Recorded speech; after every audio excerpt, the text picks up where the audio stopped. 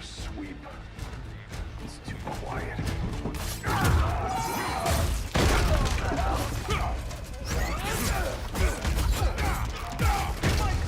Oh shit! Somebody get loot. Hold on.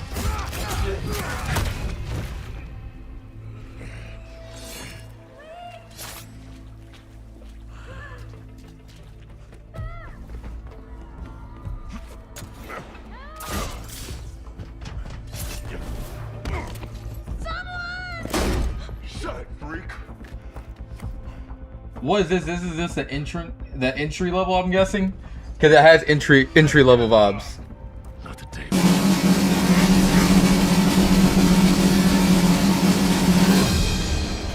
Welcome in, welcome in. Hold on one second, I gotta make sure I got all my chats pulled up. Up there! We need backup now!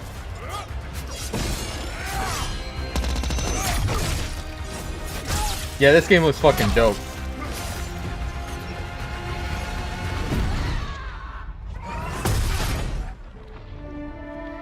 You're playing that game first day?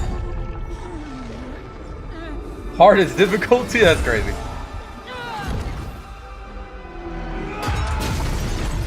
Walker Strange. There you are, Red. The Crimson Chin.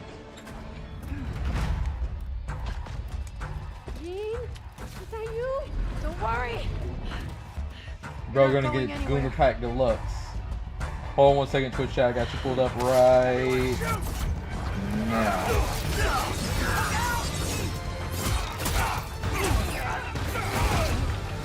I think I missed it. I might have missed the sound effect from earlier. Hold on.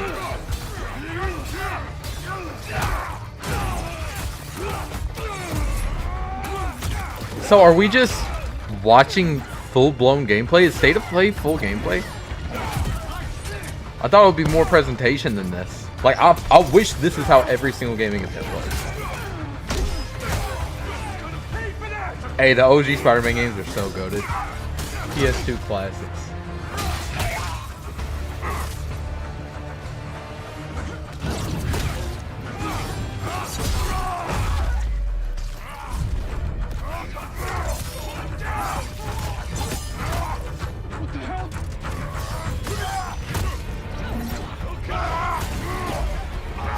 It's given like Wolverine vibes, but I will say the combat right now is looking very it's looking very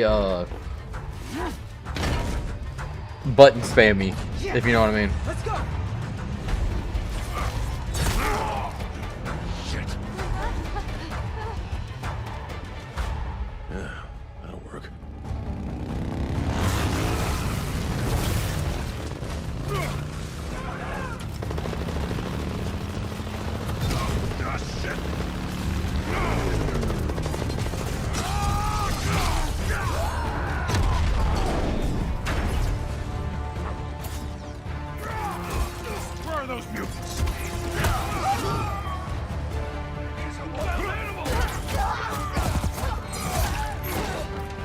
That is sick.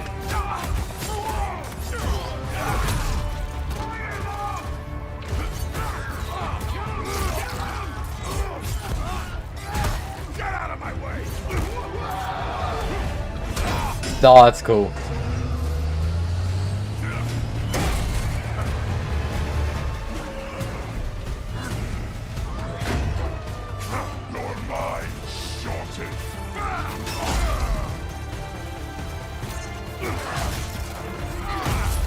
Damn.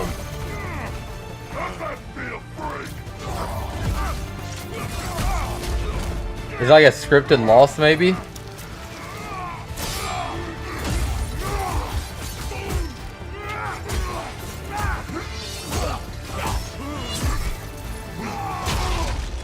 Never mind.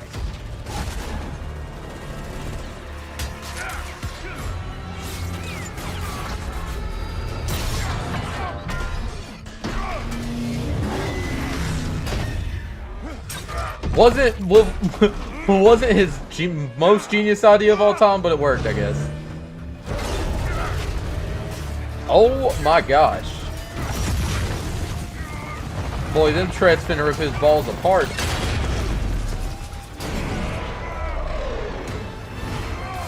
Ball of green. No balls, man. I was hoping for the redhead. We got the fucking boogeyman from WWE. What up, Crow? Let's get you guys out of here. Are you a superhero? Lock it. I'm Wolverine.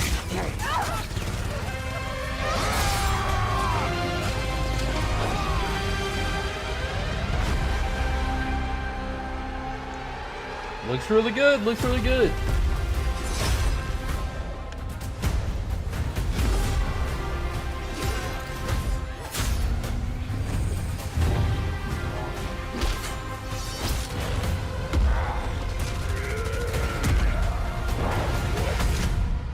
Some folks can't wait to die.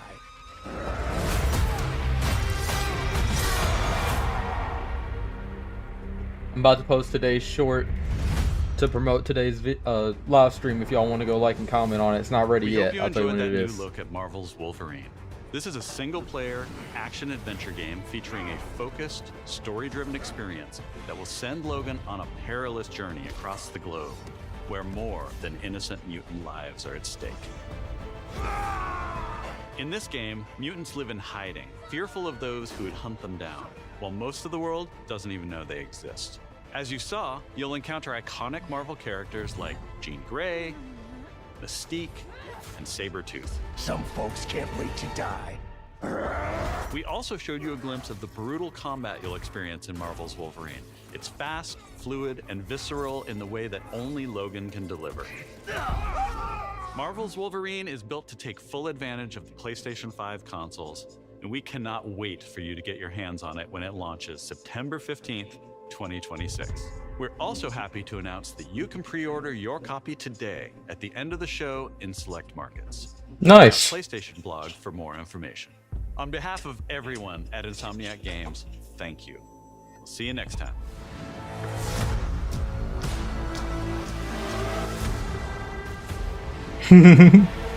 You can't pre-order online? Hello and welcome to State of Play. I wanted to start by thanking Marcus and the whole team at Insomniac for that extended look at Marvel's Wolverine. We've got a ton more to share with news and Alright, the short that I posted to promote today's stream is live. Party studios from around the globe. If y'all want to go comment on it, I appreciate it so much. Don't forget to like the stream. Arc System Works, XDev, and Marvel Games.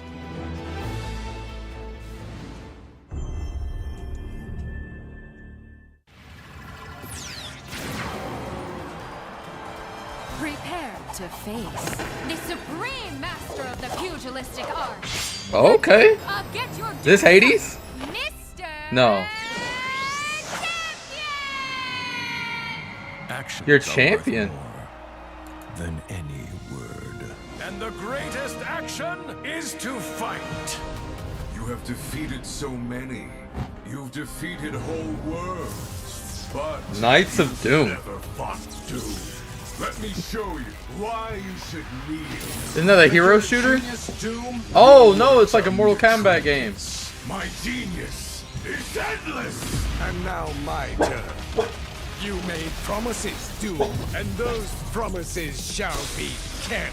This violence will solve nothing, Eric. My dear, I will say this doesn't look very good so far to me. Shall rise, and Oh, I well. will be the one to lead the way. I don't know. Showtime! Oh, that's sick Look a though. little angry, bug. Still holding a grudge. Pretty hot. Sorry, it doesn't take but just show me Green Goblin and Spider-Man. That gets me in sold on anything you're saying.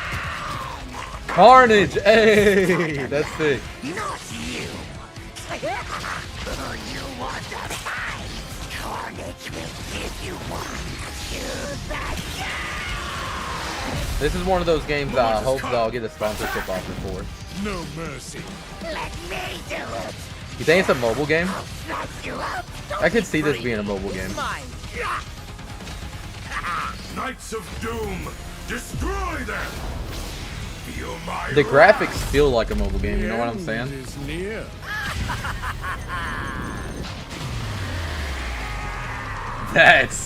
Okay. Green Goblin's finisher looks like it goes hard as fuck. Average day for Spider-Man, not for real. Are we gonna talk about how often the original Jane cheats on Spider-Man, like in the first original Spider-Man? I see much from my perch atop the tree of tranquility. Yet there are some outcomes that are uncertain, even to me.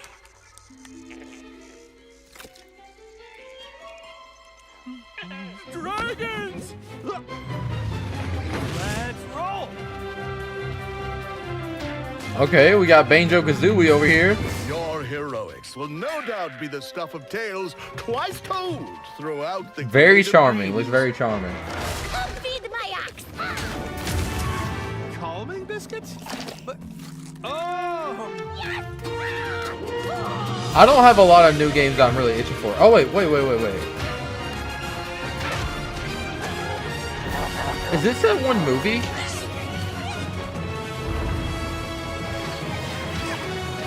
Because it's not How to Train Your Dragon, is it? It's a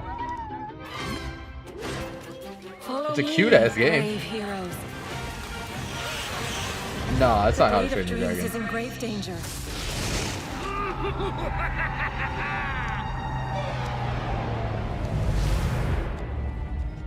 Pretty. Mine, Mark. It's 4 against 1! You don't stand a chance! Maybe he stands a little bit of a chance. Globots to the rescue! I feel like I'd enjoy these games, but it's pretty off kilter from like the normal content that I make, so I'll probably never play this game. Unless I got it for free or something. If I got it for free or something, I'll play it. You think this ends here? Cool! I'm here!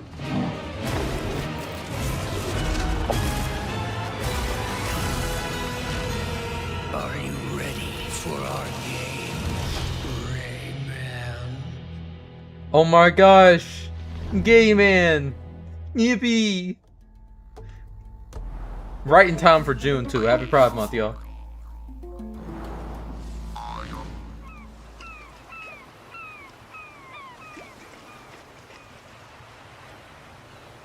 Is it calling you?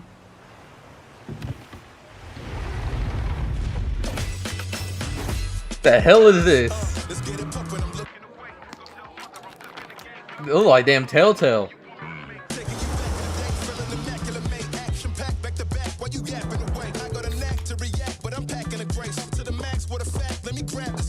I'm not sure on it yet. Is it a cooking game? What is it?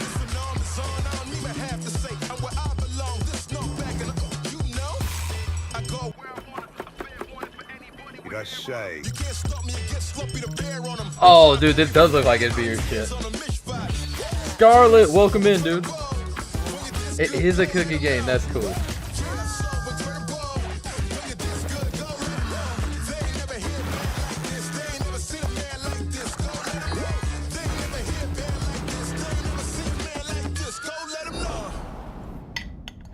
I've never seen Dave the Diver.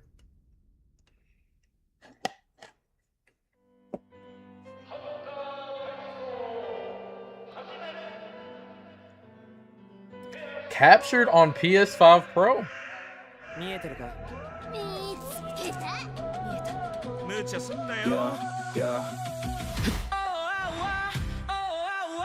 Is this Ghost of Tsushima? No. Because isn't that one of them though?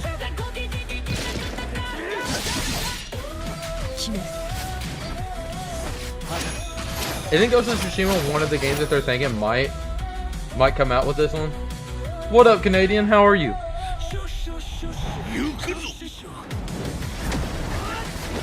Y'all don't forget to like and comment on the most recent YouTube short to help promote today's stream. I appreciate y'all. I really hope we get a FNAF announcement.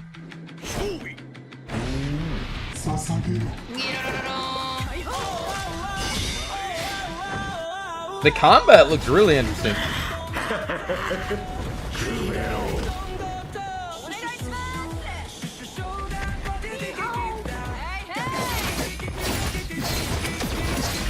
Yo, hold on. You know what this is reminding me of? Y'all remember that fighting game that you could run around and play against your friends with? It was like, honestly, so similar vibe to this, except it wasn't so supernatural. It was like actual martial arts you were doing and shit. I remember it was big on the Game Pass for a little while.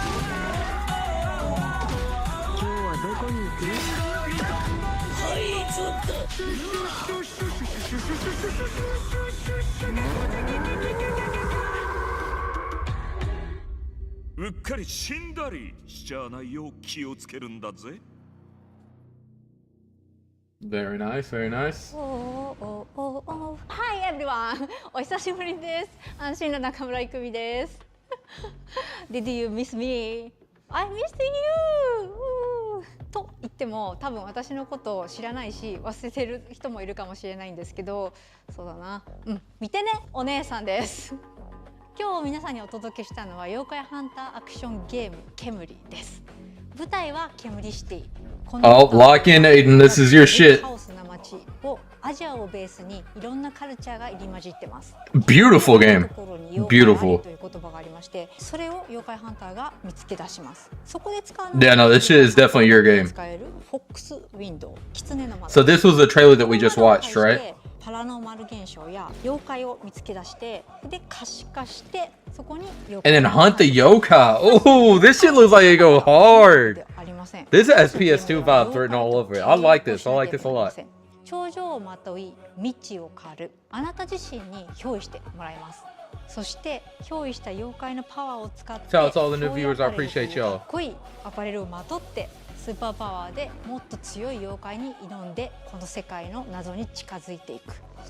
ハンターは Speaking of, did you ever buy anything off the website? Let me know if so, because I might have to actually update something if it's not working. 次はシャーマン。そこで皆さんお気づきの通りマルチプレイあります。仲間と一緒に暴れて仕掛けて妖怪ハンターとして一緒にこの煙で煙って遊んでいただければ嬉しいです。私たちはカオスをお届けして笑いをお届けしたいと思って煙を作ってます。あの世に最も近い都市煙シティへようこそ。と言いたいところですが、Well, if anyone does buy off some merch, let me know that it goes through well. Because I had to renew my domain and I have to make sure that all that shit works correctly still. シュッシュシュシュッシュシュシュッシュシュカカカカカカ Unseen.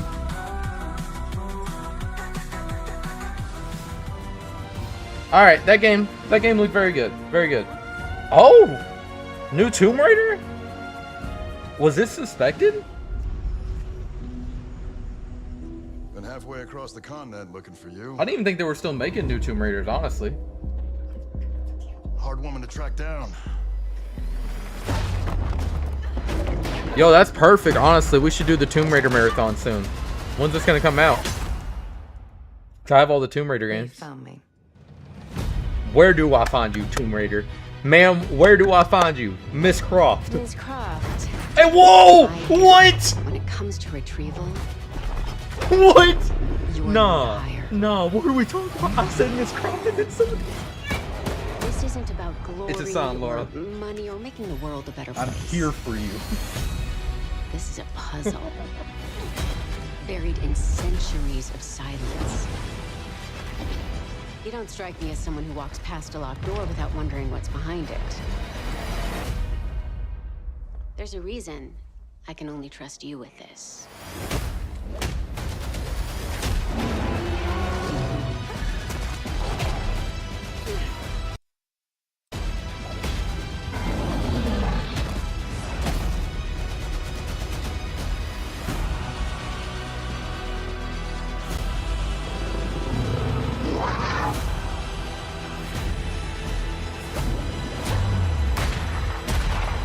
That looked corny as fuck.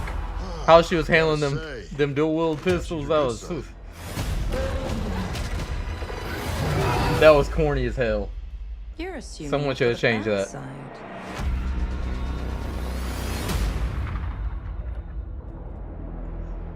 She went in there with the he.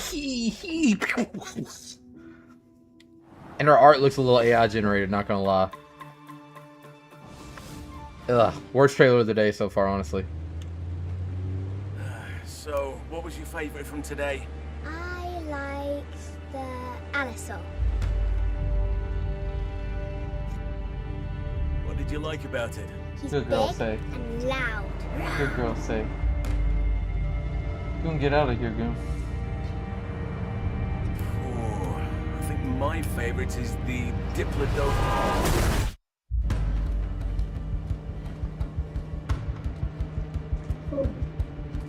Good girl, say.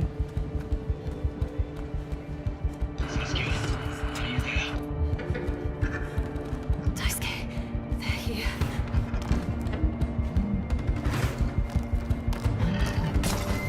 I don't know if I can do this. You need to keep moving. You have no other choice. This looks really good. It's giving me like Stray vibes. There's always a choice.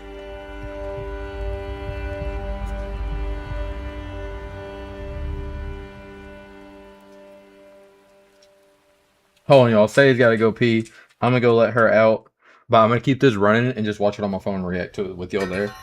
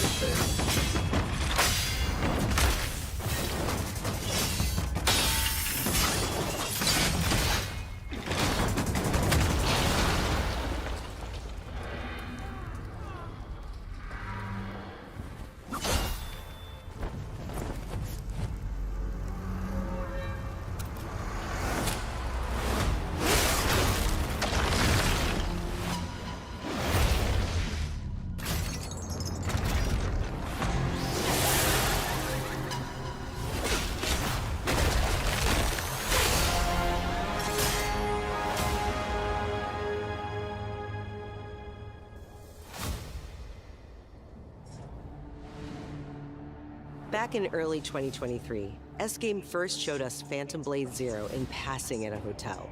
And we knew immediately that this game had incredible potential. Look forward to more details in a gameplay and story deep dive coming later this summer.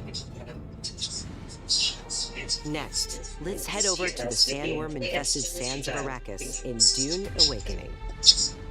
In this open-world survival RPG, you can fully immerse yourself in the world of Dune.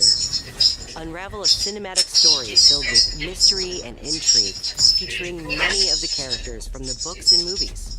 Find the Fremen, wake the sleeper. Alone or with friends, you will explore the vast open world of Arrakis and learn to survive and thrive by unlocking the secrets of the Fremen. Along the way, you'll discover new technologies, craft gadgets and weaponry, and build a base of operations that will grow and expand as you progress towards power and fortune. Pursue the path of the Bene Gesserit, Swordmaster, Trooper, or Mentat, and master anything from mind control to brutal hand-to-hand combat. In Dune Awakening, you can choose to play with your friends or alone in a brand new single-player mode arriving with the PlayStation release.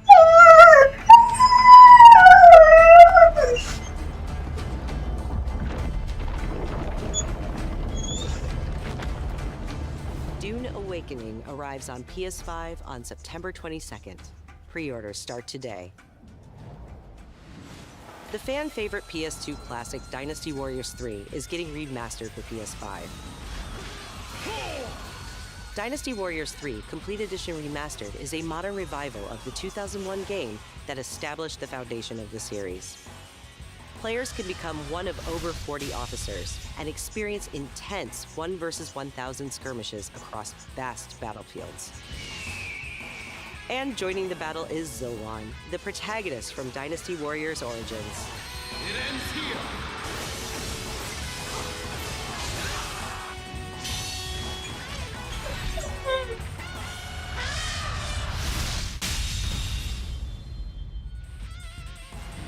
Dynasty Warriors 3 Complete Edition Remastered launches later this year. Pre-orders start today. From the award-winning studio behind the Ori series comes a bold new vision for action RPGs. No Rest for the Wicked is a brutal Souls-like built around skill, consequence, and precision combat. Step into a living, hand-painted world you can explore alone or share with friends in your own persistent realm. A world that evolves even when you're offline. The highly anticipated full 1.0 release expands everything. A massive world, a deep class and progression system, and hundreds of hours of content, including endgame, all with full crossplay and cross-save. No Rest for the Wicked launches on PS5 this October and is available to wishlist now. Up next, let's check in with Capcom for an update on Onimusha: Way of the Sword. Doesn't matter. A beast isn't far from an Oni, you know. You do well to follow his example. I thought you'd see the appeal, Musashi.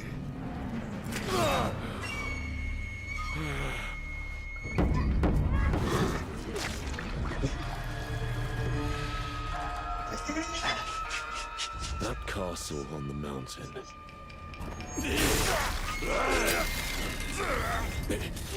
Musashi, I sense Genma. Prepare yourself. No ordinary Genma can move like that. I doubt this area was designed to welcome visitors. The castle's owner must be terribly cautious. Watch out.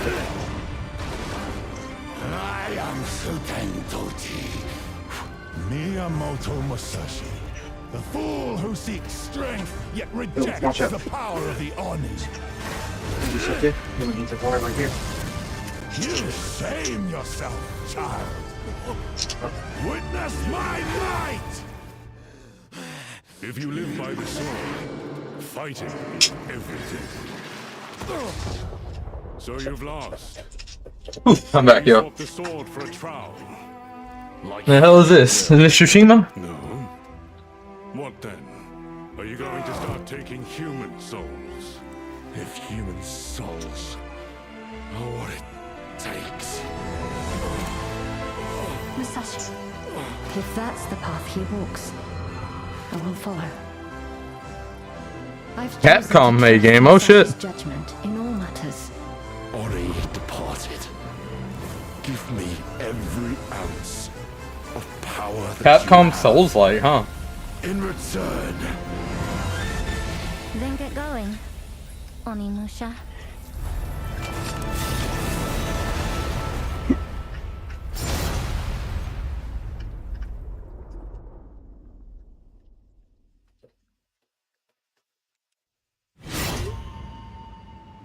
You still thirsty, say? Good girl. We can't wait to get our hands on Onimusha: Way of the Sword this September. But you won't have to wait long to try it yourself. She's not... One more update from the Onimusha team. She's not nearly as hype as the other girl was. All the other girls have been in here lit.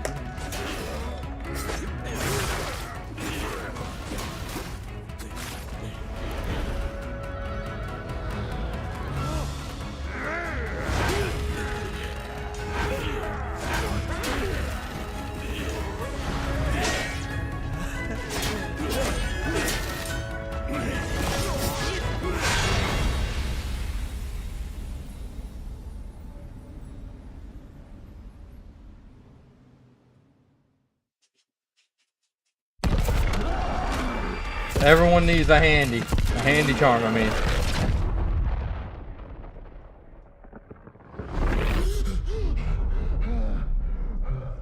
Yo, we got our horror.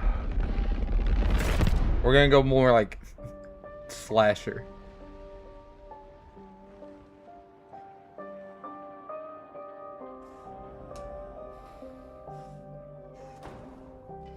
Hey, who's there? Simon. Oh? Are you there? Oh, y'all already know I'm playing this game. This has you written all over it. Please say something. Is this State of Decay 3? What did you know, Simon? Something doesn't feel right. I still haven't played State of Decay 1 and 2.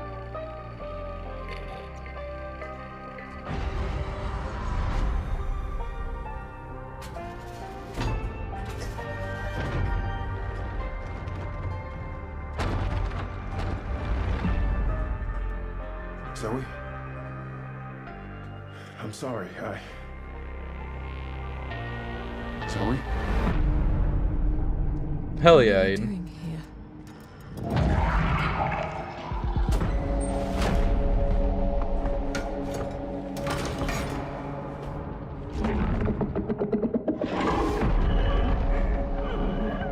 Damn.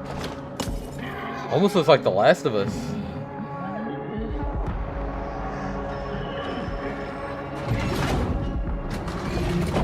What the hell is that? There's more of them.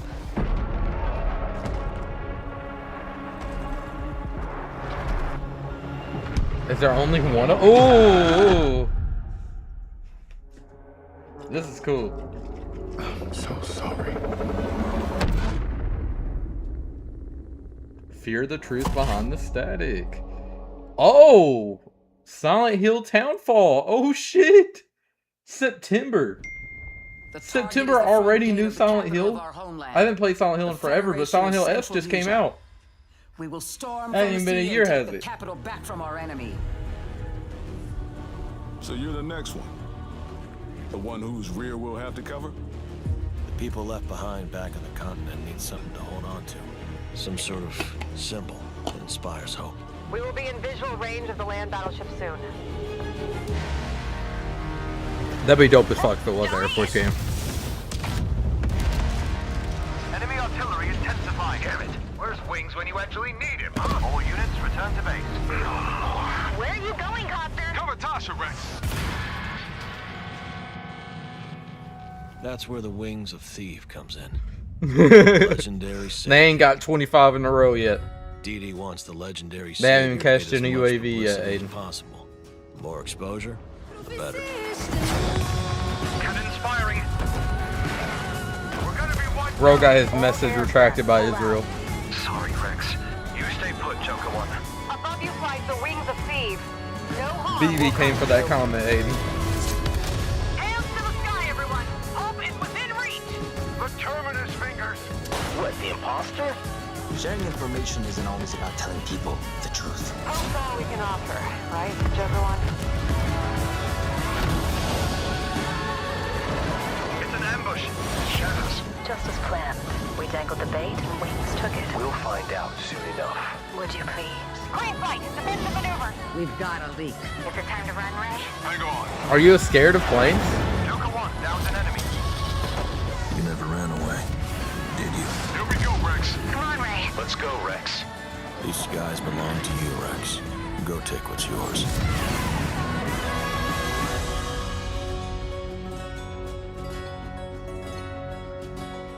You just don't like the combat of flying games? That's fair. I mean, those were always the worst in Star Wars and in the worst in Call of Duty games, in my opinion. And everyone loved it in Star Wars, and I always thought it was just kind of lame. 2026年10月2日、アーリーアクセスは9月29日になります。今回の映像では、皆さんがエースコンバット8で直面する出来事を一つ一つのカットに意味を持たせて約2分にギュッと詰め込んでいます。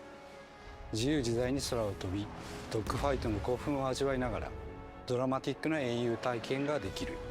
他にはないエースコンバットだけの空はもうすぐそこに広がっています。加えてもう一つお伝えしたいことがあります。こちらの映像をご覧ください。Did you know there are 3 kinds of aces?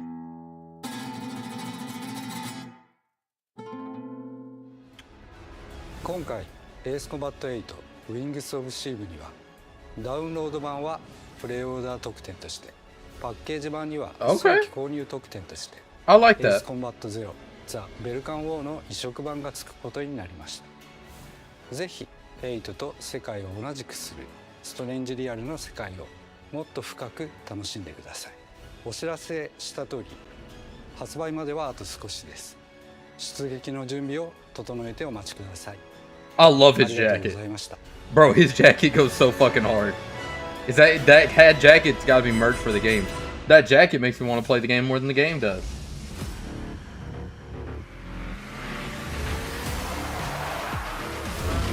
I agree, that's the go to take, Aiden.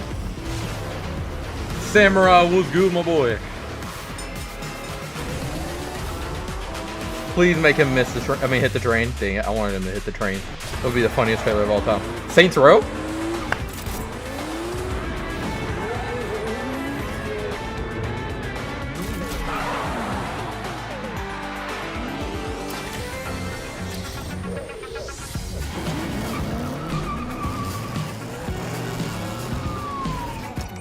I love how they have no markings on this car, but like that's a Corvette.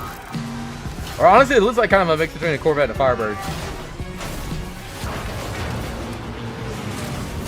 Dude, hell yeah, Samurai.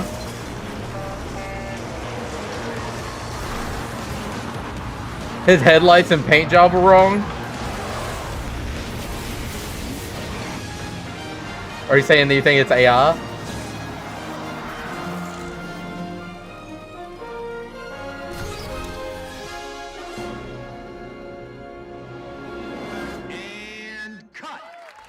What is this?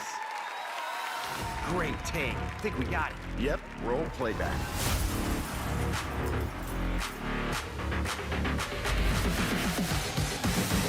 Oh, the entire thing is you're doing stunts for Hollywood gigs? That's sick.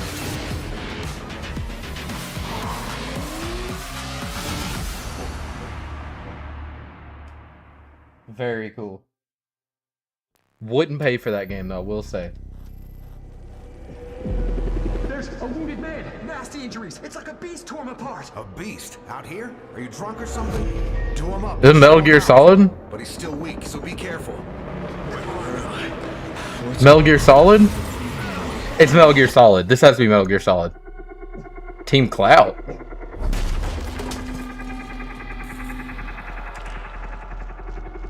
Oh shit. Oh shit. Oh shit, this looks dope. This is like Outlast.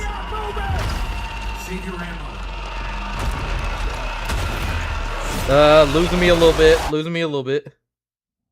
Die, bastard. And you're tough. Surprisingly lively for someone who just came out of a coma. If you want to survive, you gotta hustle. Oh, that graphics look good. Good looking ass game. You fell from the moon. Hey, listen, them tiny ass revolvers will blow a hole through you south fucking 4 watermelons. I will help you, but you must not go there. I'll take my chances. Turns out I'm a lucky man. You'll find nothing there. Dude, the gore in this is crazy. But death. Maybe a game about parasites, because that's what it looks like. It doesn't look like so much zombie, it's more like parasites caused zombieism. Quiet in there. Ill. Ooh, yes, very nice, very nice.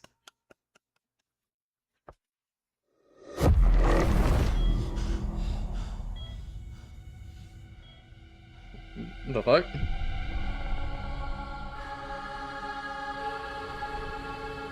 Something is coming. I have to go. Agreed. It felt like an earthquake. Honestly, I don't feel like anyone should be announcing But it was just a 2027 games paperclip. right now. Falling off a desk. The tiniest tremor before the main event. Yeah, it does look pretty good. I know what they put you through. You never had a chance. Ooh. Were you like a mental patient or a prisoner? Oh? 2 days before the lockdown fell, an uncategorized resonance. This seems like Bethesda. As things stand right now, Dylan. You think that's gonna be Bethesda? This looks like Starfield almost. Or maybe Detroit Become Human, kind of? You are not FBC. You're not even fucking. That one right there was fucking locked cool. me in that cell for years and forgot about me. The hiss. It was And way out. the protagonist is Wendigo. Can change. The past doesn't matter.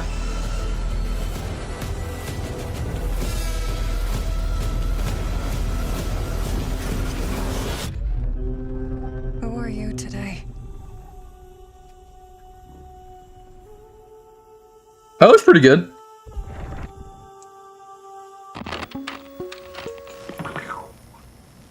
We're gonna have a lot of fun together. FNAF? FNAF? Oh, never mind.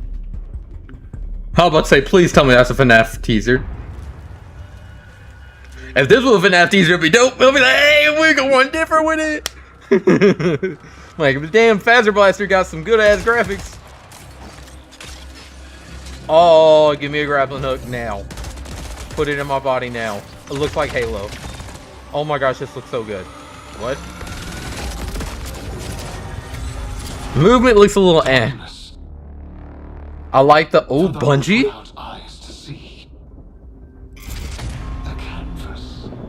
Bungie? I said it looked like Halo. Secrets buried in shallow graves.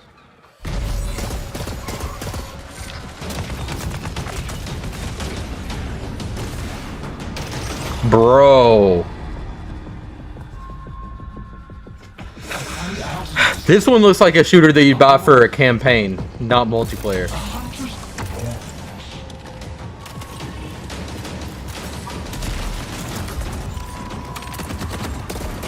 Or is that a looter shooter like Arc Raiders?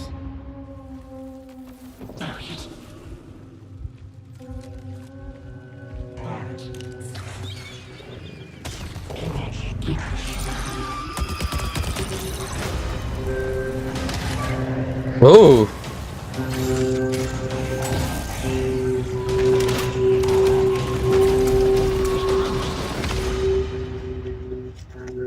Mozambique ass poop. Do you crave endless life? It is interesting mechanics. The movement seems slow, but like you could get around a lot at the same time. I feel like gunfights won't be that good though. I've heard about Marathon.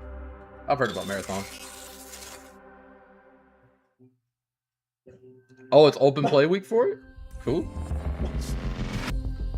The dangerous and cutthroat world of Marathon expands today with its second season, Nightfall. Oh, is it already out? Marathon yet? Bungie announced an open trial period for the launch of Season 2. You'll also be able to pick up Marathon at a discount. Now, let's take a look at what's coming soon to PlayStation Plus. Maybe I should play that. The beloved fantasy world is finally coming to PlayStation for the first time. RuneScape Dragon Wilds is an open world where you rise from survivor to dragon slayer. Wow. Play solo or with friends as you explore Ashenfall, a beautiful, dangerous new frontier in the RuneScape universe, where power is earned and every action deepens your mastery. Sick. I know Charlie's going nuts to this right now. Charlie loves RuneScape. Cross deadly terrain, mass forage in seconds, uncover hidden paths, and outmatch brutal monsters. Yeah. Alright, I'm with this. This is dope. Craft stronger gear, master magic. But it's a PlayStation exclusive, isn't it? And push deeper into uncharted regions of Gielinor. Build a home together, farm the land, and fish the waters. Make it yours.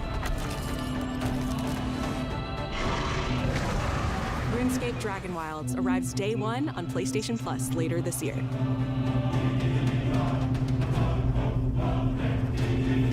Next up, here's a preview of games coming to the Classics catalog over the next few months.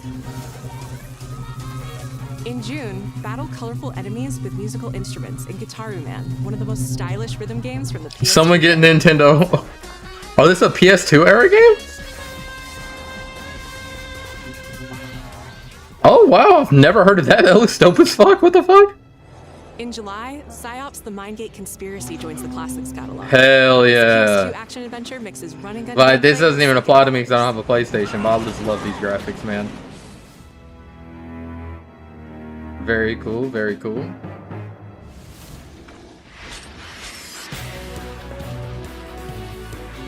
finally, Onimusha Dawn of Dreams, a Capcom classic from 2006, launches later this year in August.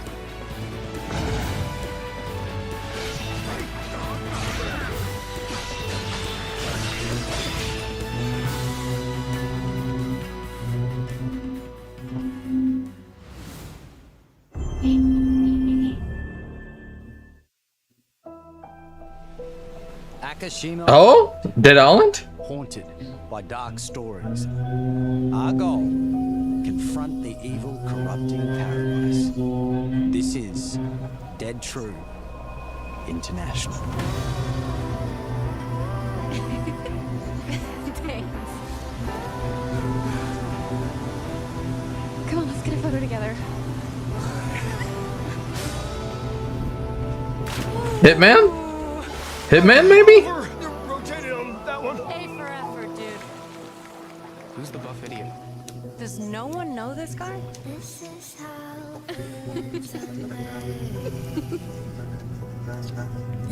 Oh, you two haven't met yet, right?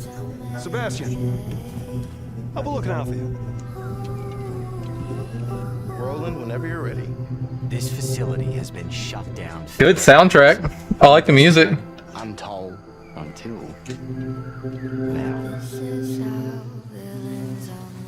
Got Jack Efron over here. Did you hear that? Oh my gosh, it's Zach Harlow. Nate, are you out there?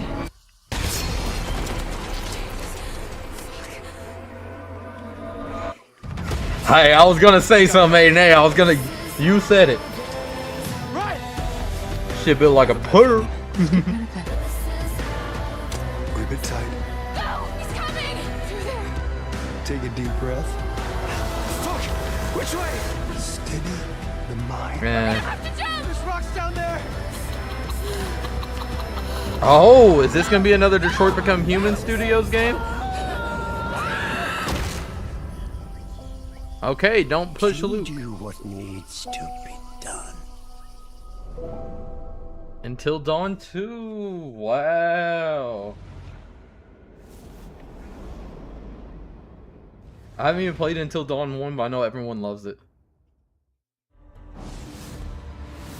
Hi, Crazy. I'm Stu Tilley, That's gonna be creative huge. director of Firesprite Games. That's gonna break the internet And a I little hope you bit. enjoyed the first look at our brand new installment. That was a of Until 2027, Dawn. damn. In Until Dawn 2, a successful crew of ghost hunters who fake all their best content come face to face with real horrors for the very first time. Whenever you're ready. Having just signed a deal with a major TV network, they visit an abandoned tropical island. But beneath that beautiful surface hides dreadful, heartbreaking secrets, centuries old and hungry for vengeance. We're looking forward to sharing more details about this very soon, ahead of release in 2027. Thank you.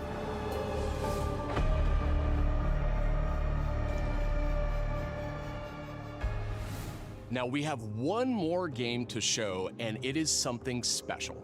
This is a brand new title debuting with more than 20 minutes of uninterrupted gameplay. So turn up the volume, sit back, and enjoy. Oh. I don't know if we're gonna watch all of this, boys. We'll see what game it is. Please be FNAF. Please be FNAF. Please be FNAF. It's not gonna be FNAF.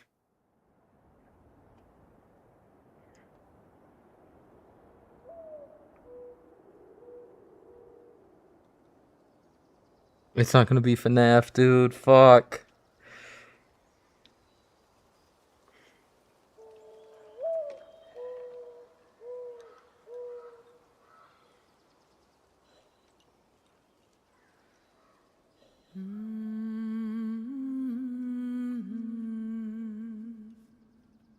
Wait, is that?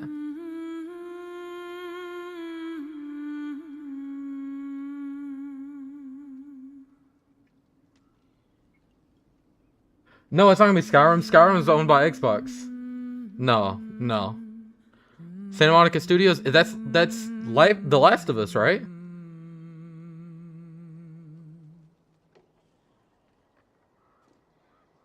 Yeah, Skyrim's owned by Microsoft. They wouldn't have a 20-minute finale. Find your way home. You are free.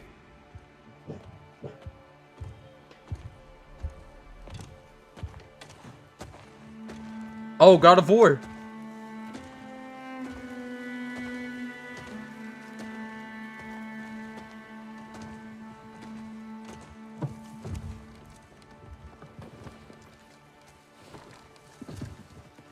Bro. Damn, their studio's been working their ass off. They had 20 minutes of gameplay ready, dude.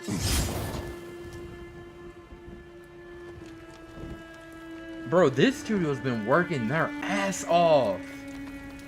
I feel like God of War always has some shit coming.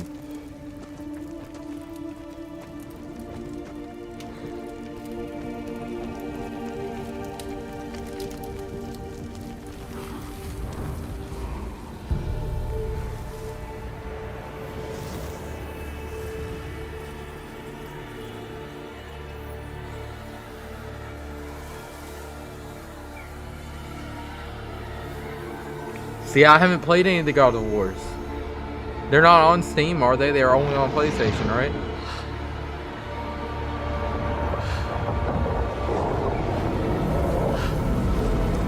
Gosh, why are they going into the golden coochie? There's some in Steam. I need to play them, honestly.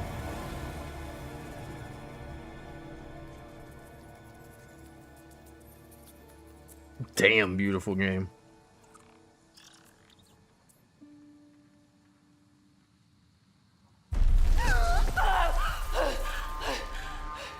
Kratos!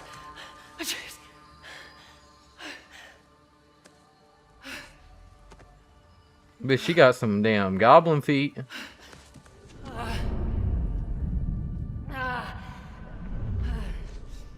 I'm glad that we didn't get a Gunnar angle there. I was really worried they were going to start off like that. Where am I?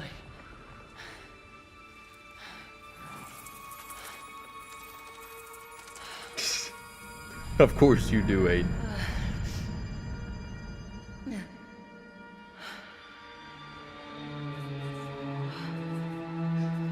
I guess that's it. I mean, do y'all want me to play this while I start up our first game, or what? Y'all can comment what games we want us to start with, by the way. Oh, this thing's cute. I didn't know they had things like this in God of War. You know where I am?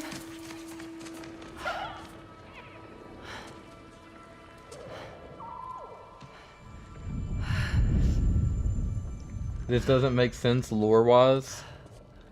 I don't spoil it, because that's definitely one of those series I'm super excited to play at some point. The pyre.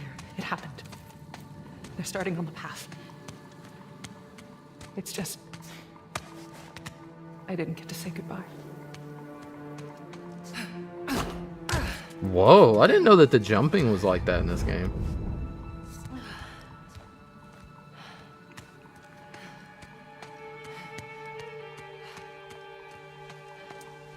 This definitely isn't the light of Alfheim. The overexposure there looked kind of insane.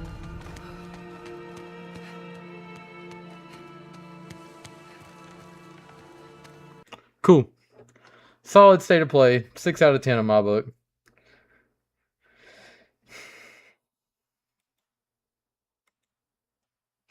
By the way, this is the true crime. This is the true crime, what's it called? True crime channel we've got to react to right now. Because,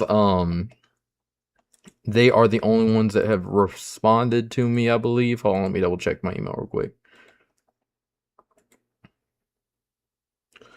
Oh, wow. Wait, what?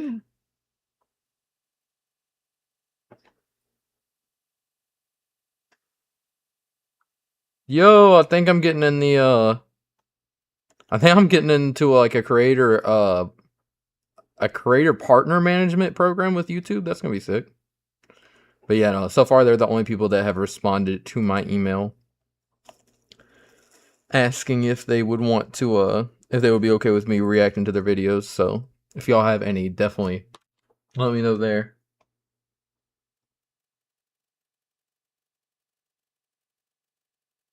You need to see the rest of this gameplay? Alright, go ahead.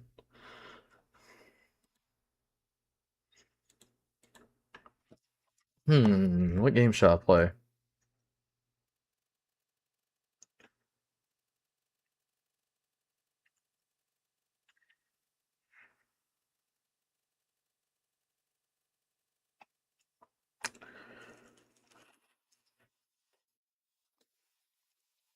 Thinking.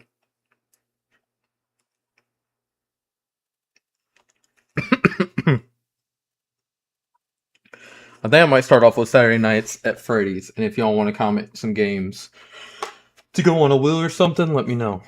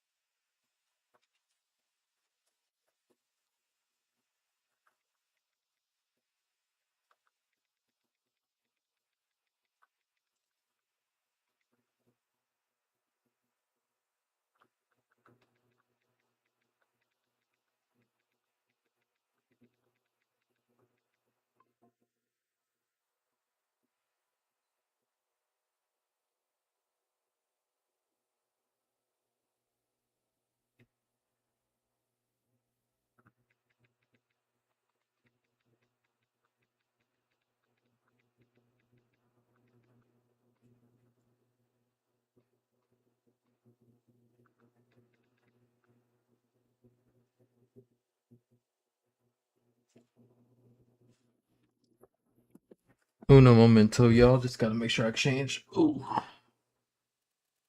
my title on YouTube, and then we're ready to go.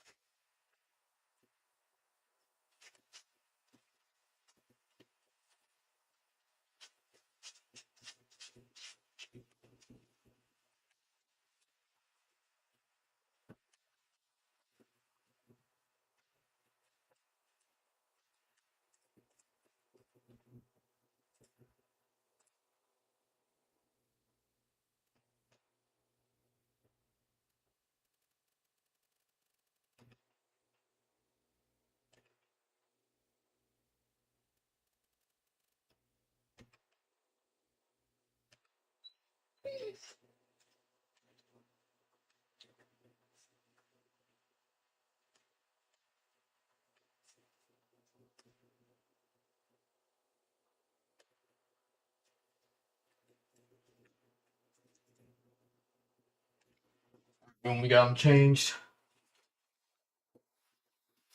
Let me grab a headache pill real quick.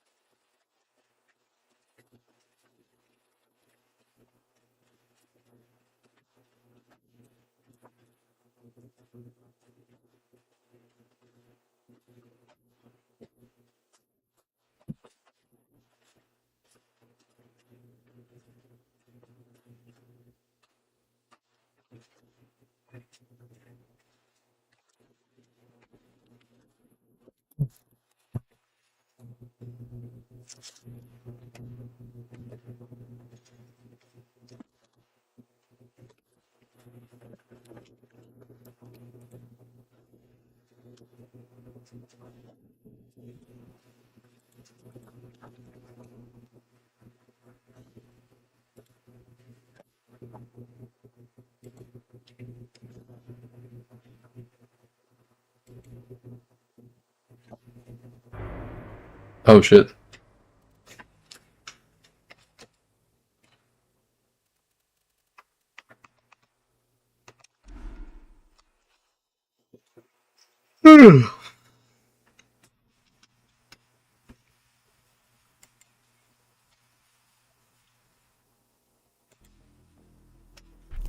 Cosmo Denard.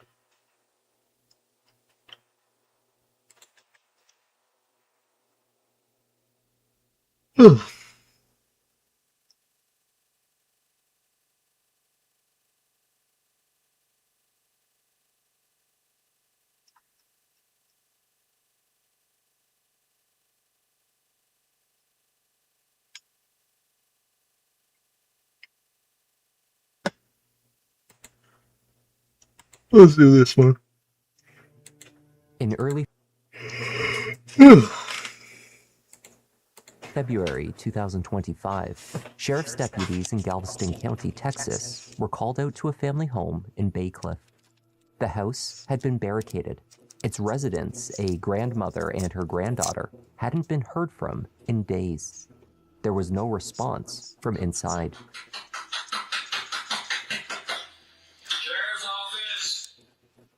A friend of the family, in desperation, began breaking windows to get inside. When he did, the man made a horrific discovery. What followed was the unraveling of a dark story. One of love, greed, hatred, and murder.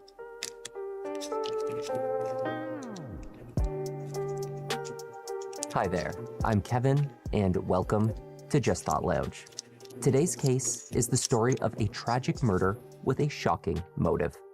So many of the details are packed into a rapidly unfolding series of events. Secret plans, the manipulation of friends, family betrayal, and finally, justice. Let's take a look.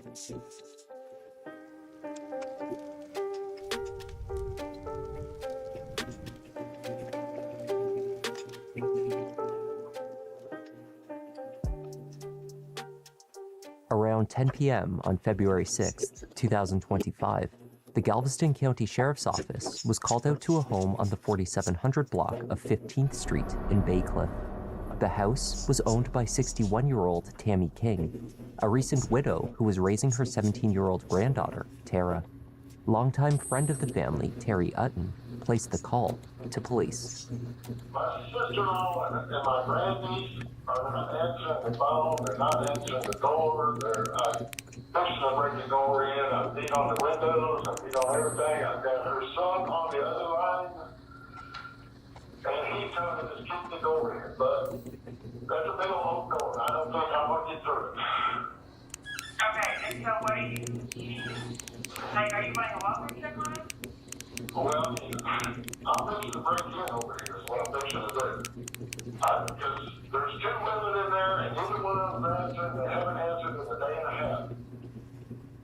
Terry met deputies at the house and explained his concern. The last communication he had with Tammy took place on Wednesday around 10 p.m. 2 days had now passed with no reply to his calls or messages. He reached Tammy's son, Christopher, who was Tara's father, on his cell phone.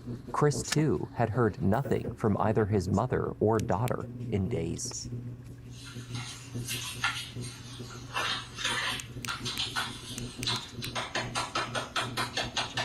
Sheriff's office. Based on the limited information available, deputies did not have the authority to force their way into the house. The windows did not provide a clear view inside, and every door was locked. Deputies may not have been legally authorized to push their way in, but that did not stop Terry. He managed to break the glass window on the back door to the property and unlock it. However, when he did so, he found that the tumble dryer from the back room had been pushed directly against the opening, along with other items, including a large mattress. Peering inside, it was clear that the area was in complete disarray. It was also proving impossible to open the door wide enough to enter.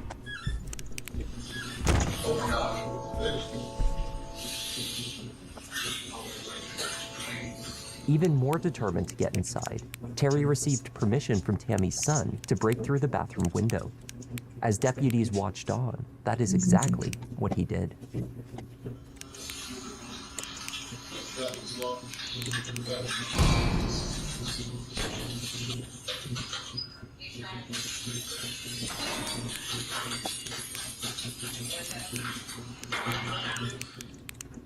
With the assistance of a nearby picnic table, Terry made his way through the window. Yeah, he's gonna go check. Go unlock the front door for us and we'll help you check it out, okay? He was inside the house for less than a minute. By the time the deputies walked around to meet him, Terry was coming out the front door, distressed. He motioned towards what he had discovered inside.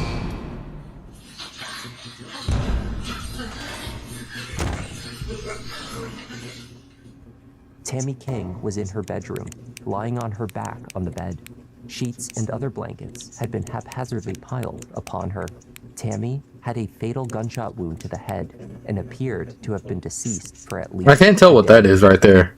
Terry told deputies that upon seeing Tammy on her bed, he did not have the courage Good to girl, go say. to Tara's bedroom for fear that he would find her in the same state. Finally, Terry Utton placed the call to police. My sister-in-law and my grandniece are not answering the phone. They're not answering the door. They're fixing to break the door in. I beat on the windows. I beat on everything. I've got her son on the other line. And he's trying to just keep the door in. But that's a big old door. I don't think I'm going to get through it. Okay, and so what are you... Like, are you putting a welcome check on it?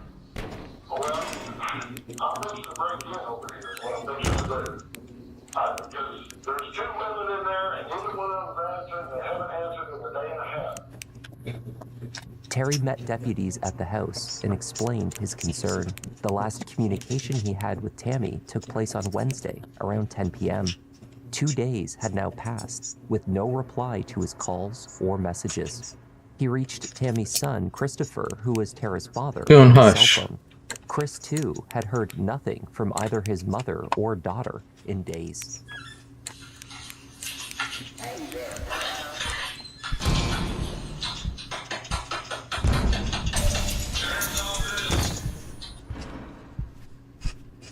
Based on the limited information available, deputies did not have the authority to force their way into the house.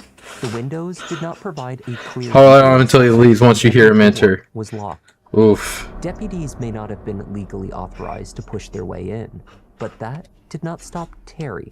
He managed to break the glass window on the back door to the property and unlock it. Goon. However, when he Goon, did leave so, it alone. he found that the tumble dryer from the back room had been pushed directly against the opening, along with other items, including a large mattress.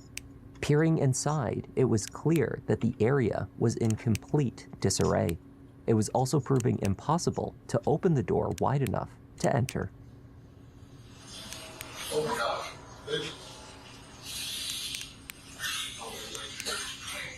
Even more determined to get inside, Terry received permission from Tammy's son to break through the bathroom window. As deputies watched on, that is exactly what he did.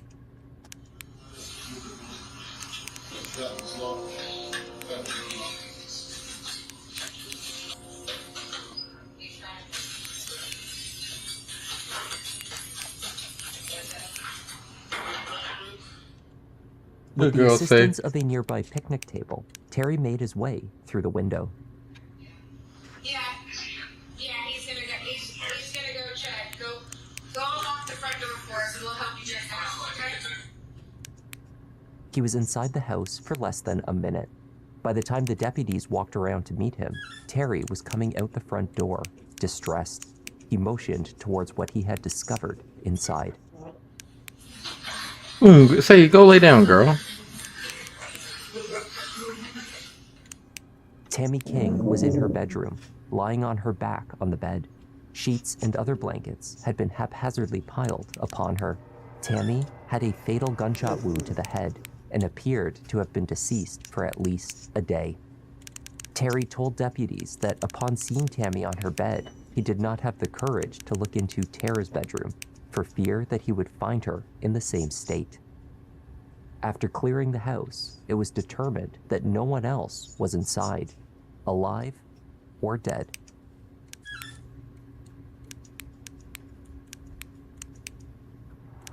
Terry Utton had known Tammy King for over 40 years. They first met in the 1980s when their spouses were siblings. The couples, Terry and wife Sandy, and Tammy with husband Butch, had always been close. In recent years, both Sandy and Butch, sister and brother, passed on. After decades of friendship, the widow and widower developed a romantic relationship. In the roughly 6 months before her death, Tammy and Terry had found happiness together. They held a deep love and affection for each other. Terry Day to play with Speak. What were you excited about? His great niece, whom he had watched grow up. Is the water cold? No. You tell everybody hi? Hi. So we're at the beach. Are you doing the Facebook Live? Yes. Cool. Well, no, I'm just doing a video of you. By February 2025, Tara was no longer the little girl who joked along with her grandmother at the beach. At the age of 17, she had developed an independent streak and preferred to spend time with her No, you've got to get off me, girl. 18-year-old Goon, you got to go Uriah somewhere. Urick.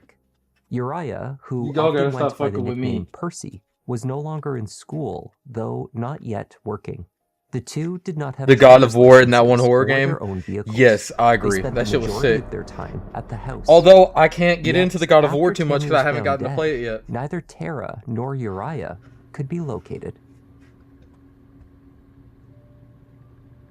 When investigators entered the home, there were no signs of forced entry, aside from the damage Terry made while The in Tomb Raider presence looked of good, but there deputies was a the night couple of scenes before. that were very Inside, the house appeared to have been ransacked.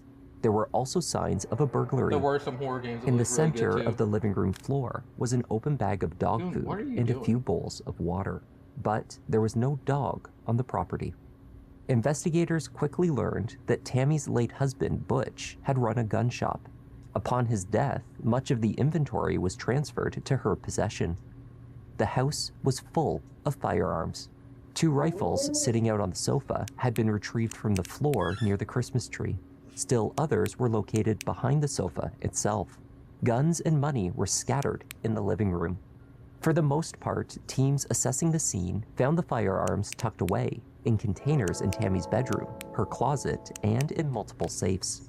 Other safes, however, were left open and suspiciously empty. The gameplay was dope. Though Hell the yeah. home was in disarray, it did not appear that a struggle had occurred. Indeed, signs of the murder... I mean, I always know with God of War it's going to be quality. I've never heard of people being disappointed in God of War. Of suspected blood. A white purse with a droplet of blood was located in the living room. Investigators suspected it had been in the bedroom at the time the fatal shot was fired, and later moved. Through the kitchen, where dirty dishes and old food sat out on the counter, investigators entered the storage area at the back of the house. The tumble dryer that would usually sit next to the washer was positioned against the back door, a mattress piled on top. The front door had also... It's something weird about how active they get. Terry had Alright, so he's in. To allow Alright, there he deputies is. to enter. Windows were similarly obscured across the house. He's gone. Whoever had killed Tammy King had made an effort to impede her discovery for as long as possible. If the common areas of the home appeared unkept, what investigators found in Tara's bedroom took the level of filth Freddy, to a new you're high. supposed to be on lockdown. Inside, clothing was discarded on the floor and How am I furniture. supposed to live, Garbage laugh, sat love out, in these including conditions? bags of partially eaten Taco Bell. Other takeout Welcome food in. items Oh, had why's my gone chat not off, working? creating a I can't foul even see who smell. sent that. Bottles of pills, the prescriptions made out to Tammy, were in plain view. Hold on. Water bottles which contained human urine were on the desk. Nano, please Underneath get off was me, a girl. makeshift bed, blankets and pillows where someone had clearly slept. In Tammy's room, more prescription pill bottles were on the bed. 2 live rounds of .22 caliber ammunition were found in the room, one on a pile of clothing, another on the floor. Under the bed, a spent .556 casing was located, left behind after the fatal shot. The gun used was no longer in the house. With the house in disarray, safes emptied of their contents, and dollar bills scattered haphazardly amongst the mess, it seemed obvious that a burglary had taken place. Though a number of firearms were found in the house, there were multiple others unaccounted for. Fuck! What was certain at this stage was that no one had heard from Tammy or Tara since Wednesday night. Yes, this is Saturday Night at Freddy's. Is my title not If the team updated? had been at home at the time of the attack, it was possible that she too was the victim of foul play. There was no time to lose. The sheriff's office put out a plea for information to the public. This guy does really As the clean news work. made its way across social media, they were contacted by a young man by the name of Rigo. He was a friend of Tara's. He told police that he collected her and her boyfriend Uriah from Tammy's house on the afternoon of February 5th, the day after they believed Tammy had been killed. They had made no mention to him of a burglary or of a murder. Tammy King did not have any security cameras installed at her house. A neighbor across the street, however, did. And that camera caught movement outside of Tammy's home. Can we talk about how often it is that it's the neighbor's camera? I swear it's almost always the neighbor's camera that catches the shit that happens. Oh, fuck. In early February, a shy but friendly girl did. And that camera caught movement outside of Tammy's home early on the afternoon of the 5th. From a distance, footage showed 2 people walking in the backyard carrying trash bags. They carried items to and from the house. Shortly after, a black sedan was captured backing into the driveway. That vehicle was Rigo's Nissan Altima. Rigo said that he was on the phone with Uriah as he drove to the address. Whipping the Altima. An odd instruction: to remain on the line up to the moment that he arrived. Rigo found this odd, though he had no reason to refuse. Once he arrived, Rigo was further instructed to back into the drive. The couple then deposited items into his trunk. Rigo took the couple and their small black dog named Salem to the parking lot of a local business. There, they were left next to a white Jeep. Another friend named Christian worked at the business and offered to help them out. Christian gave Tara and Uriah a place to stay. In exchange, they offered to pay him in cash or guns.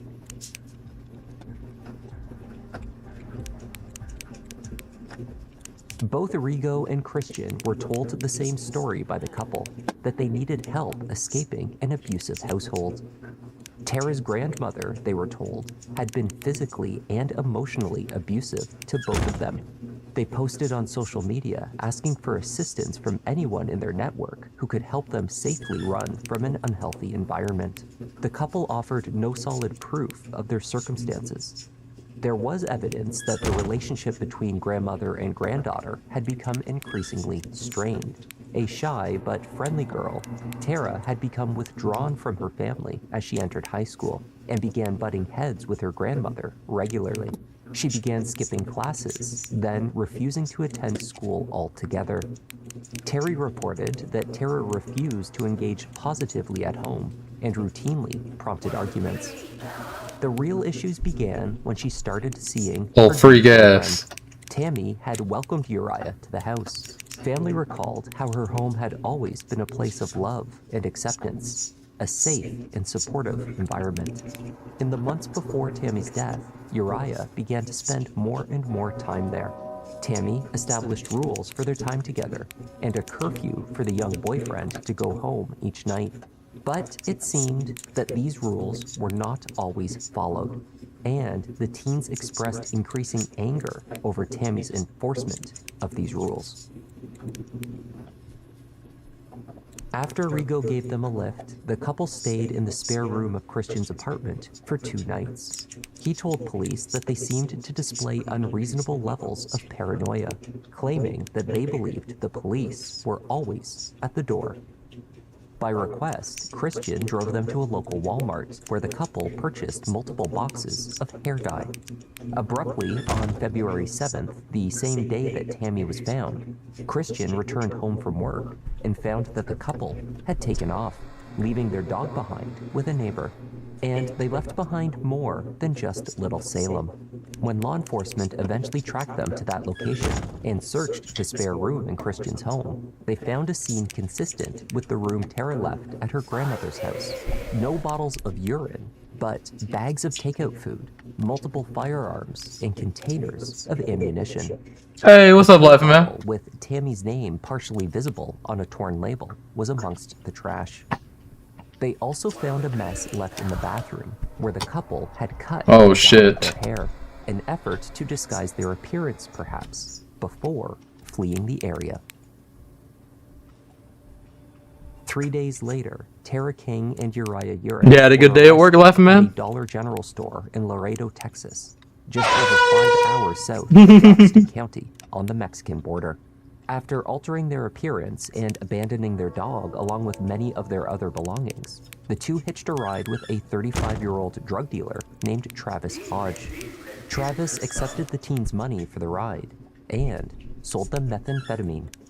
But after driving, I need him to do the crazy thing, yeah. He came to understand Need him to go, he ooh. likely killed someone.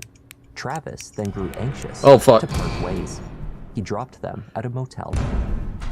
Unable to continue travel with multiple firearms, the young couple left Travis in possession of 2 of their guns.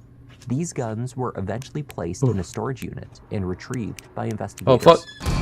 One of them, an AR-556, was found to be a match. I to feel one that. used Let's go! Finally! Damn, it took me forever to beat night 2. Or hour 2. Damn, that's only Tara hour and 2. Holy Uriah shit. were transported back to Galveston, where they were held in custody pending trial.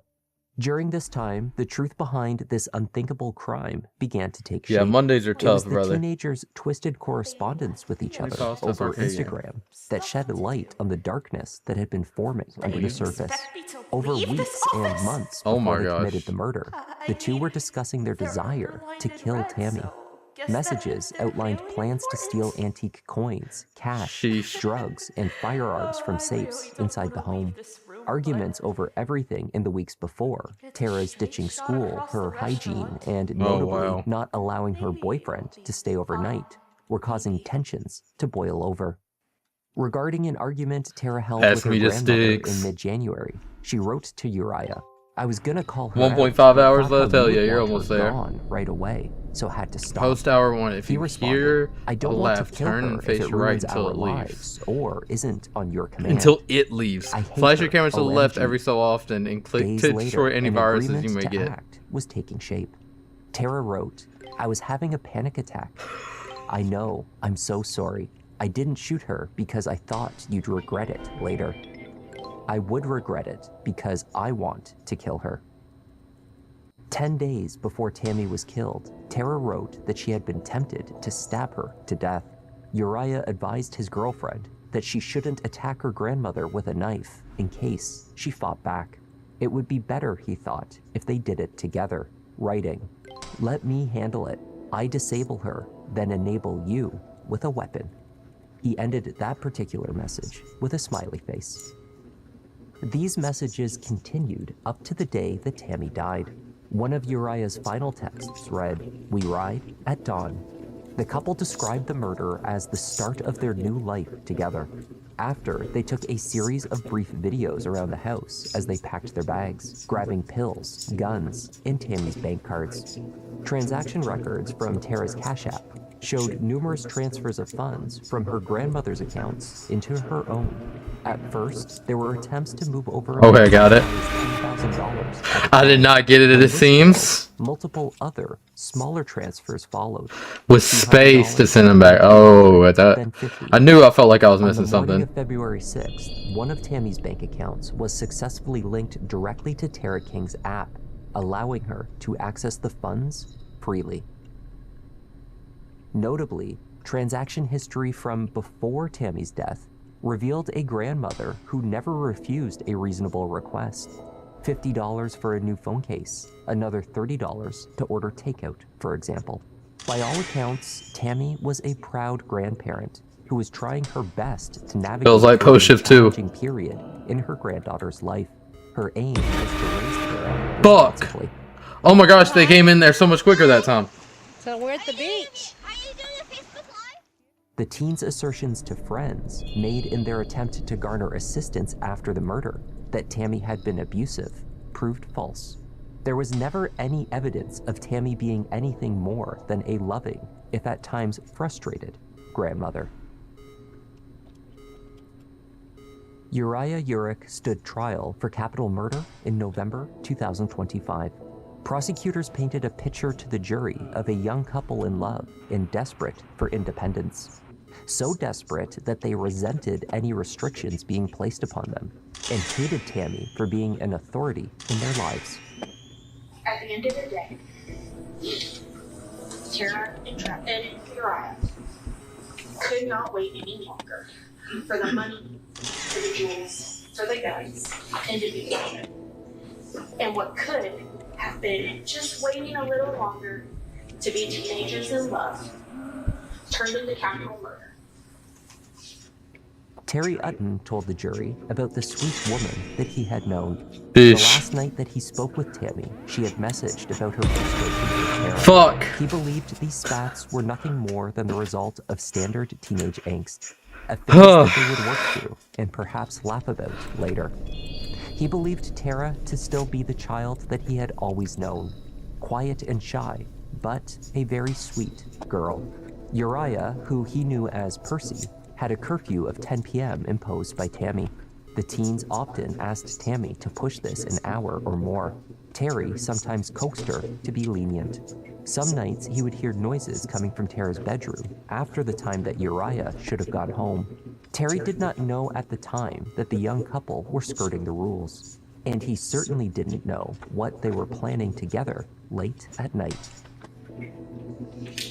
There was times I could hear things that in the other room and stuff, but I never got up and went and looked to see what was going on, So you heard some noises, but you never checked. It sounds like you didn't care as a privacy. Correct. Travis Hodge made a deal with the Fuck. state to testify against I had a theory that maybe- as well as in Tara's trial when the time came. It's only hour 3. It's weird. Then this is post hour 1 is what they call this night. And gun charges. He told the jury that he sold meth to Uriah on a handful of occasions. About beating all the prior to FNAF agreeing games? to No, drive not the all of them couple technically, because I still towards haven't beat Mexico. FNAF World. On the way, Still haven't beaten Uriah shared UCN. pieces of information with him about the death of Tammy King. I still haven't beaten Ultimate Custom Nights. Custom Night. Look, if it was self-defense, go ahead and turn yourself in. Because he told me that it was self-defense. I was like, what was self-defense? No. At that time, he tells me that he can't because of the position of the body. And No. What did that mean to you? There is no one at the door, y'all. So when you are talking to Uriah about the guns, do you ask him anything about them? No, at that time, no. I asked him the next morning if one of them was a murder weapon, and he told me yes. The defense did not reject the state's premise that Tara King and Uriah Urick wanted to play at adulthood. But Uriah's attorney argued that the murder occurred due to immaturity, not ill intention. His client pulled the trigger. He killed Tammy King, but not as part of a robbery, which was the aggravating factor for capital murder. Jesus. He called Uriah an 18-year-old kid who made the worst decision of his life. If I ever beat 50-20 one day, the freaking pigs will be flying. I would definitely have a day that I convince myself I can and try really hard. And we had an 18-year-old boy. And what they wanted was to be an adult. I think I'll really enjoy FNAF World. Up. What they found out very quick after that Oh, damn. is sometimes it's best not to get what you want. Because they realized that they weren't prepared to be adults at that point. But they weren't killing her to rob her. They were killing her because they wanted to be adults. And think in terms of what Tara said when they were talking about, because they were talking about killing her. There's messages all over the place. You know, y'all saw them, I saw them. They were all there. But what did Tara say was one of the things that she wanted to take with her? Her stuffed animals. She realized very quickly, as they both did, they were not prepared for this life. They couldn't drive. They didn't have jobs. They had nowhere to live. That Tammy King is dead because she had to be a mom and they wanted to be adults is so disrespectful to Tammy King's life. After deliberating for about 3.5 hours, the jury of 9 women and 3 men returned a guilty verdict on the top charge of capital murder. We, the jury, find the defendant, Uriah Lee Urick Jr., guilty of the felony offense of capital murder as charged in the indictment. Signed by The conviction carries an automatic life sentence without the possibility of parole. Tara King has also pleaded not guilty. As of the publication of this video, she is scheduled to stand trial in January 2026. Tammy's family wrote that her legacy is one of love, kindness, and strength, and that her memory is a source of comfort and inspiration. Look at this. to those Whoa. who loved her. I love this animation. I love how our shirt says "Let's drink." That was the tragic case of Tammy King. Thank you for joining me, and a special thanks this week to Catherine Anukshuk for joining our Sherlock Holmes membership. Welcome to the lounge, Catherine. I'm Kevin. This is Just Thought Lounge, and I'll see you in the next one. Shout out to Kevin. Not him having a dope ass outro.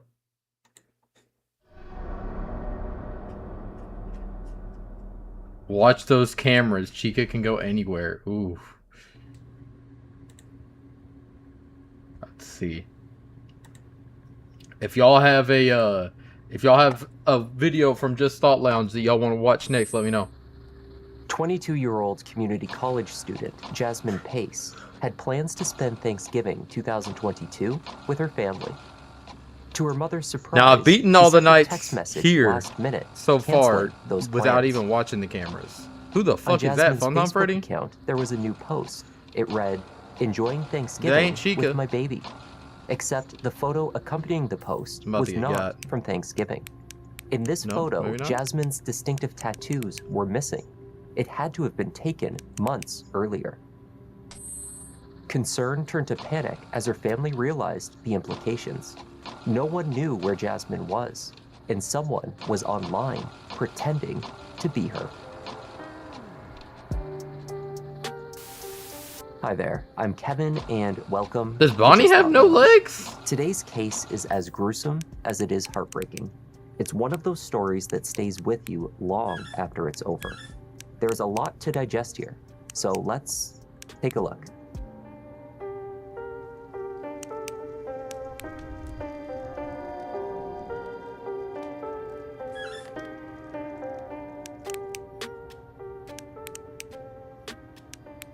The night before Thanksgiving 2022, Jasmine Pace left her mother's home in Chattanooga, Tennessee at just before 11:30 p.m. She drove her white. You said Chica seems a little OP? The next day, Katrina Pace received a message from her daughter's phone. Bonnie looks like he trips the fuck out. For the rest of the week. But where the hell is Chica at, bro? Jasmine had recently lost her grandmother to cancer, so when she opted out of the family gathering, it didn't immediately raise alarm bells. She had occasionally chosen to be out of contact for brief periods as she worked through her grief. That abruptly changed, however, following a new post on Jasmine's Facebook page. "Enjoying Thanksgiving with my baby," it read. At first, what struck Katrina about the post was the revealing outfit. Oh my gosh. It was not characteristic. Bro, holy shit. Such a revealing photo of herself. Charge online. the fuse power. And overload the vent aspect fuse of if the you see image him that enter the sparked vent. waves of Okay, so panic now for Fox can go Jasmine's in the vent. You father, can't just go to my Travis left. Pace. Jasmine's many tattoos formed a kind of timeline, each obtained on a different date, months apart.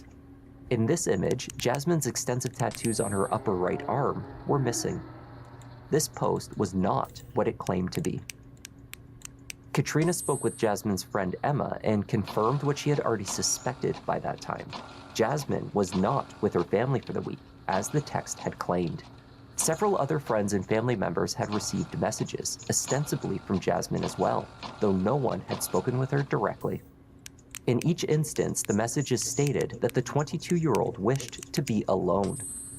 The family began immediately to search for her. Jasmine's Chevy SUV was equipped with a GPS feature called My Chevy. The My Chevy app allowed her mother to track the location of the vehicle. It was found parked outside of a building of condominiums off of Mountain Creek Road in Chattanooga. By the time the vehicle was discovered, it was already 8:30 p.m. on November 26th, 4 days after Jasmine had last been seen, leaving her mother's late on the 22nd. As far as the family was aware, Jasmine did not know anyone at the Signal View condos where the Equinox was parked. When they accessed the vehicle, the driver's seat had been pushed back. It seemed that someone much taller than Jasmine's petite 5'2" stature had last been behind the wheel. A call was placed to oh my gosh. Chattanooga police arrived. Holy shit. Detailing what the family had discovered. Have you seen this game fully? And we want her safe. Bailey Putman is doing anything she can to try to bring her childhood friend home. Jasmine Pace hasn't been seen since November 22nd. Chattanooga police are investigating the case as a missing person. Her mom has not an ounce of sleep. I don't think she is 8. Jasmine was last seen here on surveillance video leaving her mom's house. They believe she was trying to leave town to grieve a recent death in the family, but they knew something went wrong when she didn't show up to Thanksgiving dinner. And that is so very unlike her. There's not a day that they don't hear from Jasmine, let alone an hour. Katrina also was that Chica? The family's cell phone provider. Jasmine was on their family plan, which granted her mother access to her phone records. There had been no calls placed from the phone for days. With the call log in hand, the frantic mother began calling every number listed. She did so in the presence of police. There was one number that Jasmine had connected with for over an hour on the night of the 22nd. When Katrina tried this number, the phone connected to a young man that Jasmine had met on the dating app Bumble. Jason Chen was where the hell is a Chica? Science major at the University of Tennessee at Chattanooga. The two had been dating for several months, though the relationship had not been serious enough to warrant an introduction to her parents. Neither Katrina nor Travis had met Jason. The computer science student was informed that Jasmine was missing. Had he heard from her? Not for days, he said, and when they had last spoken, it had only been for a few minutes. Katrina knew this to be a blatant lie. Said that he hadn't talked to her and talked to her for a few minutes Monday. She was looking at the day. He talked to her for 71 minutes. Can you remember that? Oh fuck. Over an hour. And he just lied. Jason's lack of concern was another red flag. Katrina pleaded with officers to take further steps to investigate, but they did very little. Jasmine was an adult, and there were no clear signs at that point in time of foul play. A report was written and contact information exchanged before they left the frustrated parents on their own once more. So Katrina and Travis took matters into their own hands. They began knocking on every door at the condominium complex. No one had seen Jasmine. A security guard agreed to share the camera footage of the white Chevy entering the parking lot. With the timestamps provided on the My Chevy app, they narrowed in on the footage. On November 23rd, just past 8:30 p.m., the SUV drove into the lot and in the direction of the location where it was later found parked. The driver could not be identified. Unnoticed on Katrina's cell phone until this time was one final text message that had been sent to her from Jasmine in the early morning hours of November 23rd. There was no message, just a pin-dropped location showing where her device was at that time. It was received at 2:18 p.m. Her daughter had never seen Damn it, I was almost there. Before, certainly not in the middle of the night. The day after their concerns were dismissed by police at the condos, the family promptly went to the location from the message, the apartments at 110 Tremont Street. Again, I feel like she's hiding in the back of some cameras. I've got to overload her fuse when we find her. Answered or was accounted for. Neighbors recounted that they had heard a loud disturbance from the direction of that unit in the early hours of November 23rd, around 2:15 a.m. Recollections vary, but somehow, Katrina and Travis made their way inside apartment 210. A notebook inside the door revealed the name of its occupant, Jason Chen. It was a small unit, open concept with the kitchen only feet from the couch. A hallway led to the only bedroom. There was one bathroom and a laundry unit stacked inside of a closet. Most of the apartment was visible immediately upon walking in. On the kitchen counter sat a small travel bag. It belonged to Jasmine. Cleaning supplies sat out. In the drawer of a desk, Travis discovered his daughter's driver's license along with her credit cards. These he pulled out and left sitting in plain view. Chattanooga police were once again called out. Officers spoke with Katrina once more. They also spoke with the neighbors. Then they left. Believing that law enforcement was proving useless to them once more, Katrina re-entered the apartment multiple times over the next few hours. She took notebooks and electronics, multiple cell phones, a camera, and an iPad, anything that she thought could give an indication of her daughter's location. The parents also searched through the dumpsters outside of the building. It was close to midnight before the Chattanooga PD returned to 110 Tremont with a search warrant and began formally to commence their search. During the initial walkthrough, investigators noted what appeared to be bloody stains on the hardwood floor in the living room. Holy shit, dude. Where the fuck is Chica coming from? Spatter was identified. Find her on the cameras. The abundance of cleaning supplies was also extremely concerning. Trash bags had been emptied.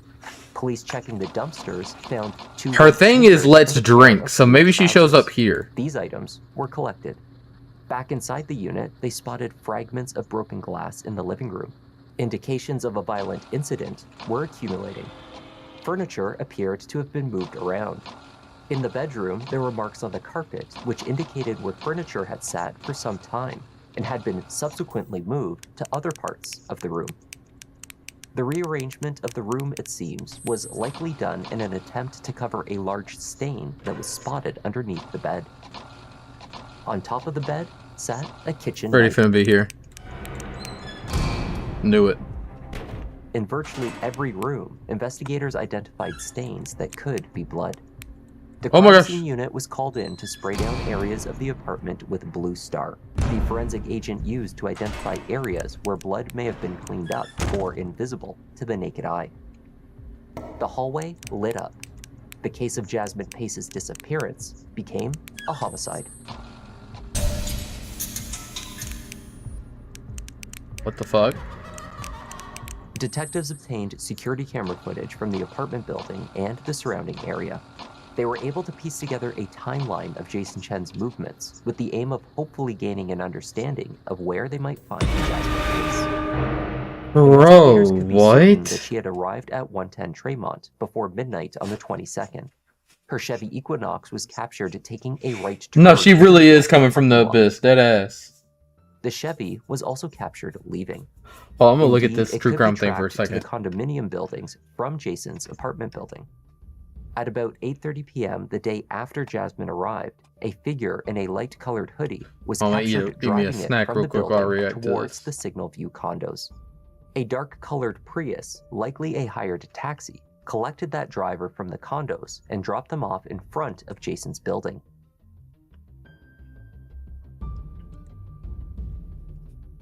A ring camera from the apartment door directly beside an exit door to the parking lot captured Jason Chen leaving the building on multiple occasions on the 23rd, including at 8:27 p.m., 3 minutes before the driver in the light hoodie took Jasmine's SUV to the Signal View condos and left it there. There were a few additional trips made by Jason Chen over the Thanksgiving holiday that piqued the interest of investigators. The first was a morning trip to Walmart alone, where he purchased, amongst other things, Band-Aids, peroxide, and cleaning products. Captured using the self-checkout, he ran a few of the more expensive items through as asparagus. The overhead Walmart camera offered a clear view of Jason's pair of white sneakers. Not These him. shoes were thought to be the same.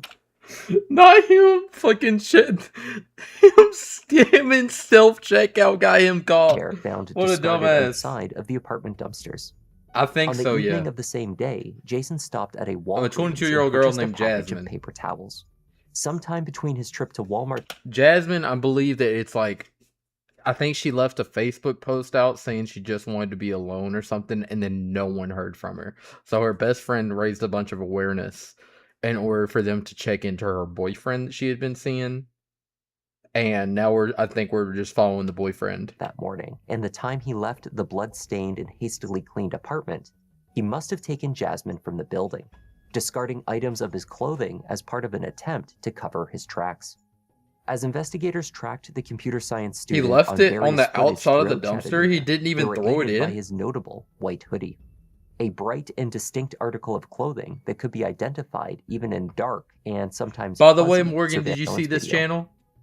Y'all make sure y'all subscribe to this channel, by the way. Let me share this video. At almost Hold 6 on, let me p.m. share the on the video link in 23rd, here. The white hoodie emerged from the building once more.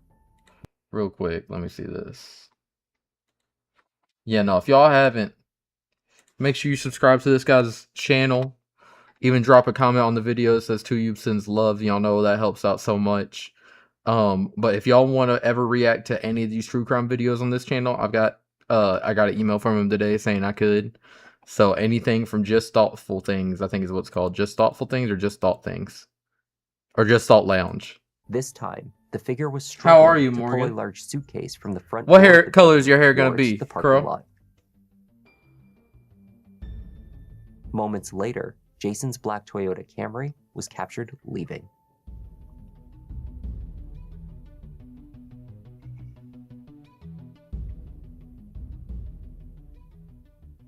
Feel that, Morgan. You done with work today? Or are you just almost On there? November 29th, 1 week after Jasmine was last seen, Jason Chen was located at his parents' home in Nolansville. Arresting officers noticed lacerations on Jason's right hand and feet, indicative of a violent struggle. Blurple. You got 4 more hours. You're lock in, dude. You're almost there. So you said there was a search warrant for me, correct? Yeah, there's a search warrant for your person, so we're going to the police department. We're going to be today you in the collection of the search warrant. We're assisting you. Okay. And is there any like calls or anything? Yeah, they're going to explain it. That's a big thing. Yeah. We're going to let them do that. I don't want to speak for them. Yeah, we don't want to misinform you of anything, so they'll tell you all that when we get down there. So just take it from them. They're the lead on this. But we'll let them explain it because we don't want to pile on information. We'll let them one time it all down. Okay. All right, so if you will, just face away from me. All right. A search warrant was obtained for the house. In the room used by Jason, a black backpack and a collection of handwritten notes were confiscated. Some of these notes appear to have been Jason trying to get his story straight. One stated that he had last seen her on November 19th. They had spoken on the 22nd. He wrote that she had a history of running away and had a restraining order against an ex. It seemed that Jason had planned for his inevitable interview with police by recording that Jasmine had also been homeless. He wrote that he thought her mother was an alcoholic, all suggestive of her being an unpredictable runaway. In his backpack, inside of a glasses case, detectives found a SIM card. It was for Jasmine's device. Oh, wow. They also obtained Jason's phone and downloaded the data. On Jason's cell phone, detectives found a picture of Jasmine standing in his bathroom taken on the night of her disappearance. There were multiple screenshots saved as well of text messages he had gotten from Jasmine, but the actual texts themselves were missing. On the morning after she had likely been killed, he sent her a photo along with a note, "Slept like a baby." Later that day, he asked, "Hey, are we still good for dinner tonight?" The photo's metadata revealed it was taken 2 years prior. From Jasmine's phone data, detectives could see that her device had taken the trip to Walmart along with Jason that morning, though he was shown on camera driving and shopping alone. Finally, the phone's movements revealed where he had traveled after loading the large suitcase into his Camry. He had taken a drive to Suck Creek Road.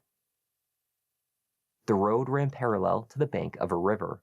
On Thursday, December 1st, walking along the bank of the river, investigators spotted an item. It was what they were, unfortunately, expecting to find: Jason Chen's large suitcase.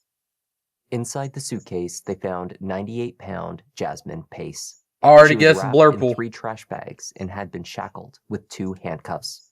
Her right arm was cuffed to her trash case. They found Jason Chen's large suitcase. Inside the suitcase, they found 98-pound Jasmine Pace. She was wrapped in 3 trash bags and had been shackled with 2 handcuffs. Her right arm was cuffed to her right ankle. Gosh, and the her guy was left an ankle idiot was too. linked Why did to he her just right leave a elbow. suitcase out? They were not law enforcement Oh, style. what was linked to her and right had been elbow? shackled with 2 handcuffs. Her right arm was cuffed to her right ankle, and her left ankle was linked to her right elbow. They were not law enforcement style handcuffs. These were less substantial. The chain of one was broken. An autopsy determined that Jasmine had been stabbed no less than 60 times. Oh Her my wounds were centered gosh. in one area of her body, primarily the upper left side. The tip of a knife was removed from her chest. Jasmine was a devoted aunt to 2 nieces and godmother Holy to a little shit. boy named Waylon. Damn. According to her older sister Gabby, Jasmine wanted nothing more than to have children of her own and always talked about what kind of mother she would be. She was also an animal lover and cherished her 4 cats. To those closest to her, the fun and sweet 22-year-old had always been known as Jazzy. Fiercely protective of her family No, and I've never friends, heard of that Netflix Jasmine is documentary. remembered as someone who was always there for a friend in need, to share her love and support.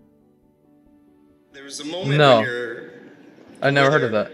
you realized how clever, how smart, how brilliant she was. Knowing how many lives that she touched and them spreading the word on my sister, I think it also touched other people's hearts that have probably gone through a situation like this. I've known her my entire life, and I've never seen her burn a bridge or have ends with someone badly.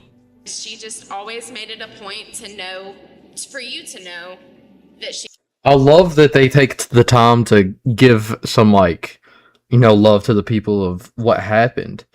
But, yeah, maybe sometime off stream I'll look at that. But no, I like that they take time to, like, highlight her good side and things like that. She loved you. She was fierce over her family. She was fierce over her friends. I want to know more about the guy. Like, what was he? In December 2022, It seemed like it was like a casual relationship. So was he planning on doing this for a while, and she just ended up being the random suspect, or was a he judge mad at her? set Jason Chen's bond at $5 million. Damn. As the gruesome nature of the murder reached the news media, many expressed disgust that Jason was offered a bond at all. Yeah. By this stage, a complete timeline had been pieced together, including evidence that showed Jason had used Jasmine's phone and SIM card to access her banking information, her social media accounts, and to post fake updates after the murder. To a woman he had connected with on Tinder, he messaged, "I guess we're dating now," as Jasmine allegedly still lied dead in his bedroom. To friends later that night, he arranged to play Call of Duty online. He just needed to finish cleaning up his apartment, apparently. It was difficult to imagine what defense, if any, Jason Chen's legal team would put forward when the case came to trial, which it did in January 2025. In a shocking development on day one, defense attorney Josh Wise did not fight for his client's innocence. In opening statements, he told the jury Jason Chen killed Jasmine Pace, but that he didn't do it with premeditation. This is a case of voluntary manslaughter. Although the state was not pursuing the death penalty, Jason faced a life sentence without the possibility of parole if found guilty of first-degree premeditated murder. His best defense was to argue a lesser charge. Yeah, you can say it's the next game. Absolutely. This is the All right, hell yeah, Morgan. in which Jason Chen stuffed the 98-pound body of Jasmine Chris. That's where I'm going to begin this story. Except, I want you to remember that as you hear evidence in the next week, that this is not a story like the one that you read in a novel where you have to imagine the appearances of characters. The evidence that you will hear in this case is very real. The evidence will not require that you use your imagination. Jasmine Pace was very real. And Jason Chen really killed her. For the crime to be deemed voluntary manslaughter, the defense needed to convince the jury that Jason had killed Jasmine in a fit of passion, that he had been provoked somehow into reacting in an irrational way, which led to her death. The theory they posited was that the couple were drinking wine at his apartment late into the night. When Jasmine entered the kitchen to get another bottle, she heard the distinct sound of notifications from the Tinder dating app. These rang out repeatedly from her boyfriend's phone. Angered by this, she began to argue with him. The claim was that Jasmine attacked Jason with a broken wine glass. Having used a kitchen knife to remove the seal from the previous wine bottle in the bedroom, he had left it sitting on the bedside table. It was this knife that Jason instinctively reached for when he was attacked. Wise explained away the shackles found on Jasmine's body by arguing that Jason had panicked after the stabbing. He applied the handcuffs in order to make Jasmine fit inside of the bags. Oh my gosh. The timeline of the murder and attempted cover-up was detailed extensively through videos, Jason and Jasmine's cell phone data, as well as testimony from neighbors in the apartment building. Courtney Brewer reported hearing an altercation take place after 2 a.m. The night of November the 22nd, and in the early hours of November the 23rd, was there an incident that you can recall? Yes, I was woken up in the middle of the night by a loud scream. Can you kind of take us, and you can go slowly, through the events that woke you up and everything that you heard from that point until you didn't hear it? There was a scream that startled me out of my sleep while I checked my phone to see the time because I was going to call 911. It was around 2 a.m. There was a voice that was screaming words. The words I couldn't understand fully. Was it a male voice or female? A female voice. And then there sounded, assuming that the apartment above mine is laid out the same as mine, there sounded like chasing, a lot of footsteps going across towards the front door. One person's footsteps or two footsteps? It sounded like multiple. You said towards the front door. Was it towards the front door or towards the bedroom? Towards the front door because I was in the bedroom when I heard it. You had said that you heard a scream. Can you describe the scream? Distressed. Not quite angry, emphatic.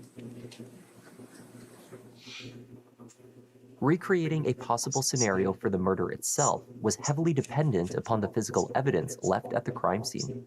This is where the case became messy.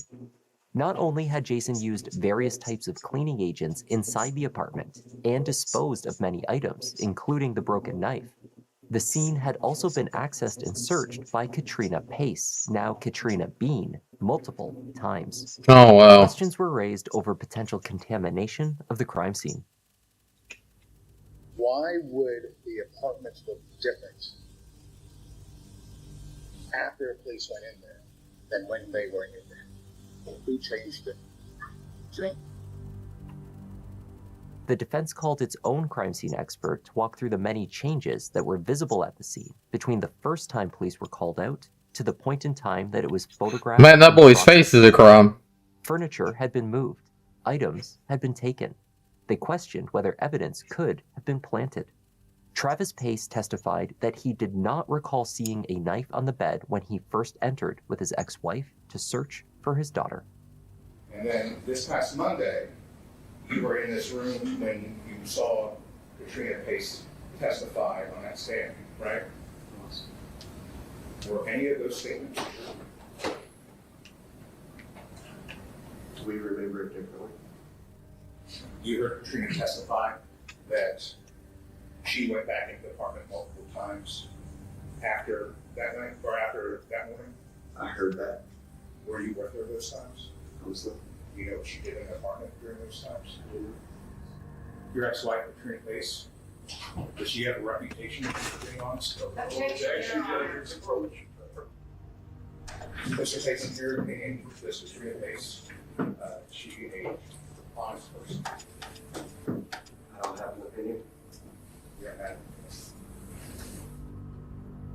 If the scene itself was considered suspect, the conclusions made by the medical examiner were not, and they pointed to a premeditated attack.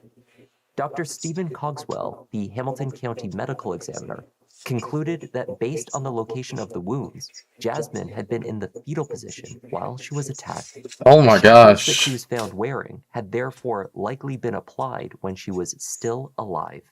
Wow. If someone were stabbing a person 60 times, we would expect them to try to get away. But what if they can't? What if they can't because their right hand is chained to their right leg, their left leg chained to their right elbow? Makes it difficult to run. Makes it difficult to do anything. Dr. Cogswell told you that she was stabbed in the fetal position 60 times. We'd also expect that if she's being attacked on the right side of her body, that she might try to defend herself with both hands. There should be injuries on both hands. Instead, what we have are injuries to the left hand, no significant injuries to the right hand. That's consistent with her being in the fetal position with a hand unable to move on the ground. Good job. It's consistent with exactly what we see on the screen right there for being handcuffed. What is he doing? Is he rapping a song? Dr. Cogswell also found no alcohol consumption upon her death, countering Jason's claim that they had drank wine for hours. The provocation that he had pointed to in order to make the murder fit the definition of manslaughter, those Tinder notifications which apparently angered Jasmine, were also a lie. When the data from the app was examined by a state expert, they found that he had not received a single Tinder notification to his phone that entire day. Jason Chen chose not to testify in his defense. Evidence was presented over 6 days. In closing arguments, his legal team essentially abandoned their attempts to support his original story, pointing instead to a lack of ligature marks on Jasmine's wrists, which they said would be present if she was alive when handcuffed. Dude's a fucking idiot. What a terrible person. Attempted to introduce Fucking that loser. Jasmine had been cuffed when alive by pointing to what could have been a bloody handprint on the bedsheets. Under cross-examination, however, he said that he couldn't be certain of what the transfer stain was. It had never been tested. Explanations to counter the rest of the state's evidence was not forthcoming. In addition, the shackles were not the only indication that the murder was premeditated. The number of wounds indicated that there was ample time for Jason to have contemplated and ended the attack. Prosecutor Cody Wamp concluded by recounting... Did they rip out his flooring? Is that what that is? Holy shit. ...and ended the attack. Prosecutor Cody Wamp concluded by recounting the timeline, specifically Courtney Brewer's recollection of hearing people running towards the apartment door at exactly 2:11 a.m. Courtney was 2:11 a.m. The phone location to her mom was 2:18, 7 minutes. She screamed. Things happened. She was able to know she was in enough danger that she needed to send her mother her location. It wasn't fast. It wasn't fast at all, and we know that. 2:11 is 7 minutes from 2:18. It wasn't fast. She knew she was in danger. She tried to get out of the door, and Courtney told you that she heard a door slam. Jasmine knew she was in trouble. She had time to use her phone before he started killing her. Jurors began deliberation at about 4:15 p.m. following the closing arguments. They came back with a verdict just after 5. With respect to count 1 of presentment 315228, we, the jury, find the defendant, Jason Chen, guilty of first-degree premeditated murder. This is an emotional verdict. Everyone needs to maintain their calm, please. A juror later revealed that Jasmine's family members entering the crime scene repeatedly had little impact on the jury's decision, stating, "Every single person who went into that room or that apartment had a part in contamination. But it kind of didn't matter on our deliberations, because we already knew what was admitted, that he had murdered her." During the sentencing phase of trial, jurors were faced with the decision of whether Jason Chen should be given an opportunity... Oh my gosh, that's a Tennessee flag, y'all. This happened in Tennessee? ...to seek parole at some point, of whether Jason Chen should be given an opportunity to seek parole at some point in his life. Through a translator, Jason Chen's mother made an emotional plea to the jury. "He is a very good child. She said he is a very good child? I'm sorry, what was that? Jason Chen's mother made an emotional plea to the jury. "He is a very good..." You stupid bitch. Fuck you. Fuck you. You go to the fucking court case and have the nerve. I'll usually give credit to the parents so much. Do whatever you can. Yes. What are we talking about? Also, what's up, Tangle Channel? Welcome in. But no, he is a very good child. What are we talking about? Also, he's not a child, it's an adult. It's an adult. She says he is a very good child, and he wasn't a good child ever. You don't just make a mistake like this. Imagine having the nerve to sit across from the woman, the mother and father of the kid that got fucking... At this time of day? Wait, what do you mean? What do you mean?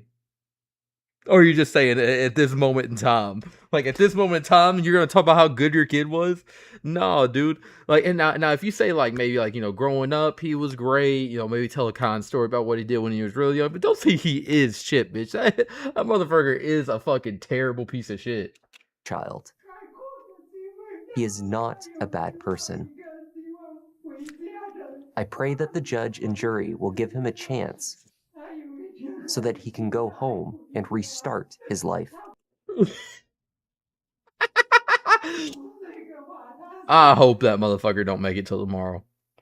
Wise asked the jury to offer his client the hope of redemption. Yeah, exactly. Exactly. Honestly, technically, he could never go back to being a child, so it will completely remain false. He could be a good adult at some point, I guess. And even then, hell, how can you get back to good? You stabbed your girlfriend 60 times? 60 times, put her in a suitcase, and left her by the river? I don't think the karmic value is there. I think if you're playing Fable, you're growing horns out of your head no matter what. You're evil, bro. He stated that the justice system Yeah, is at not best, he only can be a measured how morally we gray treat adult. the That's a most perfect virtuous perfect and way to put innocent that. among us, but also a reflection of how we treat the condemned. By allowing Jason the possibility of parole, we affirm our society's belief that the most condemned among us can strive to rebuild their humanity. You're not tasked with forgiving Jason Chen or even excusing his actions. You are tasked with ensuring justice, a justice tempered with mercy. Not because Jason deserves it, but because it's a reflection of our humanity as a whole. I ask that, and we ask, that you give Jason the opportunity, as a 73-year-old man, to seek this redemption. Let him spend the next 5 decades behind bars, reflecting on the choices that he made when he was 22 years old. They plead for 50 years? Sheesh. The jury returned with their sentencing decision in under an hour. With respect to the sentence of the defendant, Jason Chen, on count 1 of presentment 315228, we, the jury, do unanimously find the following statutory aggravating circumstances beyond a reasonable doubt, in that the murder was especially heinous, atrocious, or cruel, and that it involved torture or serious physical abuse beyond that necessary to produce death. And Wow. do unanimously agree that the defendant's sentence shall be life imprisonment without possibility of parole. Yes, sir! Yes, sir! During the trial, Jasmine Pace's family. I hope you filed a drop the wrongful soap, death pussy. lawsuit against Jason Chen. Oh, I hope it hits the mom horribly. I hope it haunts the mom every fucking day, bitch. Fuck you. The fact that you treated this grown-ass man like a damn child. Literally. The fact that do you know how children of 20 years old do shit like this when their parents still treat them like a fucking child? Brother is mentally undeveloped. Accusing the... Jeez. Jeez, man. What a dumbass. Listen, I am usually... Y'all will see this a bunch of times. Hey, wait. Oh, damn, why is it not playing? I have my chat pulled up, but I can't see who played that solo. Oh, there it is. Thank you for the bits, Laughing Man. But no, I'm usually so defensive of parents, right? Because you see this kid grow up, you're obviously always going to see your kid as a good kid. I get it. You're always going to see that kid as the memories that you made when he was a newborn, when he was a kid, he's growing up. You're a grown-ass adult. If you're a grown-ass adult, man, you're sitting across from the parents of the kid he admittedly fucking horrifically murdered. I mean, you know? Like, it just can't help but feel like you need, like, the mother is somewhat to blame for this. I kind of want to play Creepcast, because the most recent one, it goes over the Slenderman girl, and that one's so fucking... pair of... It was so fucking good. It was, I mean, not so fucking good, so fucking crazy. Not good. God, anything but good. It was just so fucking crazy. If y'all know that Slenderman story. I need to email Creepcast and see if they would be fine with me reacting. I think people repost their clips and all this stuff and shit all the time, so maybe they would be, honestly. Shout out to y'all for showing this short some love. I appreciate y'all. Shit, what was I about to do? Oh yeah, on to the next video. Like I said, y'all can help choose whatever videos we watch. If not, I'll just choose for us. For us. There we go. And do y'all want to go with Crow's Fan Game? With a Thought Lounge, I believe.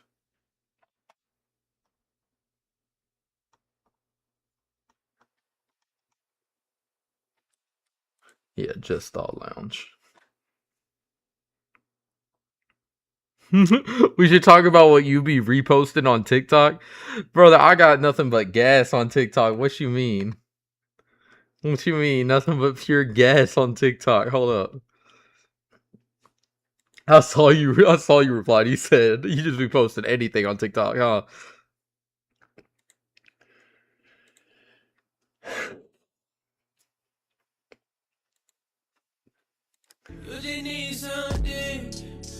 You tell me that's not gas? You tell me that ain't some motherfucking gas? Why did you try to grab the gun? Why did you try to grab it? You're I ain't gonna. Guess. Lie. This guy right here. Hey, y'all know Kenny Knox follows me? I'm probably old, but man, he was the shit. He was the shit when I was growing up, man. He's still the shit now. He's still the shit now. But no, he followed me. I was like, oh shit. Cause y'all the only people I know who got the coldest retros, but be mashing them together to try to make them work. What I don't even know if y'all like sneakers, bro. Mixed with Air Maxes, gang. Like, It has to stop. Enough of the buffoonery. Enough of the antics. Oh, these are fucking hilarious. But they always use Don't worry, copyrighted Fish. music. I'm gonna take care of you, because I know one day you'll do the same for me. I'm sorry, but your friend doesn't have insurance. I don't care what it costs, just... They say when you give a toddler an egg, they know to be gentle with it. They say... Grandpa calls me maricon. I don't know what Bro, I love Kenji. it means, but he be like, maricon. I be like, I love you, Grandpa. He goes, maricon. I don't know what that means, but that's what... And huepa! Puerto Rican power. That's what he says. Yeah. I guys laughing. I guys laughing.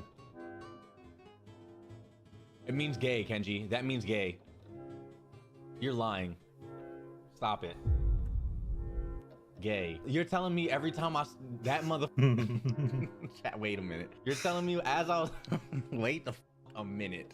I grew up with this mother like half my life. You're telling me for like 13 years of my life, every time I said, I love you, Grandpa, and I would hear, maricon.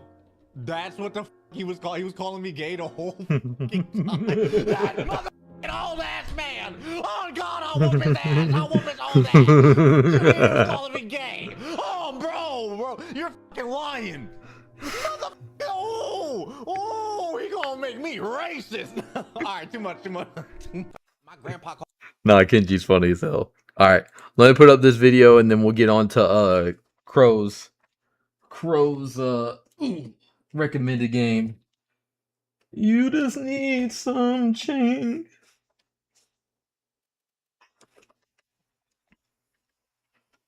Hold up. Investigation shocked when caught.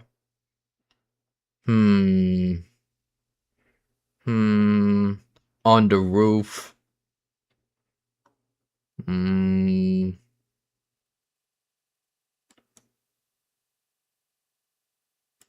Oh, this one seems sad. This one seems sad. Hold on. I forgot to eat my snack, so I will. While this video is playing, I'm gonna make sure that the game's downloading and everything. Probably 5 to 10 more minutes of reacting to this before we get to gameplay. 2023. Actually, Two closer to 10 families minutes. in Dare County, Texas, were experiencing a living nightmare. 18-year-old Savannah Soto, 9 months pregnant with a little boy, and her boyfriend Matthew Guerra were missing. It's a boy. It's a boy. It's a boy. No one wanted to believe that the worst had happened until they had no choice but to face the horrific truth. Over the following weeks and months, social media would explode with theories on the case. So I don't know if you guys are following the case of the missing pregnant teenager out of San Antonio, Texas, Savannah Soto, but there has been some crazy updates in the case. They made an arrest on somebody that was connected to something totally different. I personally can't understand a single word they're saying, but a lot of people state that you can hear them talking about Matthew being deceased. Suspects would continue to pile up, and yet another family would be drawn into the chaos. As a mother, how did you be involved in this? Is there anything to say to these families? Did you get...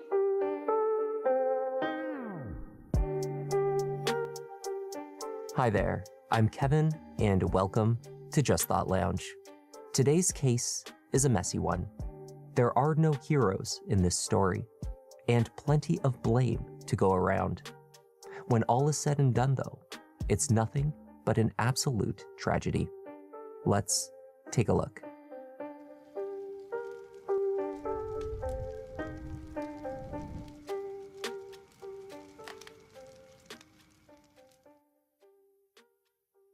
On December 23, 2023, the family of 18-year-old Savannah Soto gathered at the Stone Oak Methodist Hospital in north central San Antonio.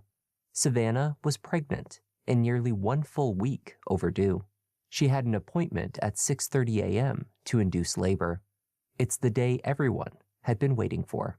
It would be the first child for Savannah and her boyfriend, 22-year-old Matthew Guerra, as well as the first grandchild for an excited extended family. They were expecting a boy. They called him Fabian.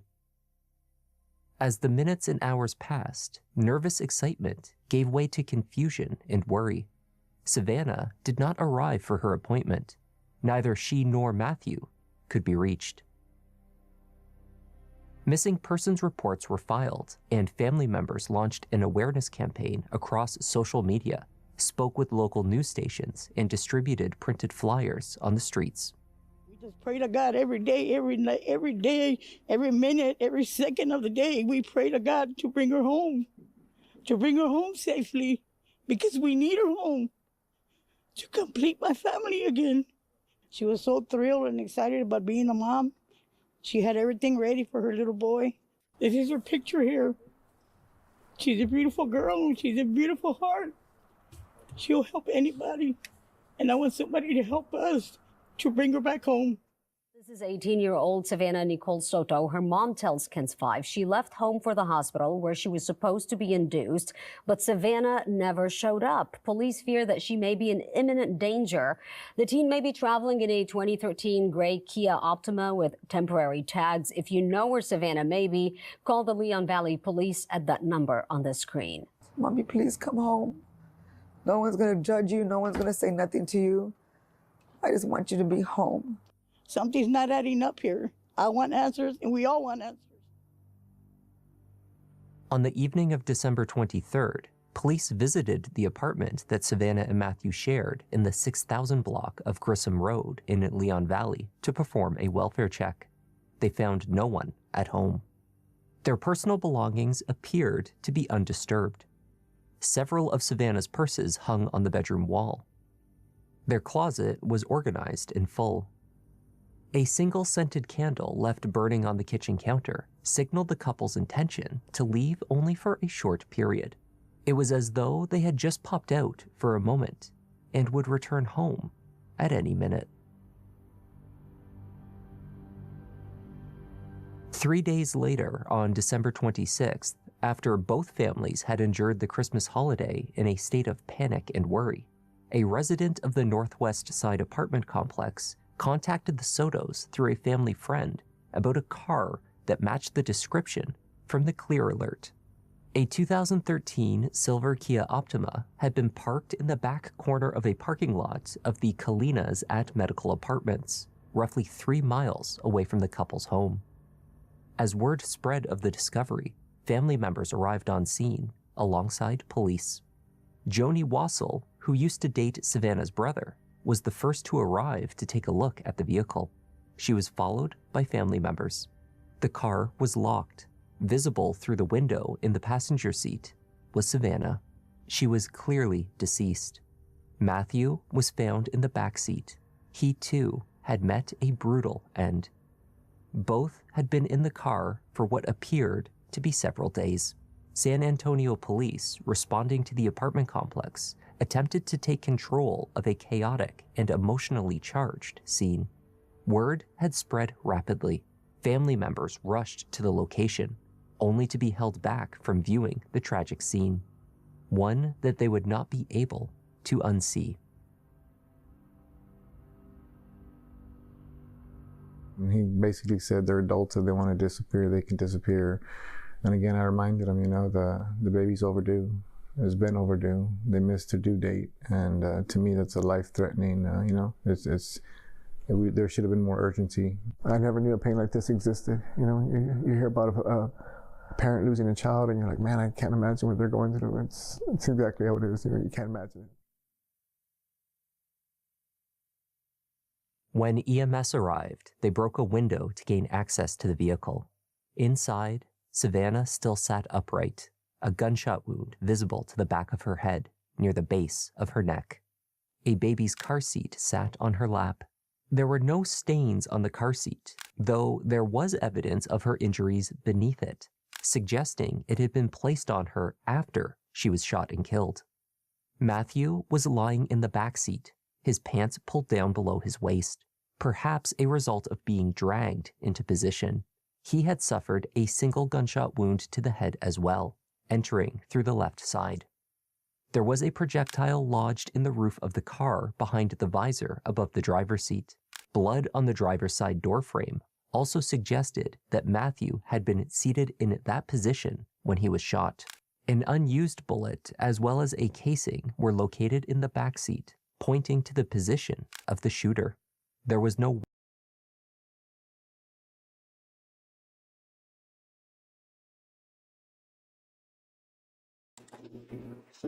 Alright, y'all, I'm back.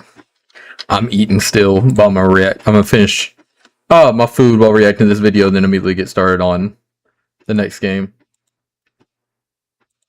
Which right now I believe is going to be Bro's game that he recommended.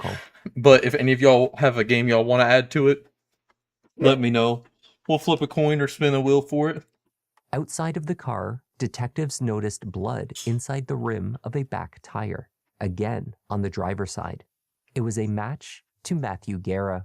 They speculated that after sustaining the gunshot to the side of his head, Matthew must have been pulled from the driver's seat and then rested against the wheel of the car briefly before being lifted into the back, where he was found.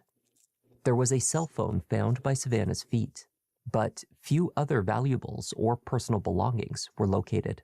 Savannah's purse was missing.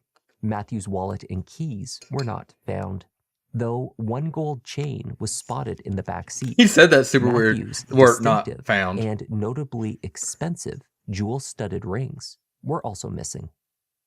What we're looking at right now is a very, very perplexing crime scene. The medical examiner determined that the single shot that killed Matthew had not only been made at close range, but in direct contact. A distinctive dark ring against his skin marked the place where the gun must have been held, with force, while the shooter pulled the trigger. In Savannah's case, she may not have even known that the shot was coming. There were no signs of a struggle. Tragically, it was determined that had medical assistance been sought immediately, she or her unborn son, Fabian, may possibly have been saved. Damn. That's crazy. This is the little baby gender reveal for my baby girl. Now they're gonna cut it and see what it is. The couple had been thrilled to learn of the pregnancy and were keen to begin the next phase in their life together. It's a boy. It's a boy. The Soto family was, unfortunately, no stranger to tragedy. In May 2023, less than a year before Savannah was found, her 15-year-old brother Ethan was also shot dead. Damn. Revenge for a drug robbery. He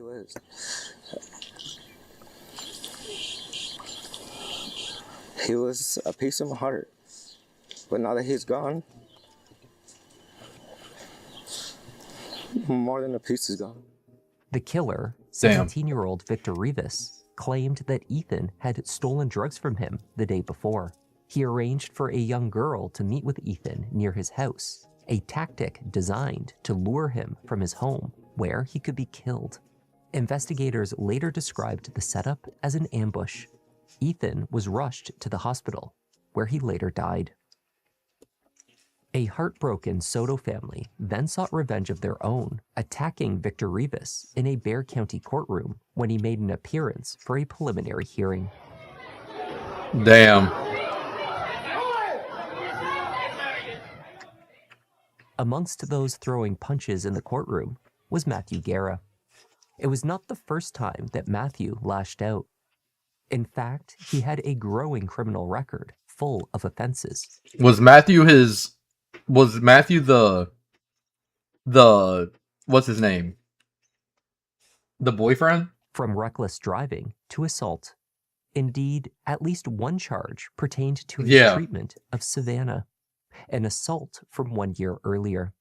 Despite their history, family members insisted the couple were extremely happy.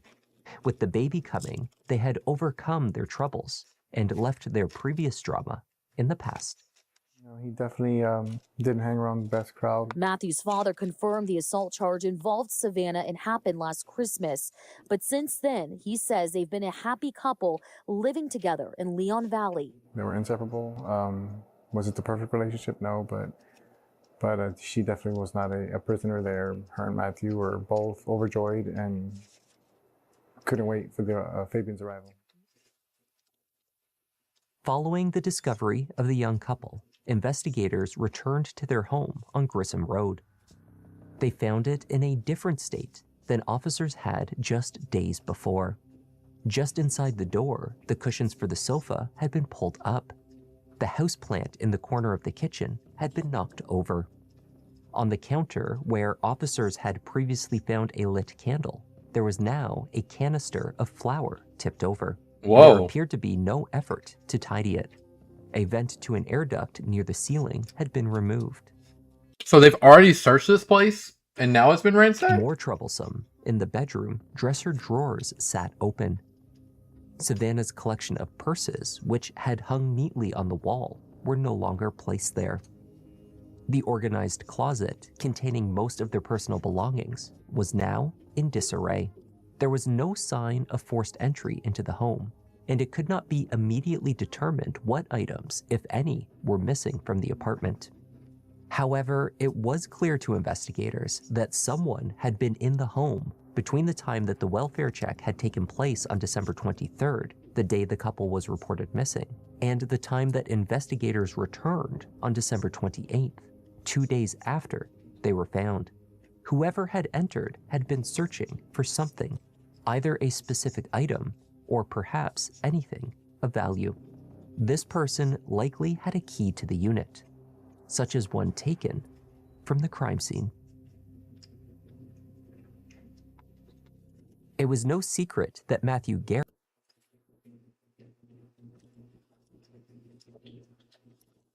That's insane. Imagine, unless you knew they had some shit there, what could you rob to make it that much of an easy, follow-up for evidence, So short-sighted. Had money. He wore a collection of gold-studded jewelry, valued in the thousands. That's why. I guess that's why. He and Savannah often boasted about their good fortune on social media. While Savannah held her baby bump, Matthew posed holding stacks of cash. His Instagram and Telegram accounts were even more provocative. Matthew promoted his line of work, selling illegal drugs. There we go. I was about to say. Montages of his products, Told interspersed with images of his jewelry, alongside his guns. Investigators deduced that the couple had been robbed, stripped of their personal belongings in the car after the murder. Then, their home later entered and searched through after the fact. It seemed increasingly likely that Matthew's online boasting had made him and his young family a target for robbery and murder. That's literally how it happens. It's literally how it happens. People see you with a bunch of shit. It's so dumb that people share the location 24/7 and post shit like this. Drives me nuts. Surveillance footage from the medical apartments on Danny K Drive captured Matthew's silver Kia entering the parking lot 1 minute before midnight on the night of December 21st. About 5 minutes later, a pickup truck drove in behind the Kia, slowing for a moment as though hesitating to turn around the side of the apartment complex. The cover of the truck bed is shown sitting askew as the vehicle pulls into the parking lot. A camera on the other side of the building captured the pickup approaching the Kia, which slowed to meet the truck with its lights turned off. After both vehicles slowed to a stop, the truck also turned off. It flew through your window into your house? Lights. Emerging from the pickup was a heavy-set man in a white tank top. He held a brief exchange with the driver of the Kia before grabbing a towel from the cab of the truck. He appeared to then wipe down some spots on the silver car. Following the exchange, the Kia drove forward in the lot, towards the back corner, where it would later be found with Matthew and Savannah inside. The pickup truck followed. The two vehicles remained in the far back of the lot for 3.5 minutes. There are no cameras in the area to capture exactly what occurred over that time frame. When the pickup truck reemerged, the cover to the truck bed had been readjusted and was shown sitting flush to the frame. The truck left the apartment complex. The silver Kia, of course, did not follow. Cameras at the apartment complex on Danny K were not the only ones with a story to tell about the night of the murder. Matthew and Savannah's apartment complex, just a few miles away, was likewise monitored by a series of security cameras. At 10:30 p.m. on the night the couple were killed, Matthew was captured making a trip out to the parking lot. He met with individuals who pulled up in a Toyota Corolla, then a Mercedes. He was then captured walking back and into his building. He wore the same tracksuit that he would later be found in. Also visible were his gold rings and chain. Even more insightful was what these cameras captured in the following days. The now familiar pickup truck. It pulled into the complex and parked, too far away to identify the driver in the dark. Yet the implication was clear. The killer had arrived to enter Matthew and Savannah's home, even while friends and family searched for them in desperation. The motion-censored cameras did not get out of here, the Goon. moment the driver exited the truck, but they did capture the return. Investigators speculated that the driver used Matthew's stolen key to enter the apartment. The likely killer was inside, rifling through the couple's belongings for roughly 40 minutes before returning to their vehicle and leaving the scene.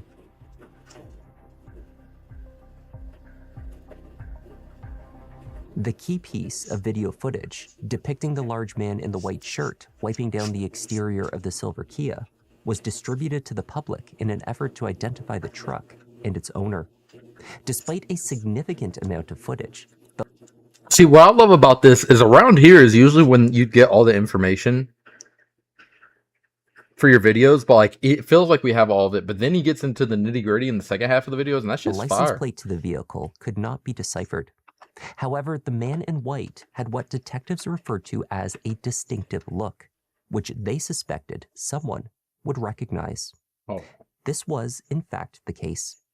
I'm about to get the Fang game pulled up. Hold up. What was the game that Crow recommended?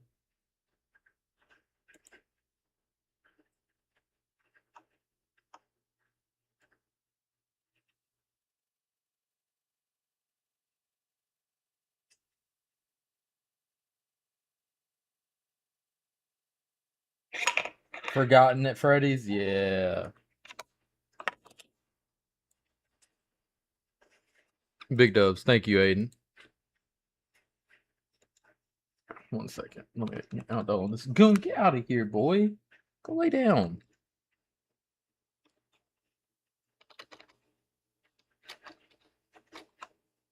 Forgotten at FREDBEARS. Gotcha.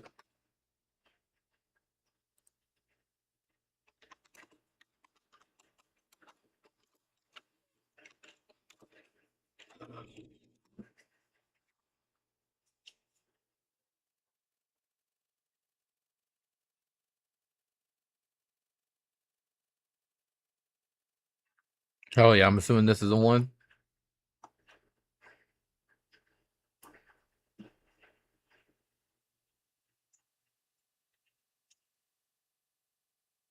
Oh wait, I forgot y'all can't even see the screen. I think I found it though.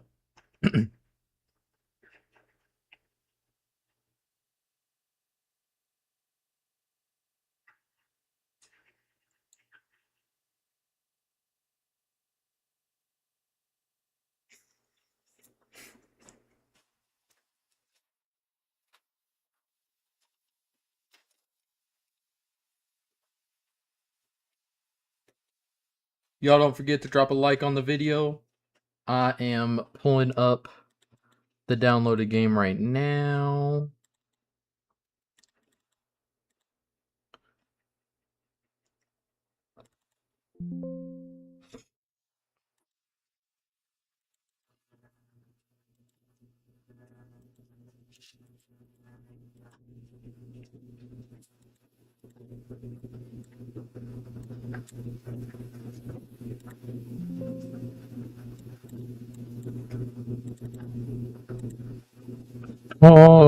Extract.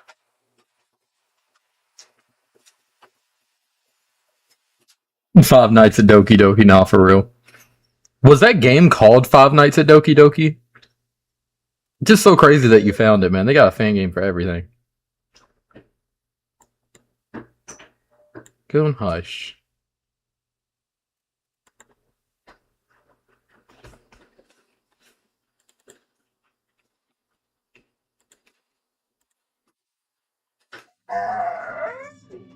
Go and hush, boy.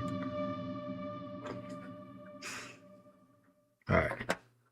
Here we go. We got the game pulled up. Warning for flashes and jump scares, y'all. Quit whining at me. All you do is whine at me. And try to eat my food and stuff. Go lay down, goon.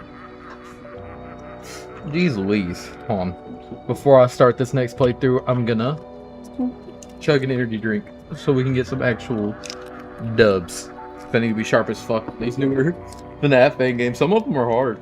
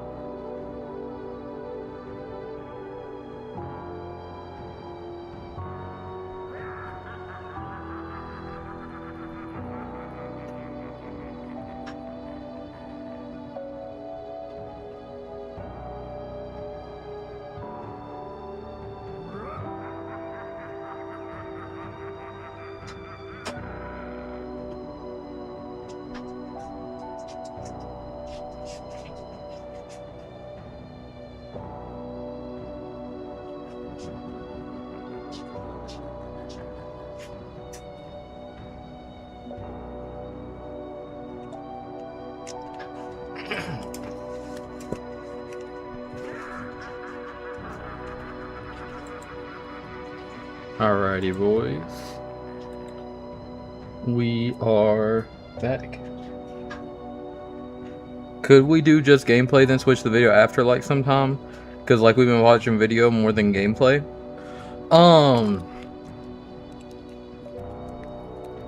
I'll do it at the beginning of this game, yes. I might go back to reacting to it midway through the game.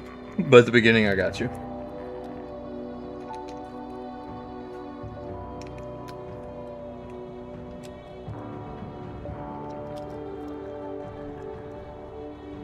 I don't think we've been doing more reacting than gameplay, though. Other than this past, like, 40 minutes to an hour we have.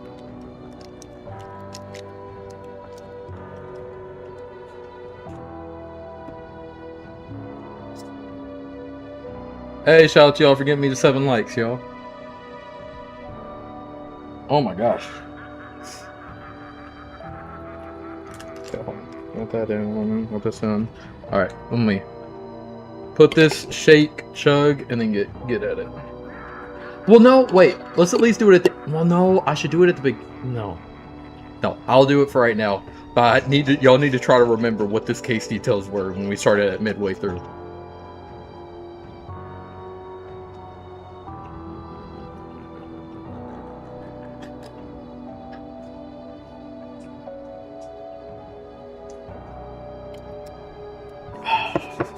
Alright, boys. Look at it.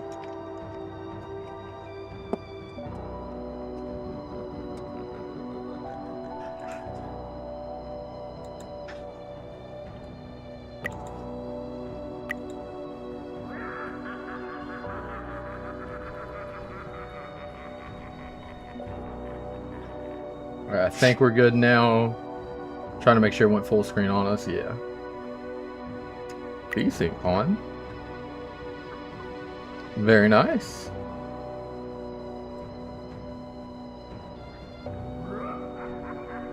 Name.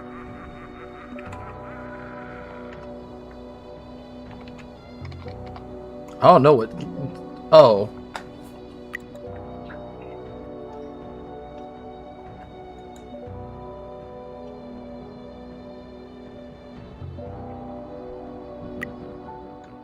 Oh fuck! I forgot to change the title.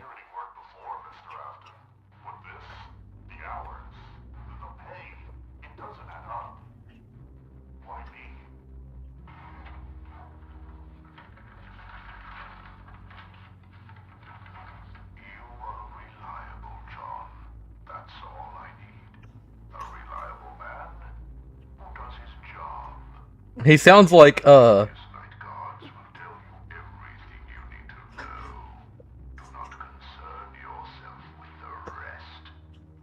about to say not Leith Pierre. Who is that guy?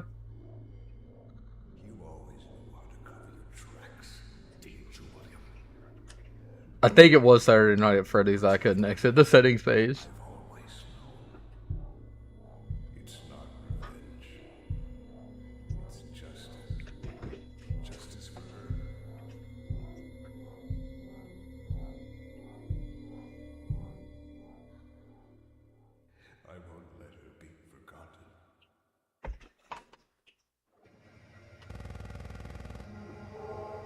Ooh.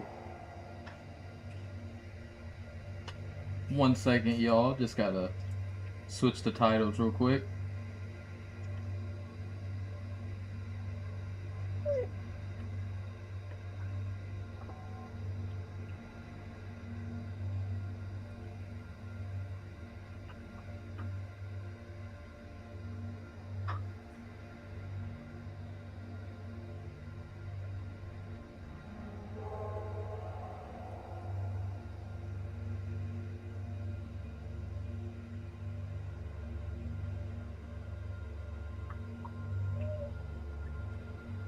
Hush, Goon. Alright, we got it, boys.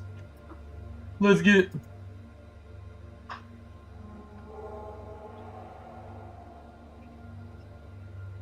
it.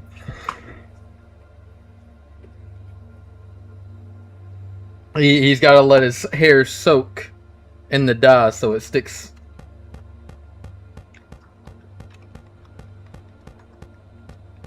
I better get my door knocking animation.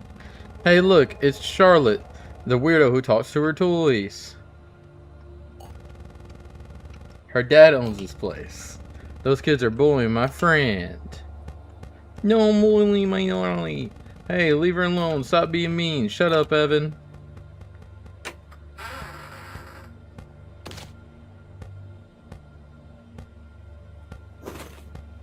Oh my gosh.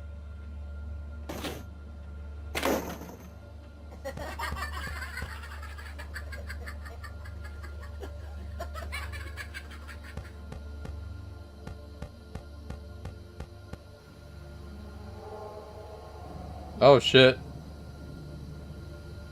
Oh no. Dad, what is he doing here?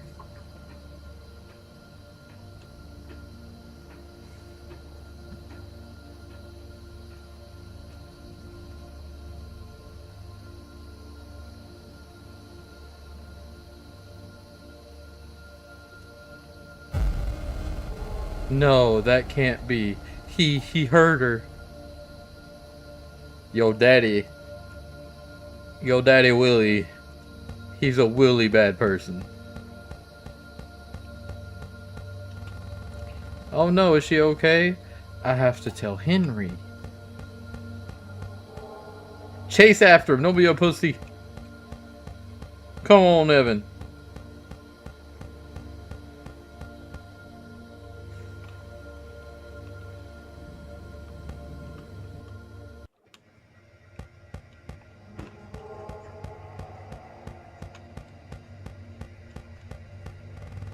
Uncle Henry, something terrible happened outside. I saw Dad hurting Charlotte. Evan, are you sure? Are you absolutely sure it was William? Yes, Uncle Henry, I'm sure. Ooh wee. Hello.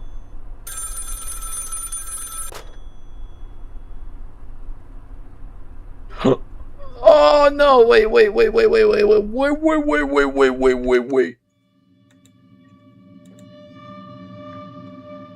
Hopefully I can just skip back to the night because I just don't want to skip the phone call. Oh yeah, continue. There we go. I pressed this button up here in the top right corner. Hello? Can you hear me? Okay. Welcome to Fredbear's Family Diner. I'm Joey. I'll be one of your guides for tonight. So, you know, brace yourself for a fun little evening. And I'm Joanne. So we're here to give you the lowdown on the place. So, Fredbear's opened back in '79. You know, a cozy arcade, family restaurant, all that, but it didn't stay so happy for so long. Yeah. Henry Emily's daughter went missing a while back.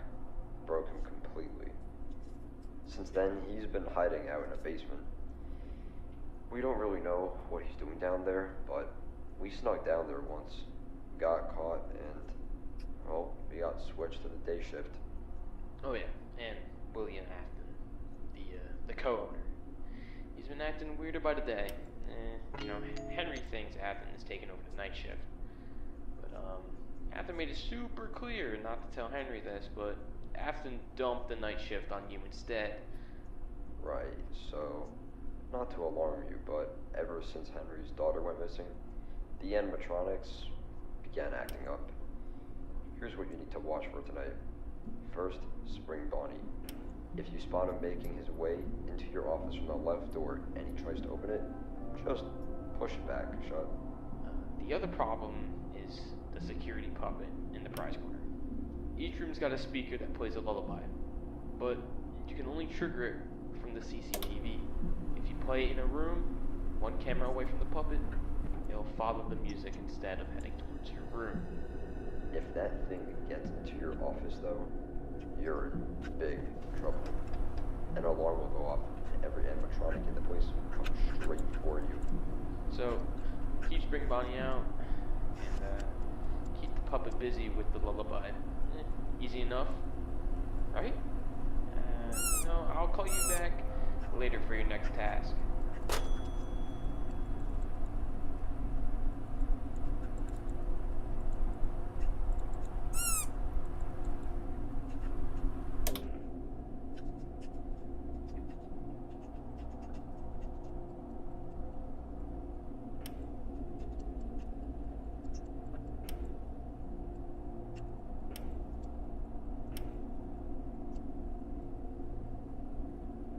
Oh, hell yeah.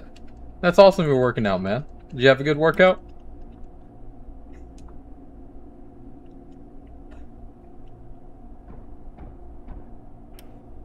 Oh.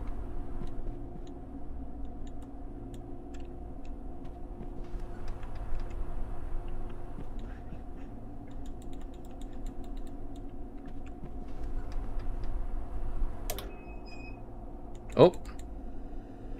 Bonjo! Man, Spring Bonnie looks weird as hell. Very derpy.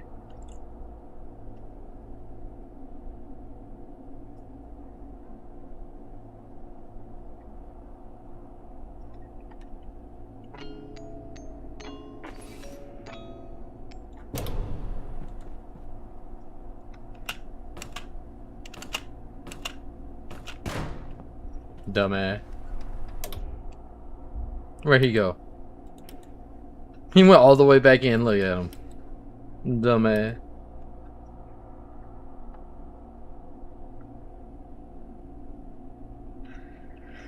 And then throwing it in front of assembly, which you don't want to do. Fair.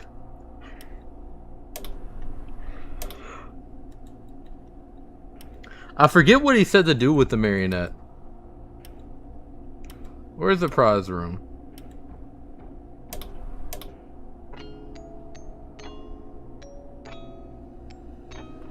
The marionette looks a little freaky.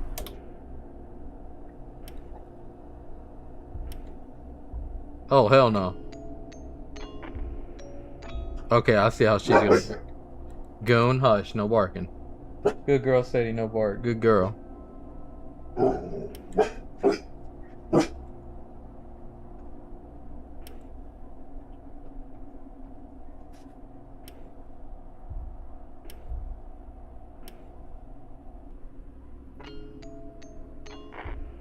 Oh, I can only use it for a limited amount of time, I see. I need to see where she goes next time she goes there. Goon's a yapper, bro.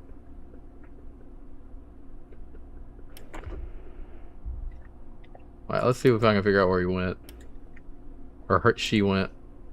Damn, where the hell did Marionette go?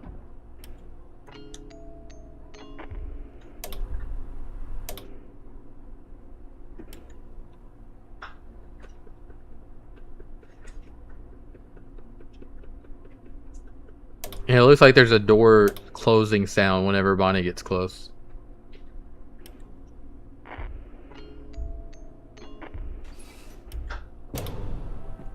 Oh, whoa.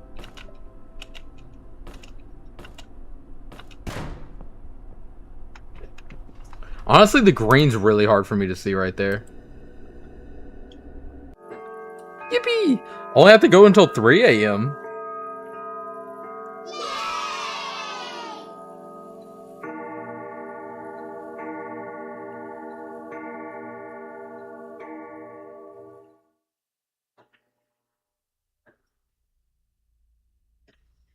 Continue shift, yes. Post shift, vent repair. Ooh. It's Joe again. Listen. I need you to do something Goon, today. no. Event system's been acting up all day. Fans are cutting out. Airflow's weird. Honestly, it's starting to feel like something's crawling around up there. And it's not just Balloon Boy. Yeah. Balloon Boy likes the vents a little, too much, but this feels different. I can't explain it. Just, keep your eyes open, alright? So, here's what you need to do. There's a control panel in the vent room. Vent system controls. It'll give you a list of tasks to complete. Go! It's No! pretty No! basic stuff, but you have to be pretty quick. Now, if Balloon Boy does show up in the vents, just, flash your light at him. He hates that. Should send him scurrying back to wherever he came from, but, Goon's a pit and a husky and this. Oh my gosh. Trust me. If you hear something, don't even worry. Not Balloon Boy. Oh, Jesus. Not Balloon Boy. Look, just stay Oh my sharp. gosh, hold on 1 second. Keep the vents running. Don't let your guard down. I'll check in when I can. Good luck.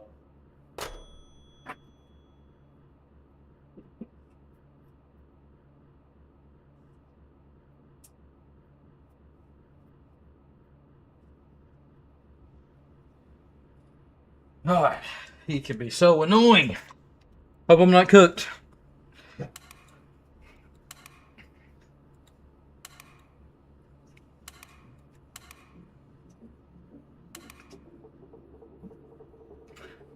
I know it's that damn husky. Oh.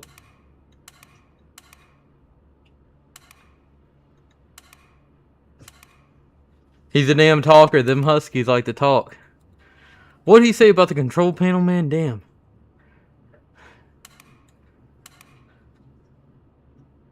Something's walking.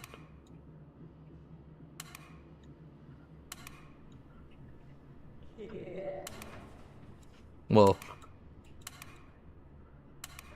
So I'm guessing Balloon Boy will come through here.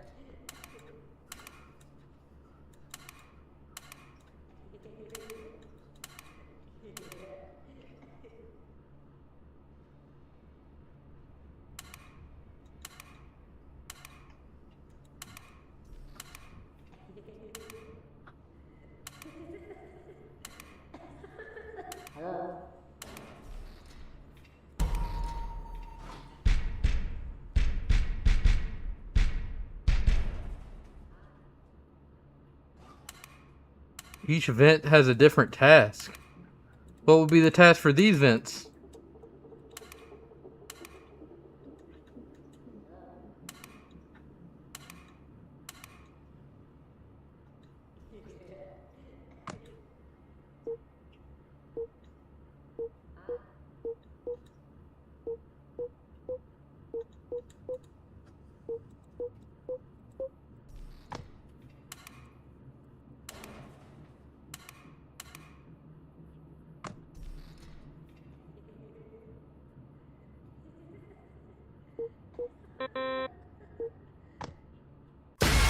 Fuck. That scared the shit out of me. I hope it lets me do that again. I'm so glad.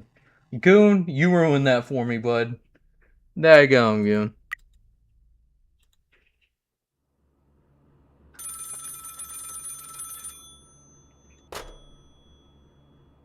Alright, I got it. So we gotta go to the panel. Repair.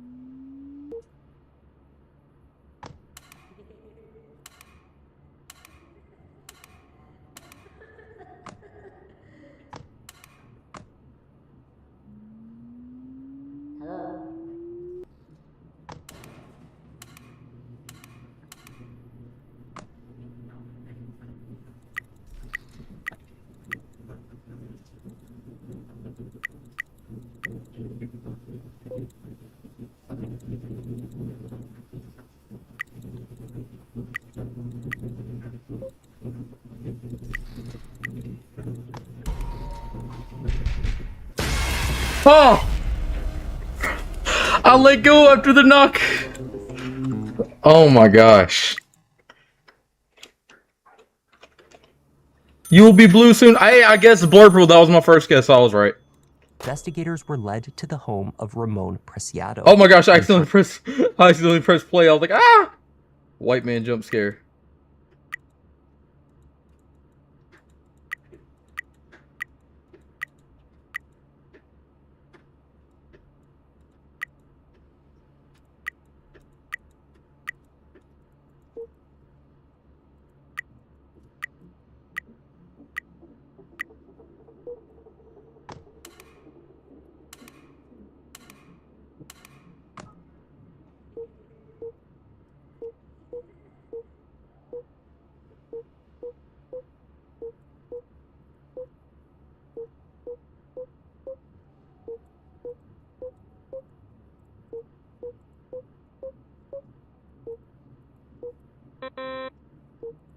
Fuck.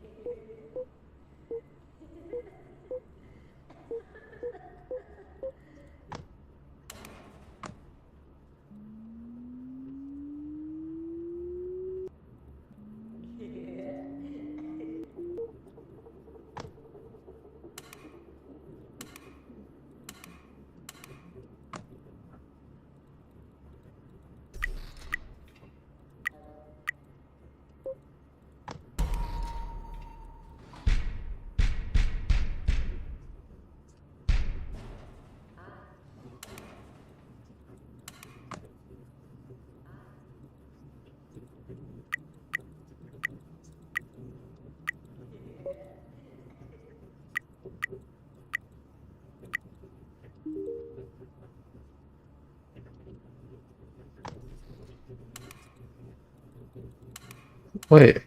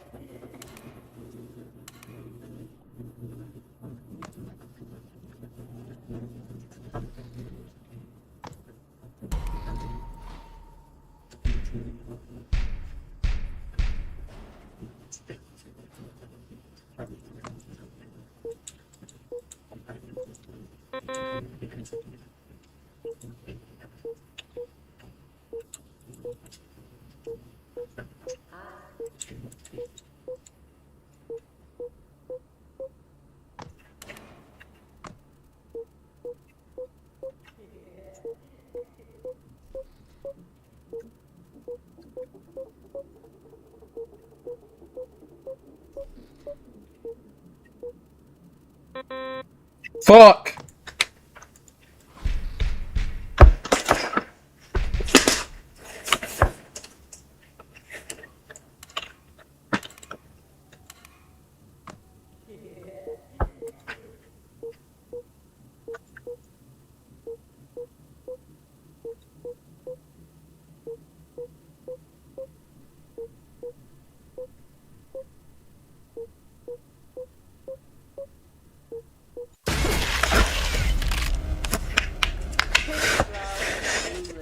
Damn it, dude. I thought it was like, I thought the whole point of him saying, like, you'll know when it's not Balloon Boy, is I thought Balloon Boy would just, like, take my flashlight or something. Damn. Alright, give me my panel. I'm doing the memory section first.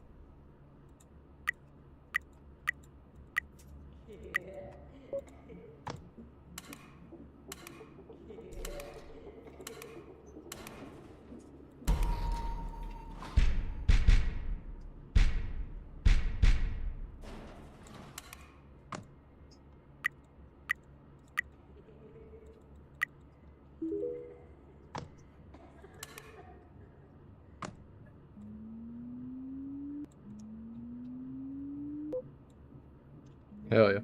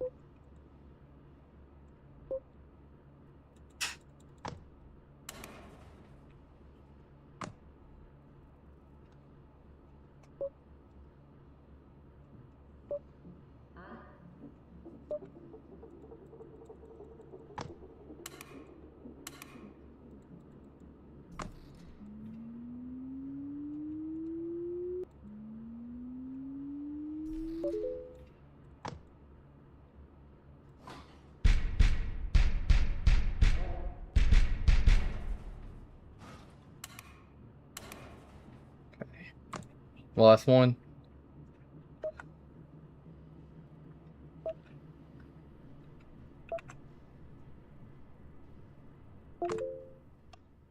Yippee! First AG. What's good, stupid boy?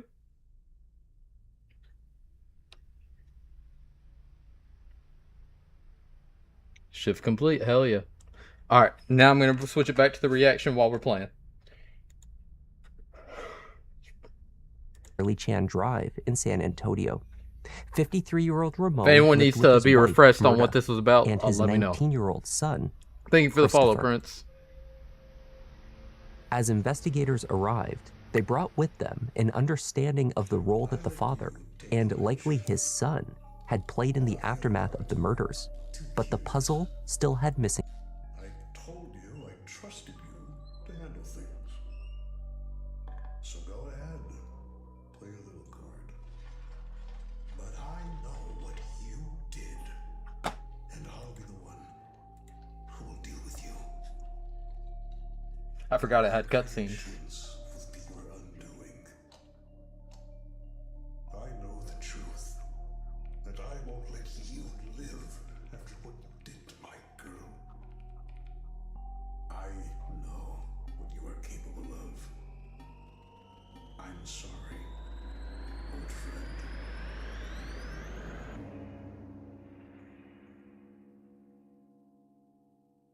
Hell yeah.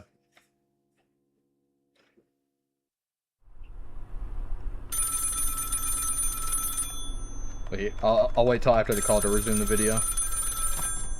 Hey, it's Joey again. Glad you made it through night one. Tonight's gonna be a little tougher. And Joe, I'm here again. So guess what? Your friend from yesterday will be joining in on the fun. You know, little old balloon boy. Yeah, him. Don't be fooled by the cheery name. He's a troublemaker. Unlike the others, he wanders around without much of a pattern. As you know, he's got a thing for them vents. You'll see him on the cams moving towards them, and if he gets in, he'll try to drop right into your office. When you hear him above you, you know he's close. If he pops out of a vent, shut the vent door immediately. If you're slow, he's in. And trust me, you don't want that. His movement, it's just so unpredictable. 1 second he's in the hole, next he's crawling above you. Keep checking the CCTV so you're not caught off guard. And, have you noticed Henry's still missing? Haven't seen him at all. Yeah, weird, right? Especially with that new Freddy FazBear's Pizza opening this year. You know, it's supposed to be bigger, flashier, with some more animatronics. Sounds like they're really pushing to grow the brand. Guess Henry's got other things on his mind. Whatever those are. Anyway, watch the vents, keep track of the others, and you should be fine. Good luck out there. We're counting on you. Okay, hold on. See if I can speed do this. In pieces. The two Preciados were told the reason for the visit, then separated to speak with detectives. How do you say your last name? Preciado? Preciado? Preciado. Okay, Christopher. I've never good at that. Never. What's your middle name? Chris. You go by Chris or Christopher? Is that where Balloon Boy is? Like, is that Balloon? Oh, there he is. That Never he mind. knew of the incident from the news. He had watched the video of his father in the white shirt played on KSAT, the local news channel. I saw Beyond Marionette that time. He claimed ignorance. Is that your dad? Yes. Okay, well, I guess you know what this is all about. Where the hell's Balloon Boy at?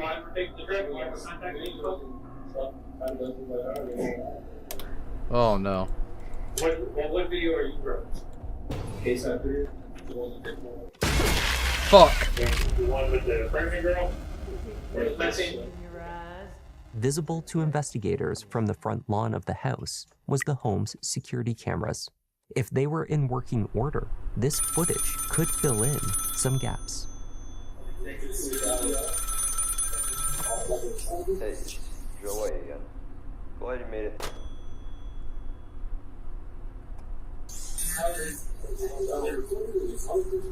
The audio is so weird on this.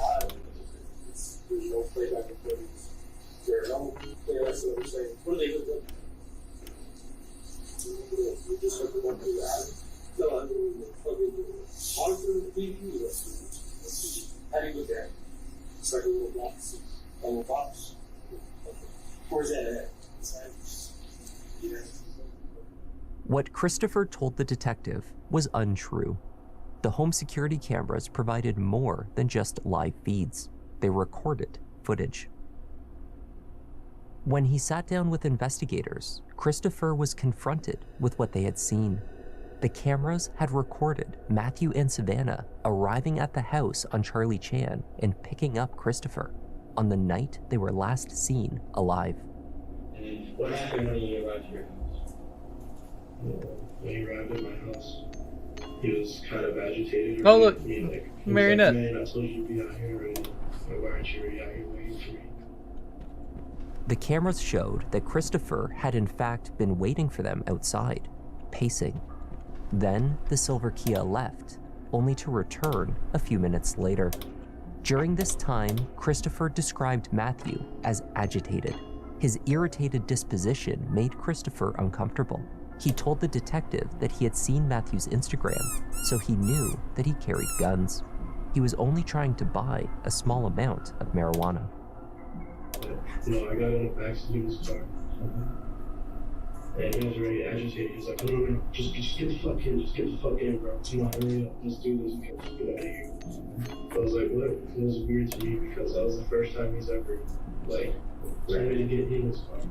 And so that, and I was like, yeah, it was like normal to me because he was just like this guy. Oh no. So it was weird to me that he wanted me to get in the back already. So, Where are the vents? how do you go about that? I want to be like, no, because I don't know what else to escalate to. Yeah. In Christopher's version of events, he gave Matthew Are these the vent $100 lights? in exchange for $60 worth of marijuana. As the transaction was underway, Christopher reached for his cell phone, which was in his pants pocket, a motion that piqued Matthew's apparent paranoia. Christopher claimed the young, rich drug dealer must have been under the influence of something. That would explain his alleged agitation and aggressive reaction to Christopher reaching for his phone. Yeah, it was like something right here. Oh well. Yeah. And what he did, he was like already agitated with her. Aww. But He was like, man, bro, he was like, no, bro, just get the fuck out, bro. Just get the fuck out. I was like, what are you talking about? You know? I was kind of confused. He was like, bro, just get the fuck out. And I'm like, why do you want me to get out? And I was like, whatever. I'm just like, I'm gonna take the loss. I don't wanna. Yeah. So you wanna give me money? Yeah, I already given me money. So I was about to get out, but I went like this, like to grab my phone because I wanted to flash because it's dark in the middle of the night. I'd never been in that car before, so I didn't want to step on anything. So I was just opening the door. Like I was about to open the door. I like go like this with my phone. I try to turn the flash on, and then as soon as he does that, he reacts, he goes like this, and he pulls his little gun on me. And I didn't know what to do at that point. What happened next was apparently challenging for Christopher to articulate. Sorry, it's just... Sorry.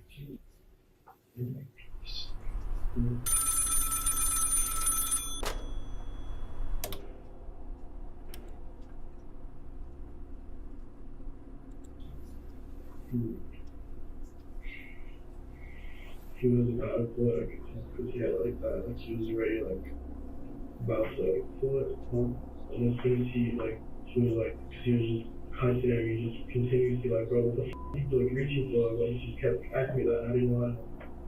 I was like, so I couldn't pick my hands up quick. I was like, bro, stop, stop. I had him like this. I was like, bro, stop, just stop, bro. I just want to go, bro. I don't want to deal with this. So after he did that, I could tell he was about to pull it on me, so it was like this pretty much in my face. So I go like that, and then he pulls it. Was it trigger? Okay. And then are you in the back seat? I'm in the back seat. So he's pointing at you, so it goes off in the back seat.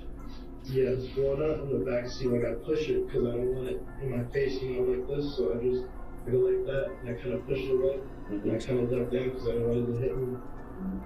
And he just went like that, and he started yelling, baby. I didn't know what he was yelling because I heard my ears were all ringing. In an effort That explains the one that's in the floor. Away from him, Christopher claimed I mean, not in the to floor, have the pushed ceiling. the gun away with his open palm, while Matthew's finger was on the trigger. A bullet was fired. Savannah, 9 months pregnant with Fabian, was struck. In the subsequent chaos, a second struggle ensued. Somehow, it hit his girl?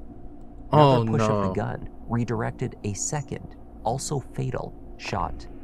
This one hit Matthew. And then you push it.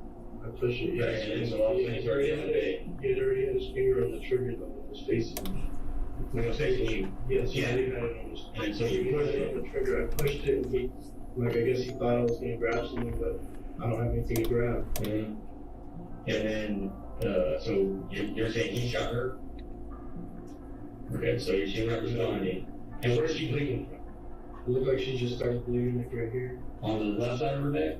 Yeah, so obviously she's here, right? She has a light on her side. On her side, so it looks like she's bleeding on the left side of her neck. It looks like she's bleeding on the left side of her neck. She's he's just yelling, babe.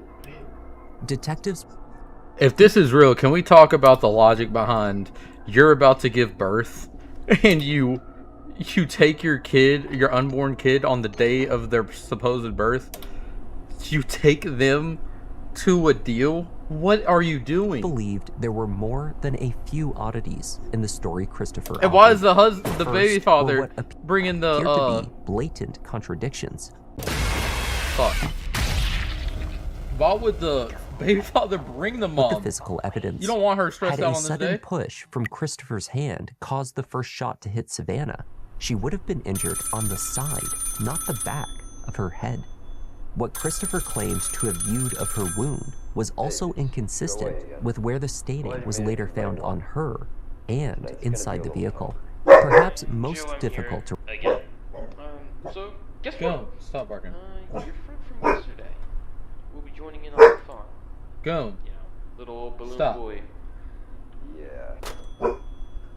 reconcile was his recollection of how Matthew had been shot.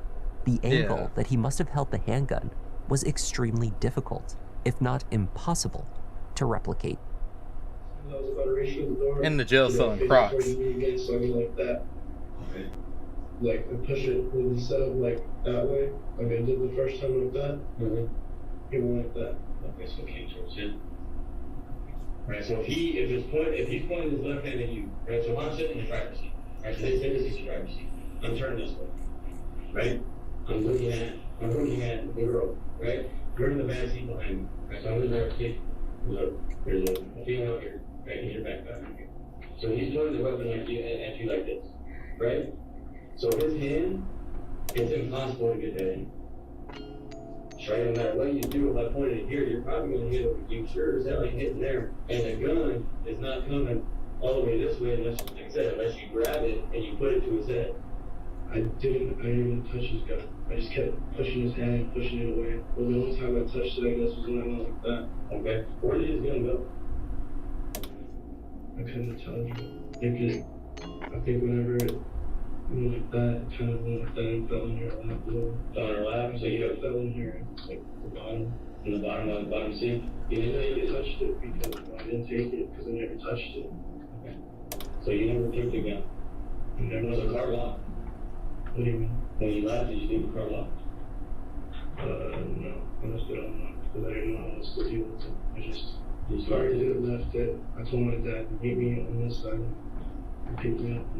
Well, you and your dad meet first, and your dad comes up to the car. Yeah, he comes to the car and tries to talk to me, and I'm like, just go over there real quick. He's like, did you steal this? Did you steal this? And I'm like, no, there's over there, there's over there. And then that's when I go into the space. Christopher minimized the role played by his father, Ramon, insisting that he never looked into the car when he came to collect him on the night of the murders. His father had no idea what had occurred when he picked his son up at the medical apartments that night, Christopher said. The cameras told a different story. The exchange between the two men in the parking lot clearly showed the older man leaning into the vehicle, where Savannah Soto still sat in the passenger seat, the father of her child sprawled out in the back. On January 3rd, 2024, Christopher Preciado, alongside his father, were arrested and charged. Why did you do it? Are you sorry for what happened? Did you know Savannah was 9 months pregnant? Did you know she was pregnant? Always fake news, so. Did you do it? Were you involved?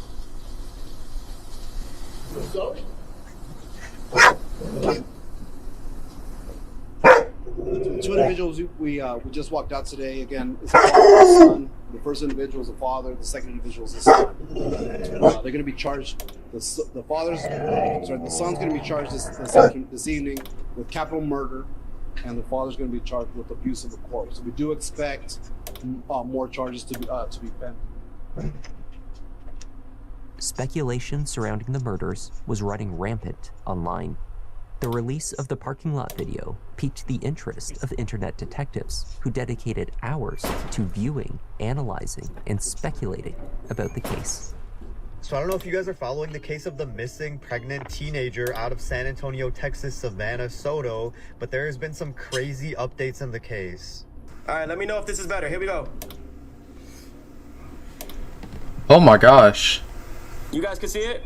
Now, I don't know who these three guys are, but a lot of people are thinking that one of them is the boyfriend of that one chick who was talking all that crap about Savannah on her Instagram and then her TikTok.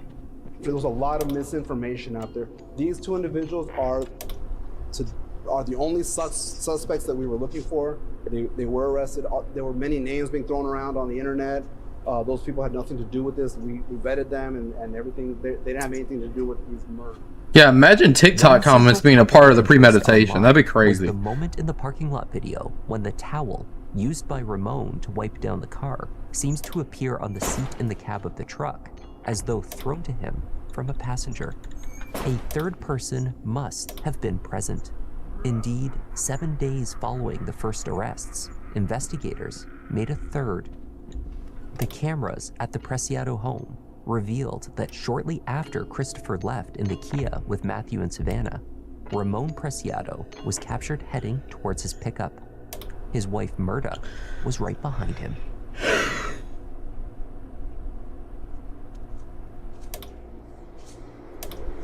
As a mother, how did you get involved? It's so funny. I can't tell the difference between the sound effects in the game and the sound effects from the video. There was a lot of information on social media that there was a third individual involved. Our homicide detectives were aware of that. However, we were looking for enough probable cause to make that arrest and to present the best case forward to the DA's office. Today, that happened. They were able to develop enough evidence to charge 47-year-old Mirta Romanos. She is believed to be, I'm not sure exactly what the relationship is, but maybe a stepmother to Christopher, 19-year-old Christopher. She is being charged with 3 felonies. At this time, we're confident that there's no more suspects. At this time, we're confident that these were the 3 individuals that were involved in this. I noticed something off about Though her Christopher continued... So I left this tape here for you. He's been acting very strange the past few weeks. Seems like he's malfunctioning, maybe. We should probably give him some attention. I'll guide you through the process, step by step. First things first, grab his mask and store it away for now.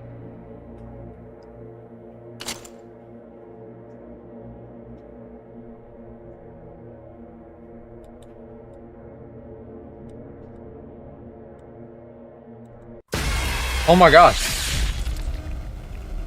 Henry told us about you, told us what you did. Oh my gosh. It's Fred Trump. To argue self-defense, his claims were growing more dubious as evidence accumulated. The murder weapon, a .380 caliber handgun, which he claimed was Matthew's, was found in his house inside of a locked closet in his parents' room. Officers gained access only after threatening to pull the door from its hinges, at which time Murda miraculously produced the ostensibly missing key. How cooperative was she? You know, I know there was a search warrant that was issued a few days ago. There was a search warrant, so they had the authority to go into that home. Today, I don't believe she said much.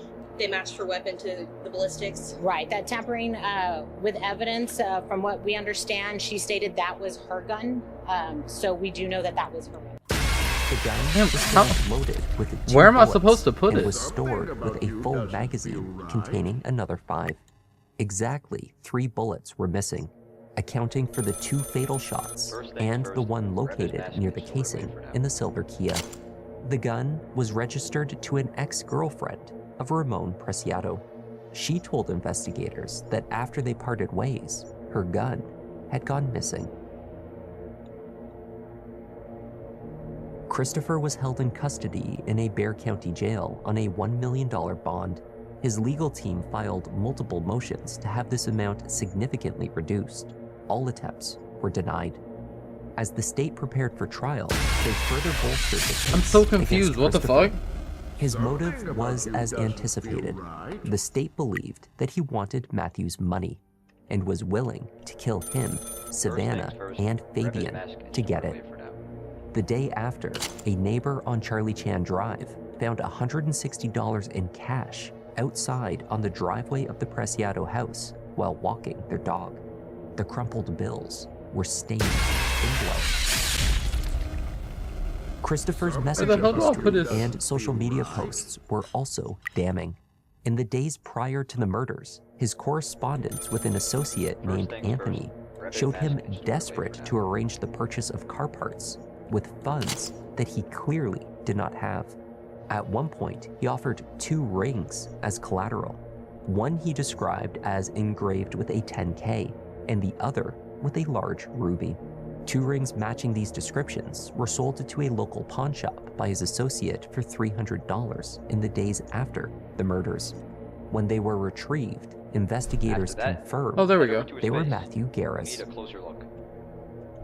Next, you'll need to grab his right As eye. Christopher's trial date approached, both parents were released from custody. That's his right eye. First Ramon, who after 13 and a half months was able to gain... Wait. Oh, I'm gonna be pissed if they overlook this. They say grab his right eye and then only react. Grab his mask and store it away for now.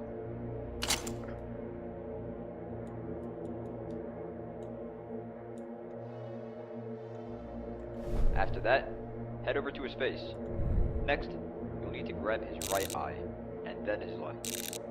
Be careful and only remove them when you see movement. Otherwise, you'll notice. Toss the eyes away after you grab them. Now, move away from his face, and look to your right. There are 2 new eyes in the boxes next to Fredbear. Store them away.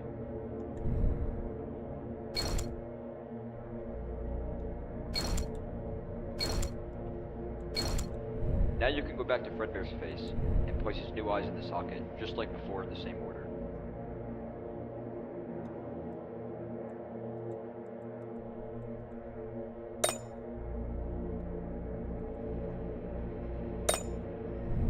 Also, put his head back on.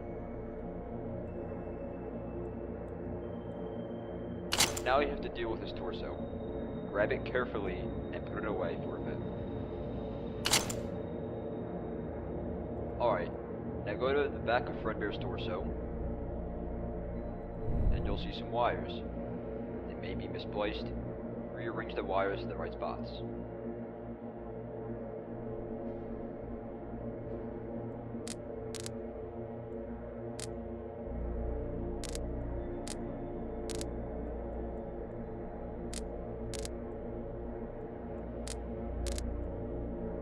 Now you can put his torso back on. Last step, run a quick diagnostic, you know, just to make sure everything's okay.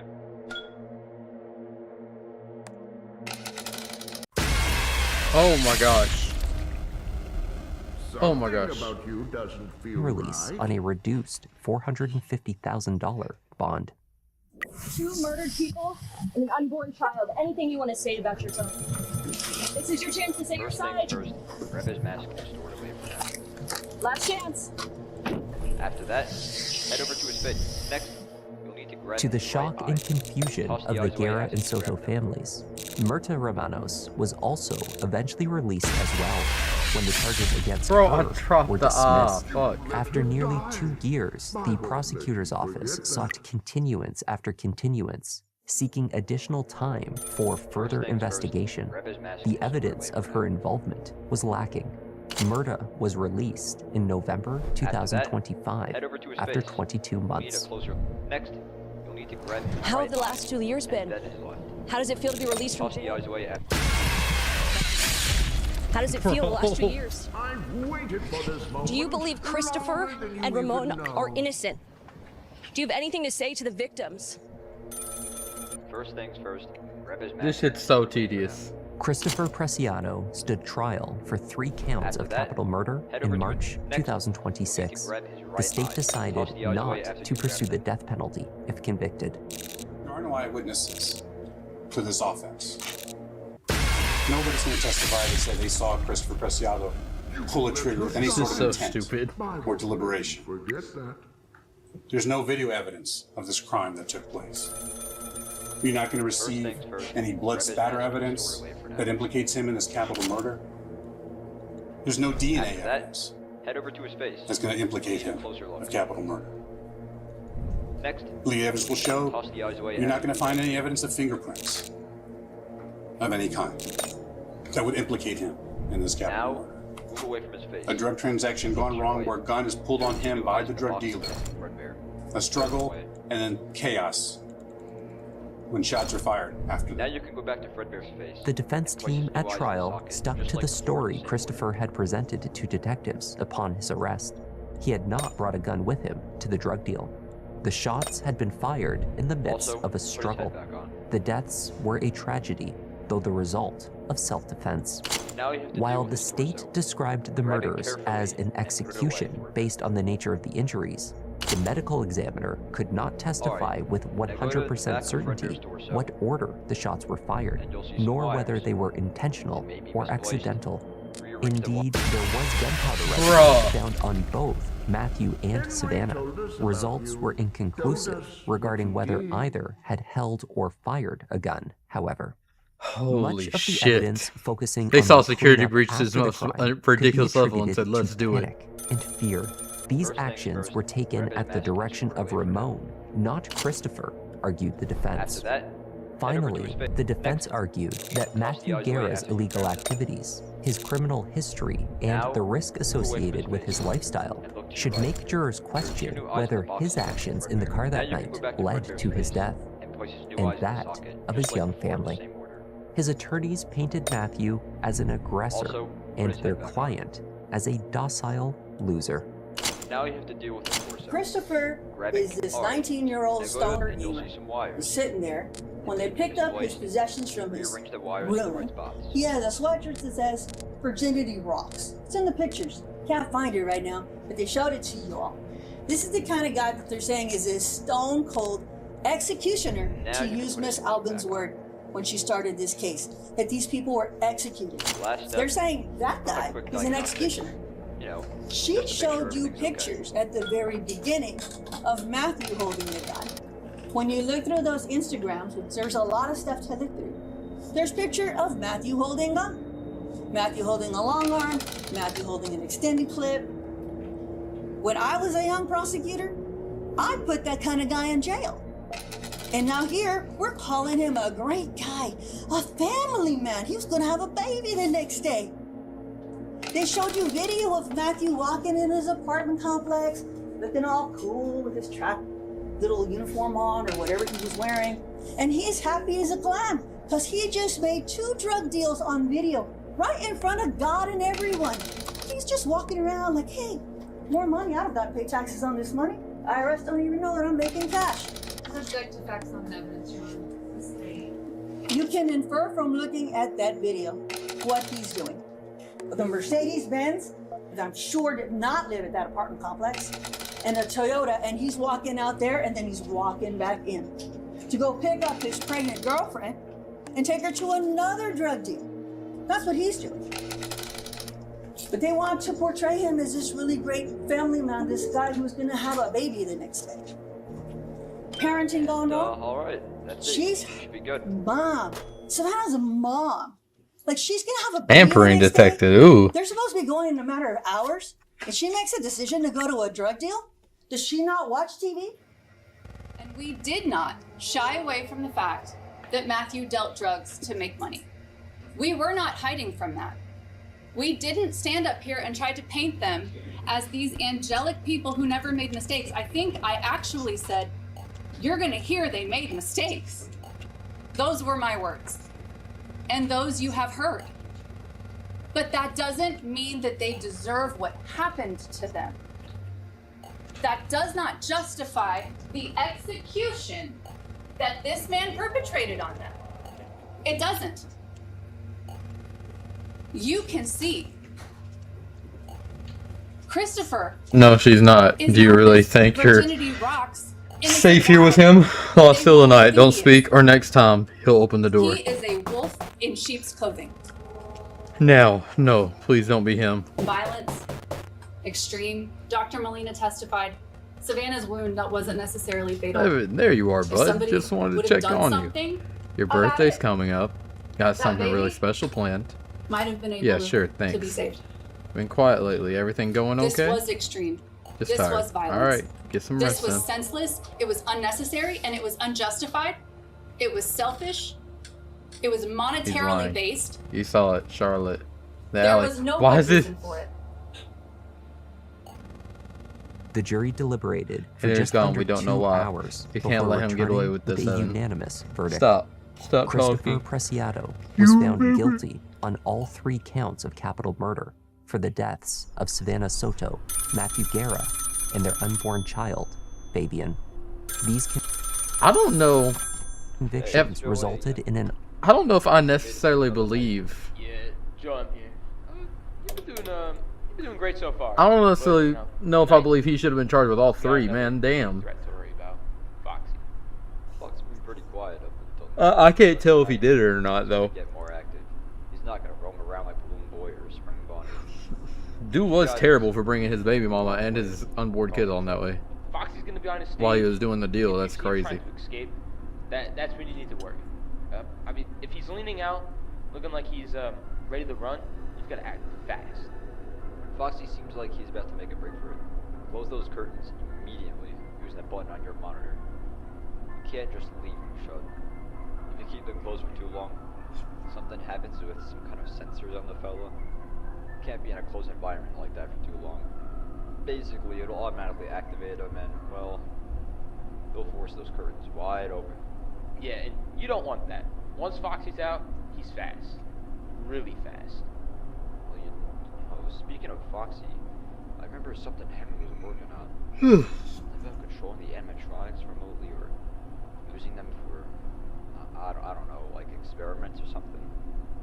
And it was right before the night guard noticed that Fredbear was tampering. Joe! The hell are you going on about? That's enough! Focus on the job, not on things that don't concern us. Right, sorry about that. I don't know. With Henry still missing and all, it kind of makes you wonder, like, what was he really up to? And there's the new Freddy Fazbear's Pizza opening up later this year. Joe, I said that's enough! We're not here to talk about that. Stick to the script. We're here to help him survive, not gossip like old ladies. Or do you want him to end up like the others? No, of course not. I just... Okay, you know what? Back to Foxy. Remember, you gotta manage those curtains carefully. Close them when it looks like he's about to come out. Don't keep him closed for too long. Just, you know, long enough to make him back off. Joe and seemed a bit off tonight. Everything alright? Oh, I'm fine. Oh shit.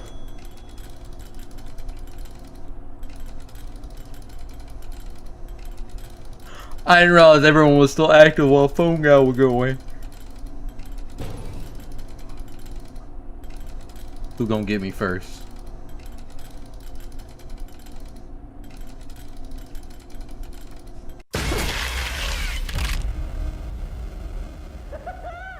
You were marked for removal. Alright, yo.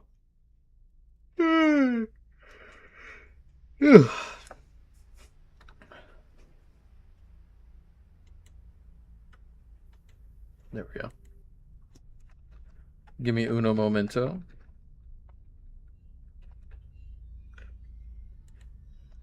Just sit there and panic once she's in there. Just 2 Oh, days the before his sounds right 55th here is birthday, terrifying. Leroy Fowler felt dangerously ill. His symptoms had been on and off for weeks. They did not seem to align with any Send me a condition picture as soon as you're done, Crow. pinpoint. And by mid-November 2022, they were only worsening. On the morning of November 11th, the bizarre symptoms came to a head. Leroy was incoherent and unable to stand. His long-term girlfriend, Judy, called for an ambulance. While he received treatment, an investigation was launched, and investigators began to untangle the many complications of Leroy Fowler's love life. Done everything for that man in the name of love. Everything. To want him dead? Yeah. No. Never. Hi there, I'm Kevin, and welcome to Just Thought Lounge. Today's case is about a love triangle, but there's not much love in this story. What there is in abundance are secrets, jealousy, rage, and the kind of nasty language you would not expect to hear from a retired school teacher. Let's take a look.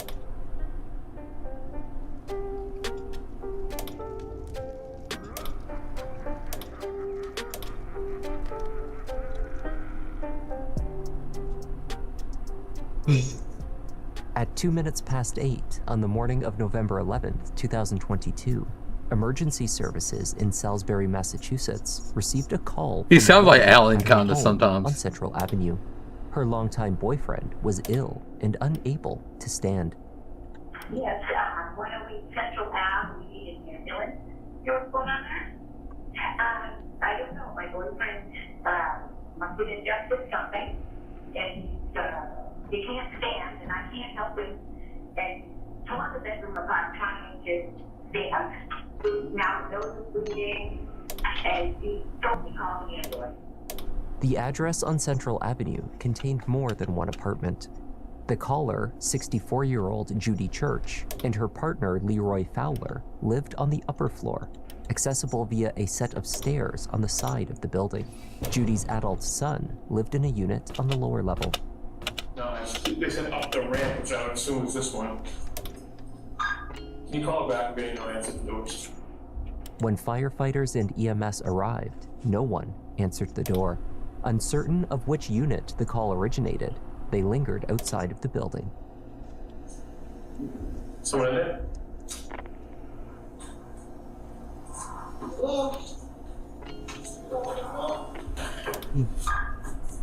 We were able to raise her. When they made their way inside, responders found the home cluttered and dirty.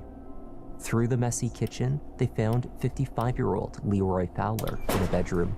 He was conscious, but appeared unable to communicate clearly. Judy repeated the same assumption that she had stated to 911 dispatch. Leroy must have ingested something. He's got a careful. Leroy! Leroy! Looks like a seizure maybe? When's the last time you saw him, like, normal? Yesterday. Yesterday. Last night. Last night. So today, you guys woke up, where? And, watching TV, whatever. And, to my knowledge, he did not have any drugs on him. Even like marijuana or anything like that? Anything? Gummies, stuff like that? No. This looks like perks. Okay. I've seen it before. I've seen it before. Yes. I've seen this. Reacting to okay. Judy told responders that she had experienced a similar episode with Leroy before, when he took Perks, short for Percocet, a prescription drug that contains both oxycodone and acetaminophen. It is taken to treat moderate to severe pain. It is highly addictive. In addition, she explained that her boyfriend has a pacemaker and smokes too much. He was talking to Just that. Following him. So you actually told him to call me.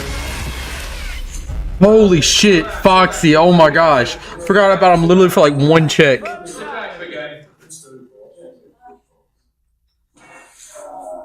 Tough time getting him out of here. It's like cluster. He's like combative because I don't know if he had like a seizure or something, but.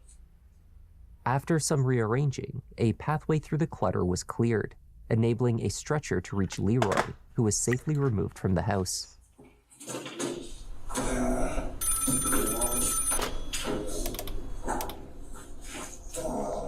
He was transported to Anajac Hospital in Newburyport. Anajac. Hey, shout out to whoever's Over the running up the following reactions hours, on YouTube. Leroy's Thank you so condition much. worsened. Physically, Don't forget he to was press the share declining button and rapidly, copy the link. doctors were Those reactions unable help to a ton. identify the cause. Mentally, Leroy was also displaying signs of reduced capacity.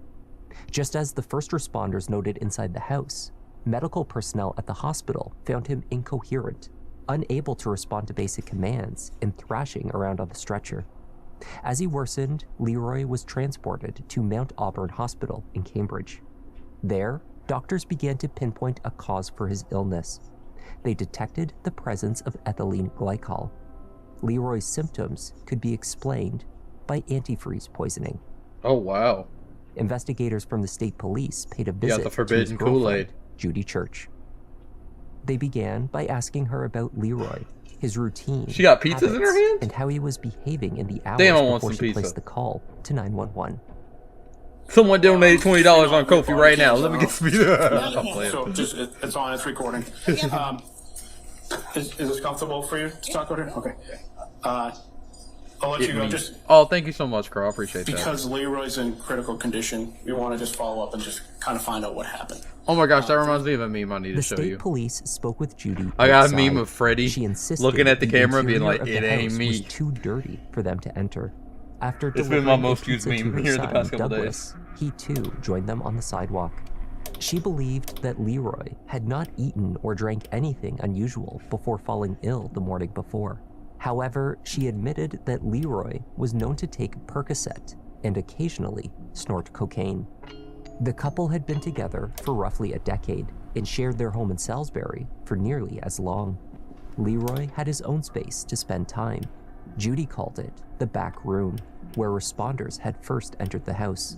She did not know if he kept any supply of drugs in the house, though if he had ingested something, as she assumed, there must be a stash somewhere.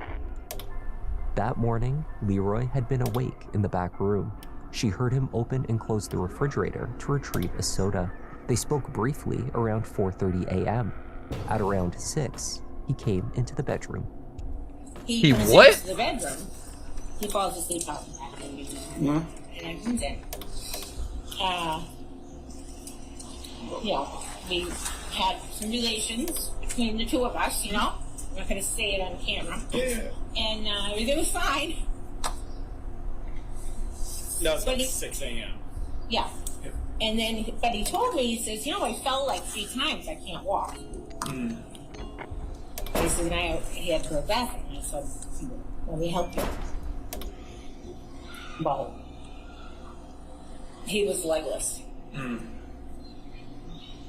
It was that also around 6 a.m.? No, it's now 7.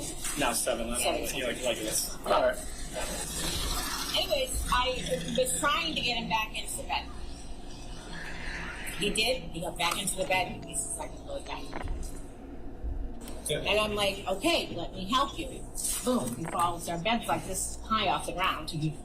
Boom. Fell right out. Took all the covers with him. Every time I got him close to even getting a hand up on the bed, he'd turn.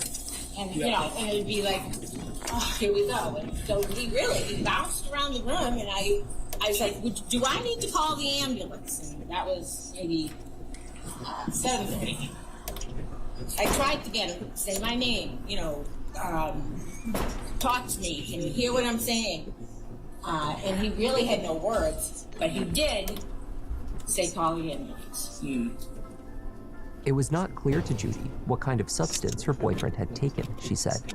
He was known to sometimes leave for days. Foxy. He does, he leaves for days. Yeah. He's not always here. Let's put it that way. He's not always Party. Like going on like a bender type situation. yeah. He's got another, he loves me. I have people in my life like that. I know what you mean with people that you care about who go off on benders, and it's almost like 2 different personalities. Judy described her boyfriend's behavior as work hard, play hard. Except Leroy was not in regular work.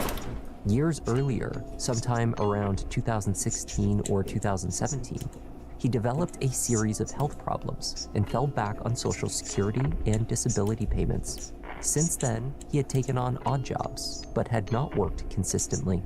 Around the same time, Leroy was also developing something else, a second, romantic relationship.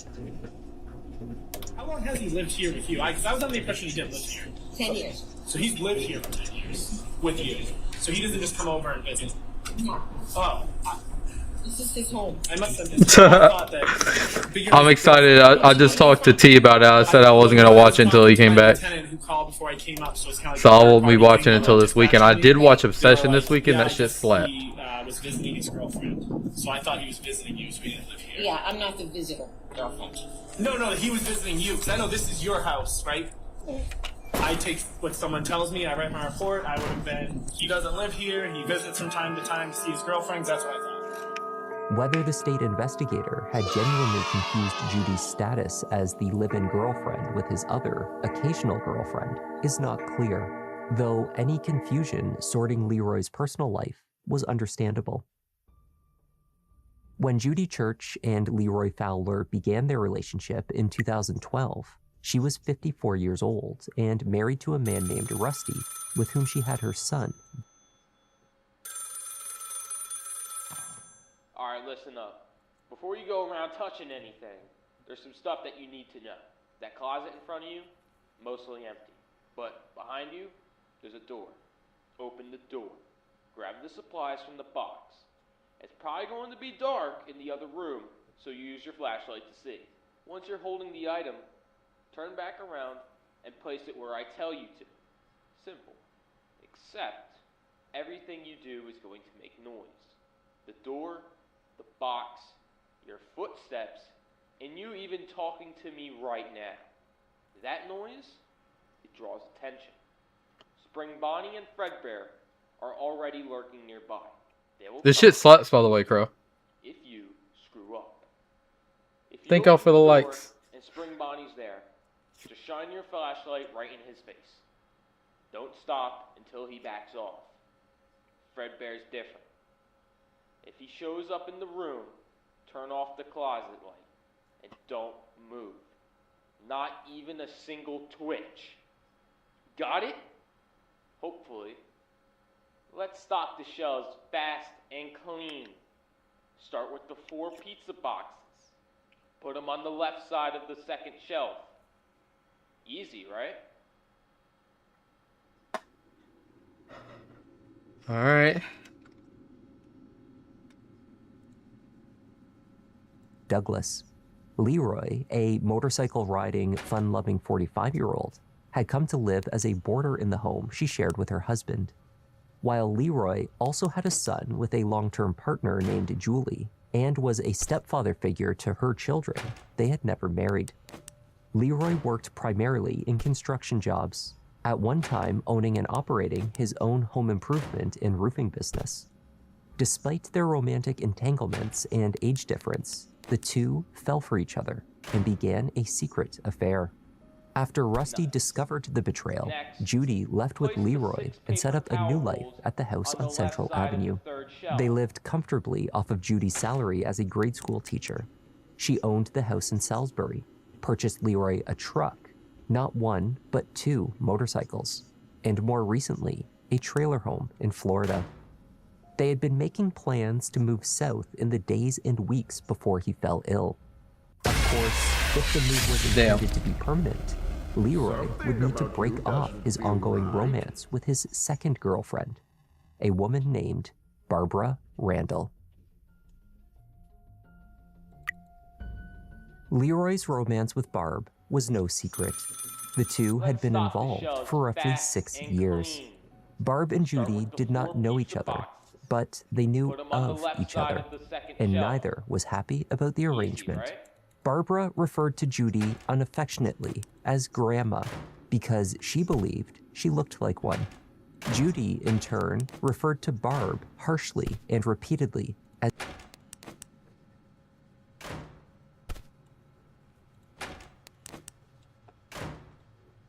Nice. Next, place the 6 paper towel rolls on the left side of the 3rd shelf.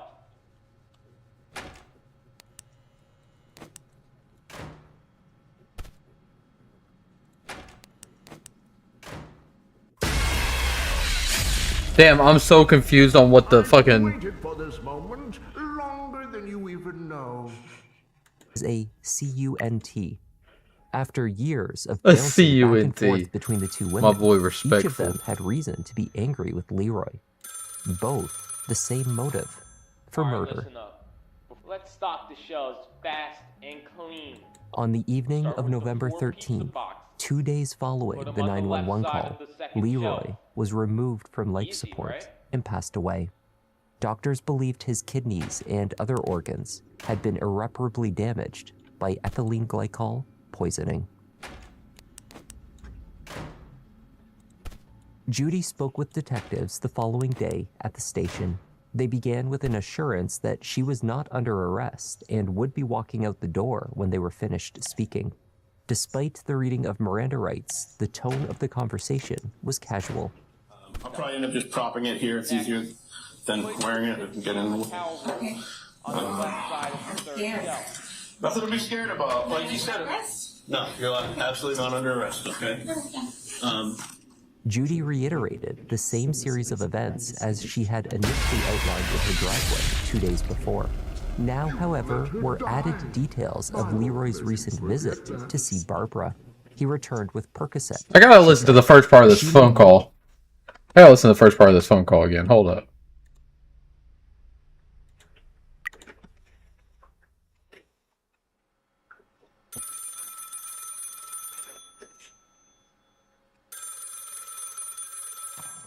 Alright, listen up. Before you go around touching anything, there's some stuff that you need to know. That closet in front of you, mostly empty. But behind you, there's a door. Open the door. Grab the supplies from the box. It's probably going to be dark in the other room, so use your flashlight to see. Once you're holding the item, turn back around and place it where I tell you to. Simple. Except, everything you do is going to make noise. The door, the box, your footsteps, and you even talking to me right now. That noise, it draws attention. Spring Bonnie and Fredbear are already lurking nearby. They will come for you if you screw up. If you open the door and Spring Bonnie's there, just shine your flashlight right in his face. Don't stop until he backs off. Fredbear's different. If he shows up in the room, turn off the closet light and don't move. Not even a single twitch. Got it? Hopefully. Let's stock the shelves fast and clean. Start with the Good voice acting in this too. Put them on the left side of the second shelf. Easy, right?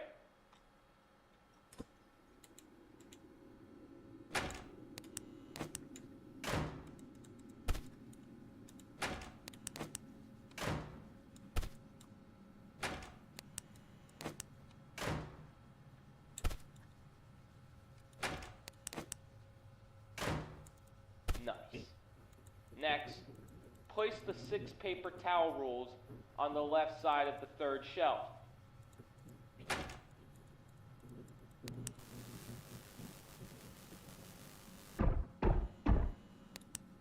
Getting A on pussy.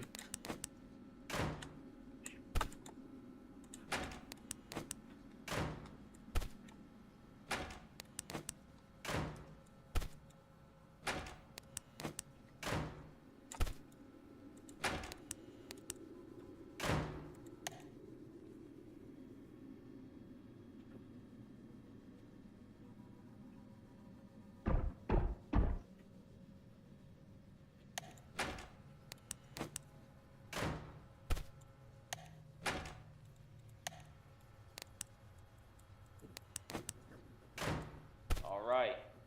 Put the 6 tissue boxes on the right side of the same shelf. You'll have 2 extras. Those go on the right side on the top shelf.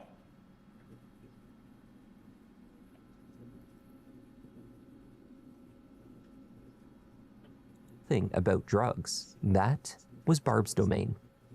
He told me that he had to go over to the, Damn. we call it the CUNT. And he realized she had taken his disability money goes on like a prepaid card each month. Barbara. Start with the 4 pieces box. Put them on the left side of the second I'm sorry you had shelf. to deal with that. Yeah, I lived with it. How much I love that name. Dynamic been going on where Barbara's been in the picture as well as you. I understand that would be challenging to say the least. Has it been like a year or? No, longer. Since 2016. Okay, so 6 years. That's but prior to, how long were you with Leroy for? In like a dating relationship? 2012. So 10 years. So would you say you had the first 4 years of your relationship was pretty, like just, I guess you and him? Mm-hmm. Okay, and then all of a sudden, in 2000. He meets up with this woman and she hooked him on the perks. Okay. I know that. On the morning that he fell ill, Leroy came to the bedroom claiming to have fallen over 3 times. He needed assistance to use the bathroom. In spite of these stated difficulties, Judy said they were intimate and later lay in bed talking. After that, he said to me, Alright. I'm gonna die. Put the 6 tissue You know boxes that, don't you? on the right side of the same shelf. You'll have 2 And I told him extras. stop. Those go on the right side on the top shelf. That's what he usually says to me, stop. If I ask questions, just stop. So he stopped, so he used to back out. And I can't tell if I'm supposed to close the door or not. Suggested several theories to detectives to explain her boyfriend's illness. Aside from the drugs she claimed Barb gave him, Judy and her son, Douglas, had suggested that carbon monoxide poisoning could be at fault. If not carbon monoxide, perhaps he was exposed to rat feces under the house. She had heard that that could be lethal. Eventually, Judy came to learn that there was no sign of Percocet in Leroy's system, which finally put an end to that theory. Detectives decided to reveal to Judy the foreign substance that preliminary results had found. We have preliminary results of what that toxin could be, and antifreeze was detected in his system. So that's what the preliminary results are. They need to wait for the official lab results to come back. But we talked to the doctor. that's what is preliminarily determined to be in his blood. I'm trying to figure out like how that could have got in his blood. I don't even know if we had antifreeze at the house. Okay. Kind of now me telling you what I know, like, you don't see him doing that. No, no, not ever. He kind of likes himself, you know. He's a private man. He's a proud man. Yeah. Likes his world to be his own world, you know. And just knowing that about him, it would be just total opposite Of what he to drink to something. just like do something like that. Right. Okay, because yeah. But then he said to me, I'm going to die. While the interview was taking place, so too was a search of the home Judy and Leroy shared on Central Avenue. Curiously, the undeniably dirty home contained countless bottles of household cleaners. There were detergents, spray bottles, and other liquids on countertops and under cabinets. Officers also found a large jug of Rain-X on the kitchen counter. It was a quarter full of the bright orange product. With the knowledge that Leroy had consumed ethylene glycol, commonly found in antifreeze, this discovery was of particular significance. Leroy was known to enjoy very sweet, sugary drinks, the perfect disguise for the naturally sweet taste of the poison that killed him. Next to his bed in the back room were 2 opened cans of Fanta, an orange soda that Judy recalled him drinking that morning. With the number of empty cans located throughout the house, these seemed the most likely mode of delivering the poison. One of these cans was taken from the back room, as well as the Rain-X bottle, for testing. So was a third bottle. This one more suspicious. A nearly empty fruit punch flavored Powerade. Family reported that this drink was one of Leroy's favorites. Other fruit punch bottles found in and around the house confirmed that the fruity liquid was red in color. Yet, in this one bottle, the fluid left in the bottom was a distinctly bright, almost fluorescent orange. On the right side. I'm just trying to piece it together. If the test results do come back that it is antifreeze, is there any enemies of Leroy? Is there anyone that you could see doing this? Anyone that have the ability to do it?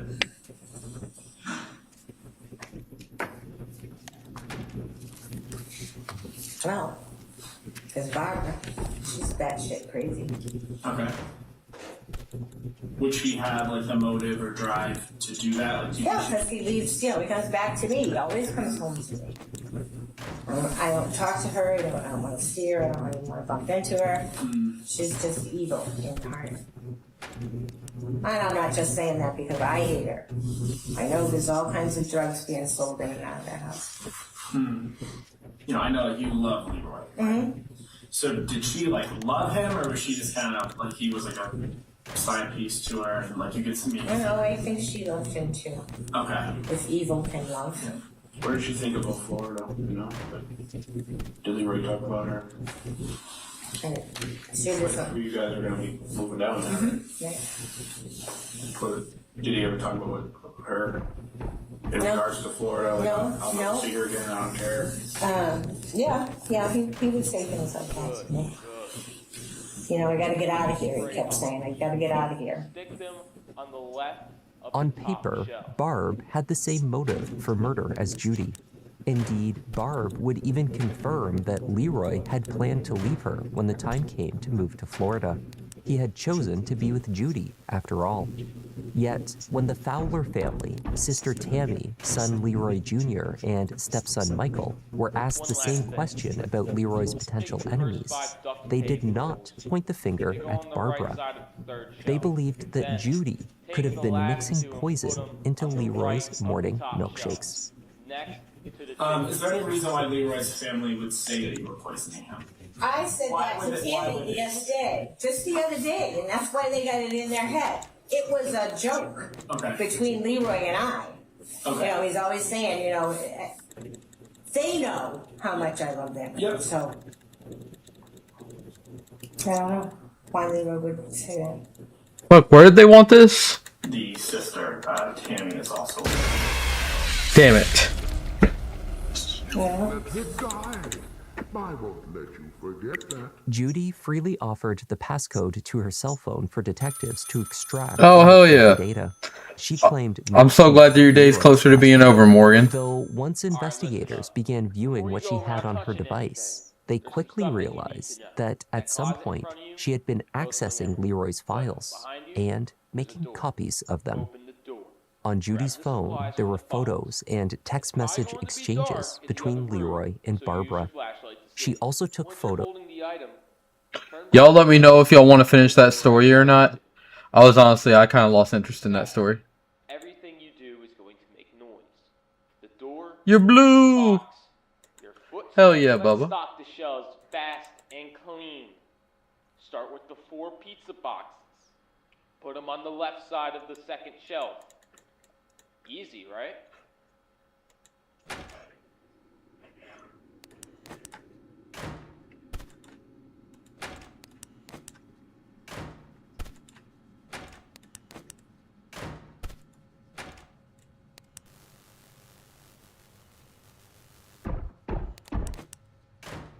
Nice. Next, place the 6 paper towel rolls on the left side of the third shelf. That's awesome. I need to start playing Pokemon Go, honestly. Like, I'd enjoy it. At least a little bit. Is the battle system better at all? Or is it still kind of like no battles?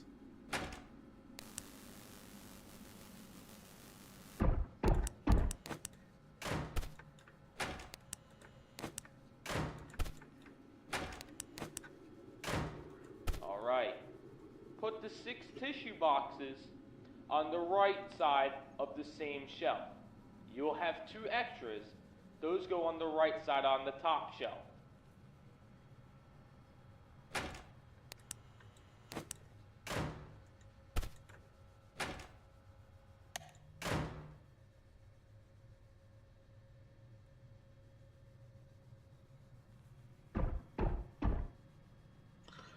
Oh, there are battles you can take part in? Hell yeah.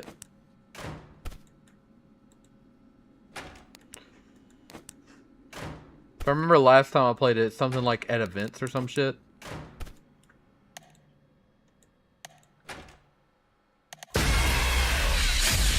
That's some bullshit. I've waited for this moment longer than you even know. You sent the photo? Alright, let me pull it up. Excited, excited, excited.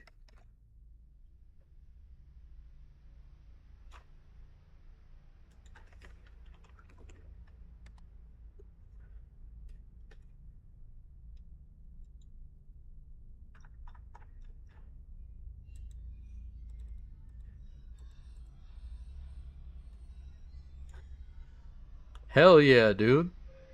That's awesome. It's a little... It's gonna die very green. I mean, not die, fade. That's what I'm looking for. It's gonna fade very light green, don't you think? Is that what your goal was?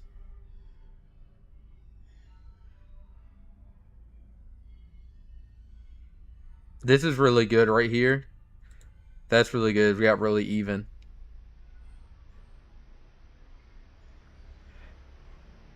It's odd how much it looks different in this light versus this light.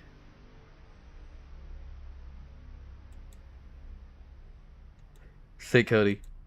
Awesome hoodie. The bed.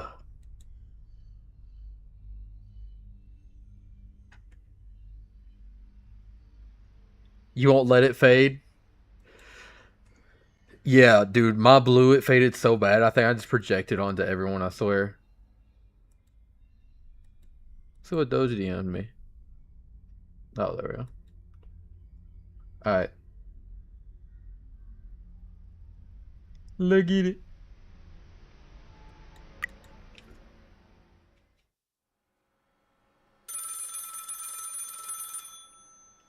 Let's stock the shelves fast and clean. Start with the 4 pizza boxes.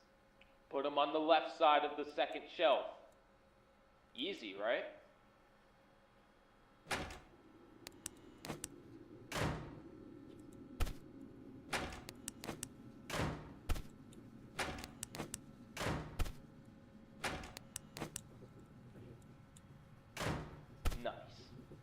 Next, place the 6 paper towel rolls on the left side of the 3rd shelf. I love how I pretty much mogged you and you did not shit about it, brother. I just mogged the fuck out of Spring Bonnie.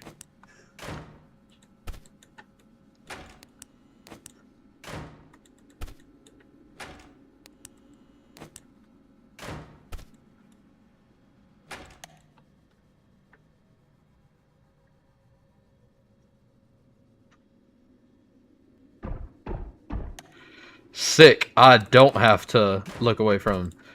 Good to know. I don't have to. Yeah, I don't have to look away from the door to close it. All right. Put the 6 tissue boxes on the right side of the same shelf. That's awesome, Morgan. I love that. That sounds like me when I was playing Minecraft last time for real. I had a whole army of dogs, like literally an entire army of just dogs. They were everywhere. You couldn't go anywhere in our little village without running into like 20 dogs. Didn't want to test my luck and try to mog them twice. Fredbear's gonna come really fast, I feel like. Pause. Big pause. Major pause, even. Mitch, you're back. I must have made him mad. He keeps coming back here. Yeah, this next one I gotta lock in. Y'all gotta help me figure out where to place these boxes. Because they get way complicated after these bottles. These bottles I'm about to put up. The left of the top shelf.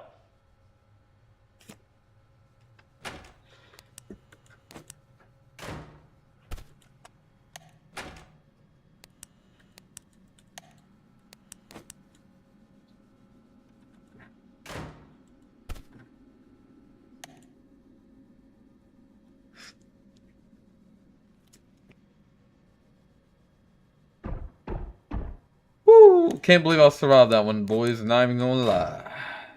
One last thing. Alright, this one I gotta lock in. Take the first 5 duct tape rolls. Right Go on side. the right side of the 3rd shelf. 3rd shelf. Then take the last 2 and put them on the right of the top shelf. Next to the tissues.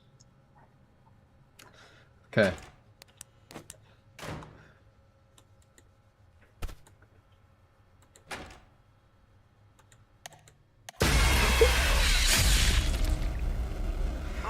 Bruh. I literally hesitated the slightest bit.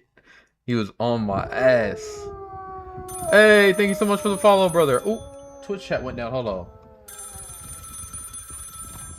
Let me get my Twitch chat back up. Before you go around touching anything, there's some stuff that you need to know.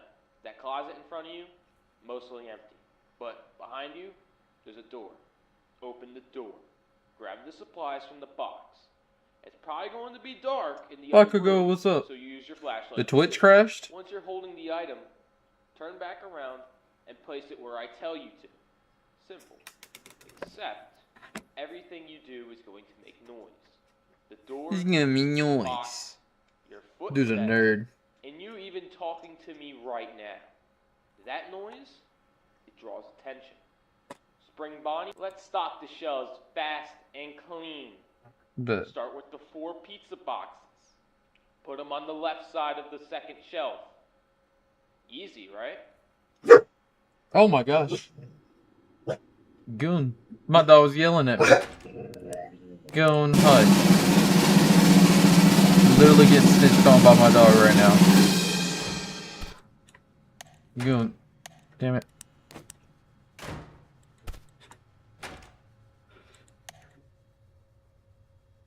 Winnie the Pooh ass. He dead ass look like Winnie the Pooh.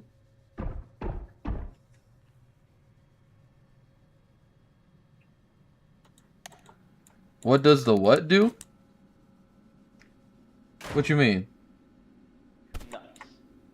Next, place the 6 paper towel rolls on the left side of the 3rd shelf.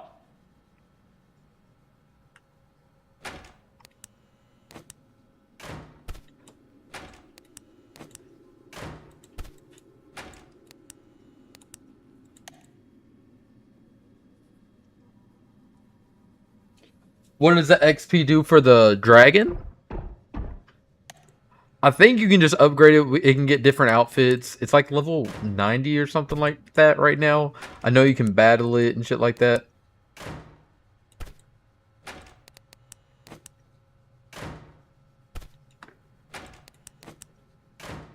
Alright.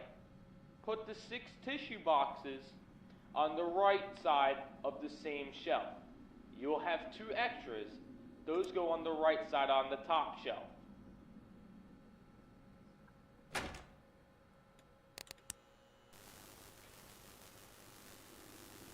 Great value, Vanny.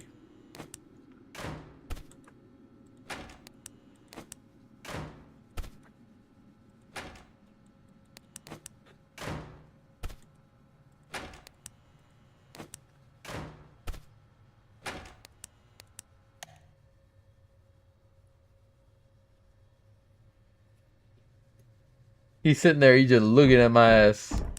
Oh, weird ass.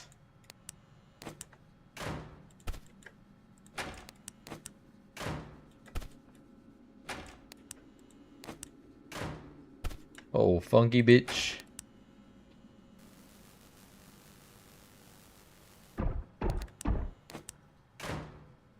Good. Alright, that's where I've been fumbling. 3 spray bottles. Stick them on the Or not this one, the next one. top shelf.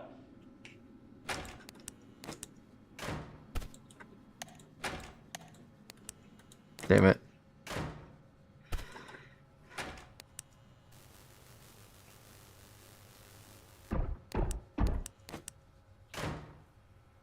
One last thing. Take the first 5 duct tape rolls. They go on the right side of the 3rd shelf. Don't forget to subscribe if you're on YouTube and like the stream. You can also press the share button wherever you are and press copy the link. It helps the stream so much. Thank you.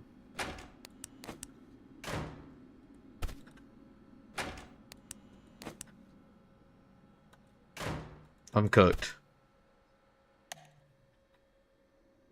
Maybe not.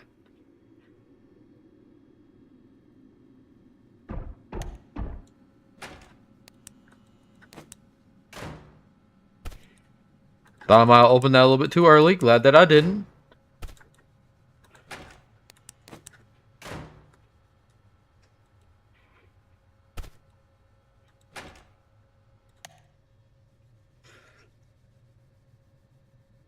Oh, weird ass. Get him away.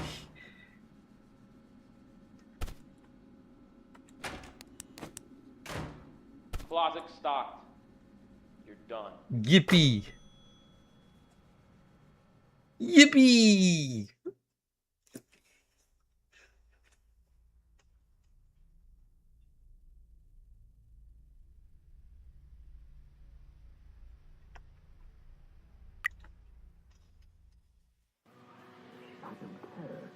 Take care of Joey. He's gonna get us all in trouble. Hey, champ. You like the yellow ones or the red ones better? You know, I didn't get a party like this when I was your age. Back then, we didn't have animatronics singing our name. I don't want them to sing to me.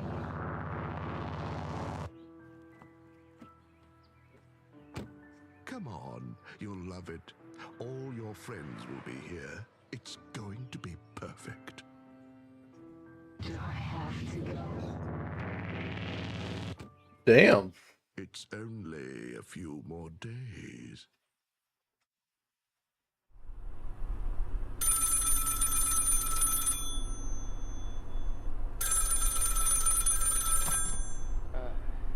It's Joe. I'm sure you're wondering where Joey is tonight.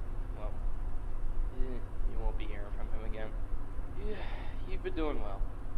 Surviving. But tonight, you're dealing with Fredbear. Fredbear likes to wander and move around the diner, checking every corner. But eventually, he's gonna make his way to you. If Fredbear gets into your office, you need to stare at him. Lock eyes. Don't look away. Don't move a muscle. And he's got a thing about moving. If he sees you twitch,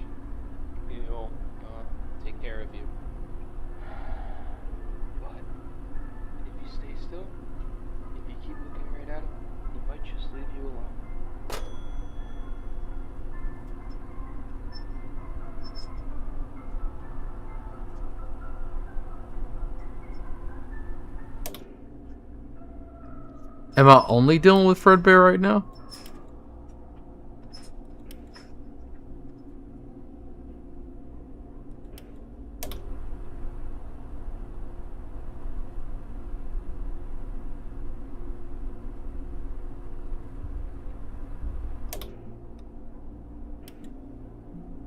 No, I'm dealing with everyone, I guess.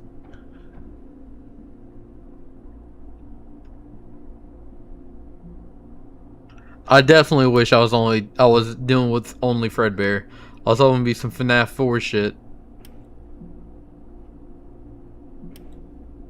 Oh damn, Foxy's hell active.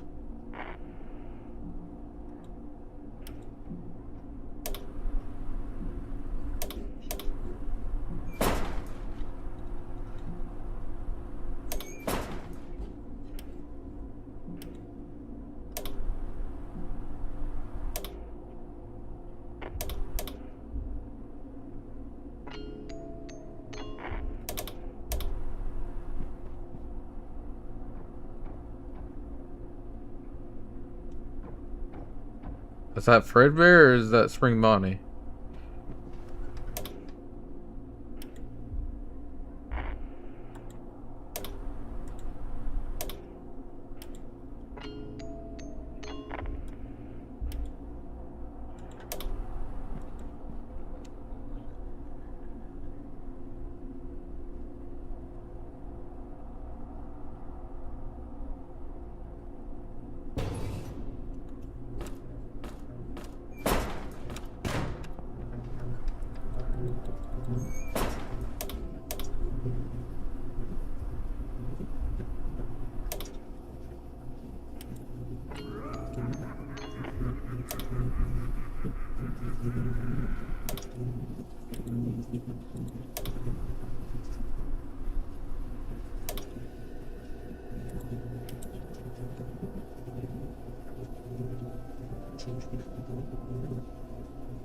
Okay.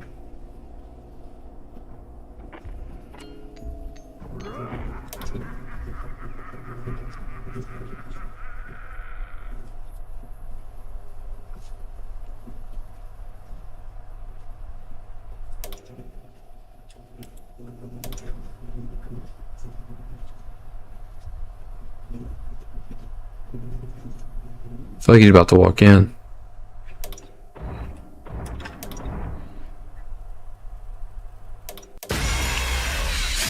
Damn!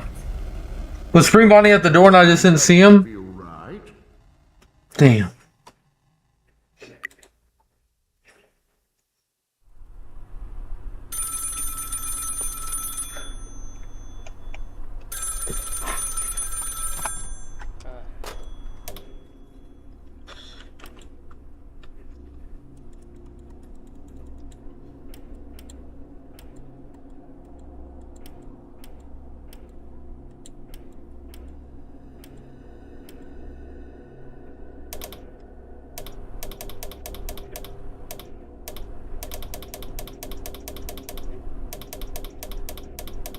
What if that's how he worked, like old Freddy?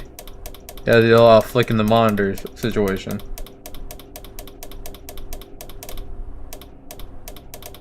Wait, was that Fredbear that got me? Oh, it was Spring Bonnie.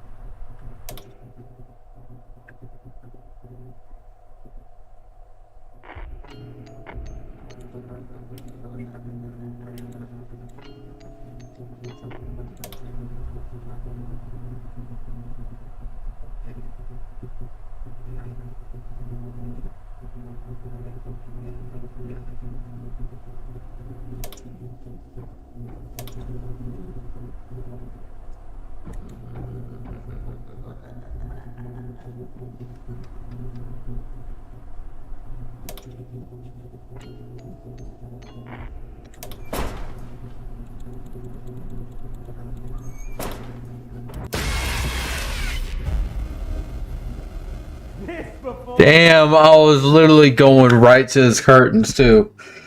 That's so crazy. Was he on that camera too when he jump scared me? Man, that's nuts.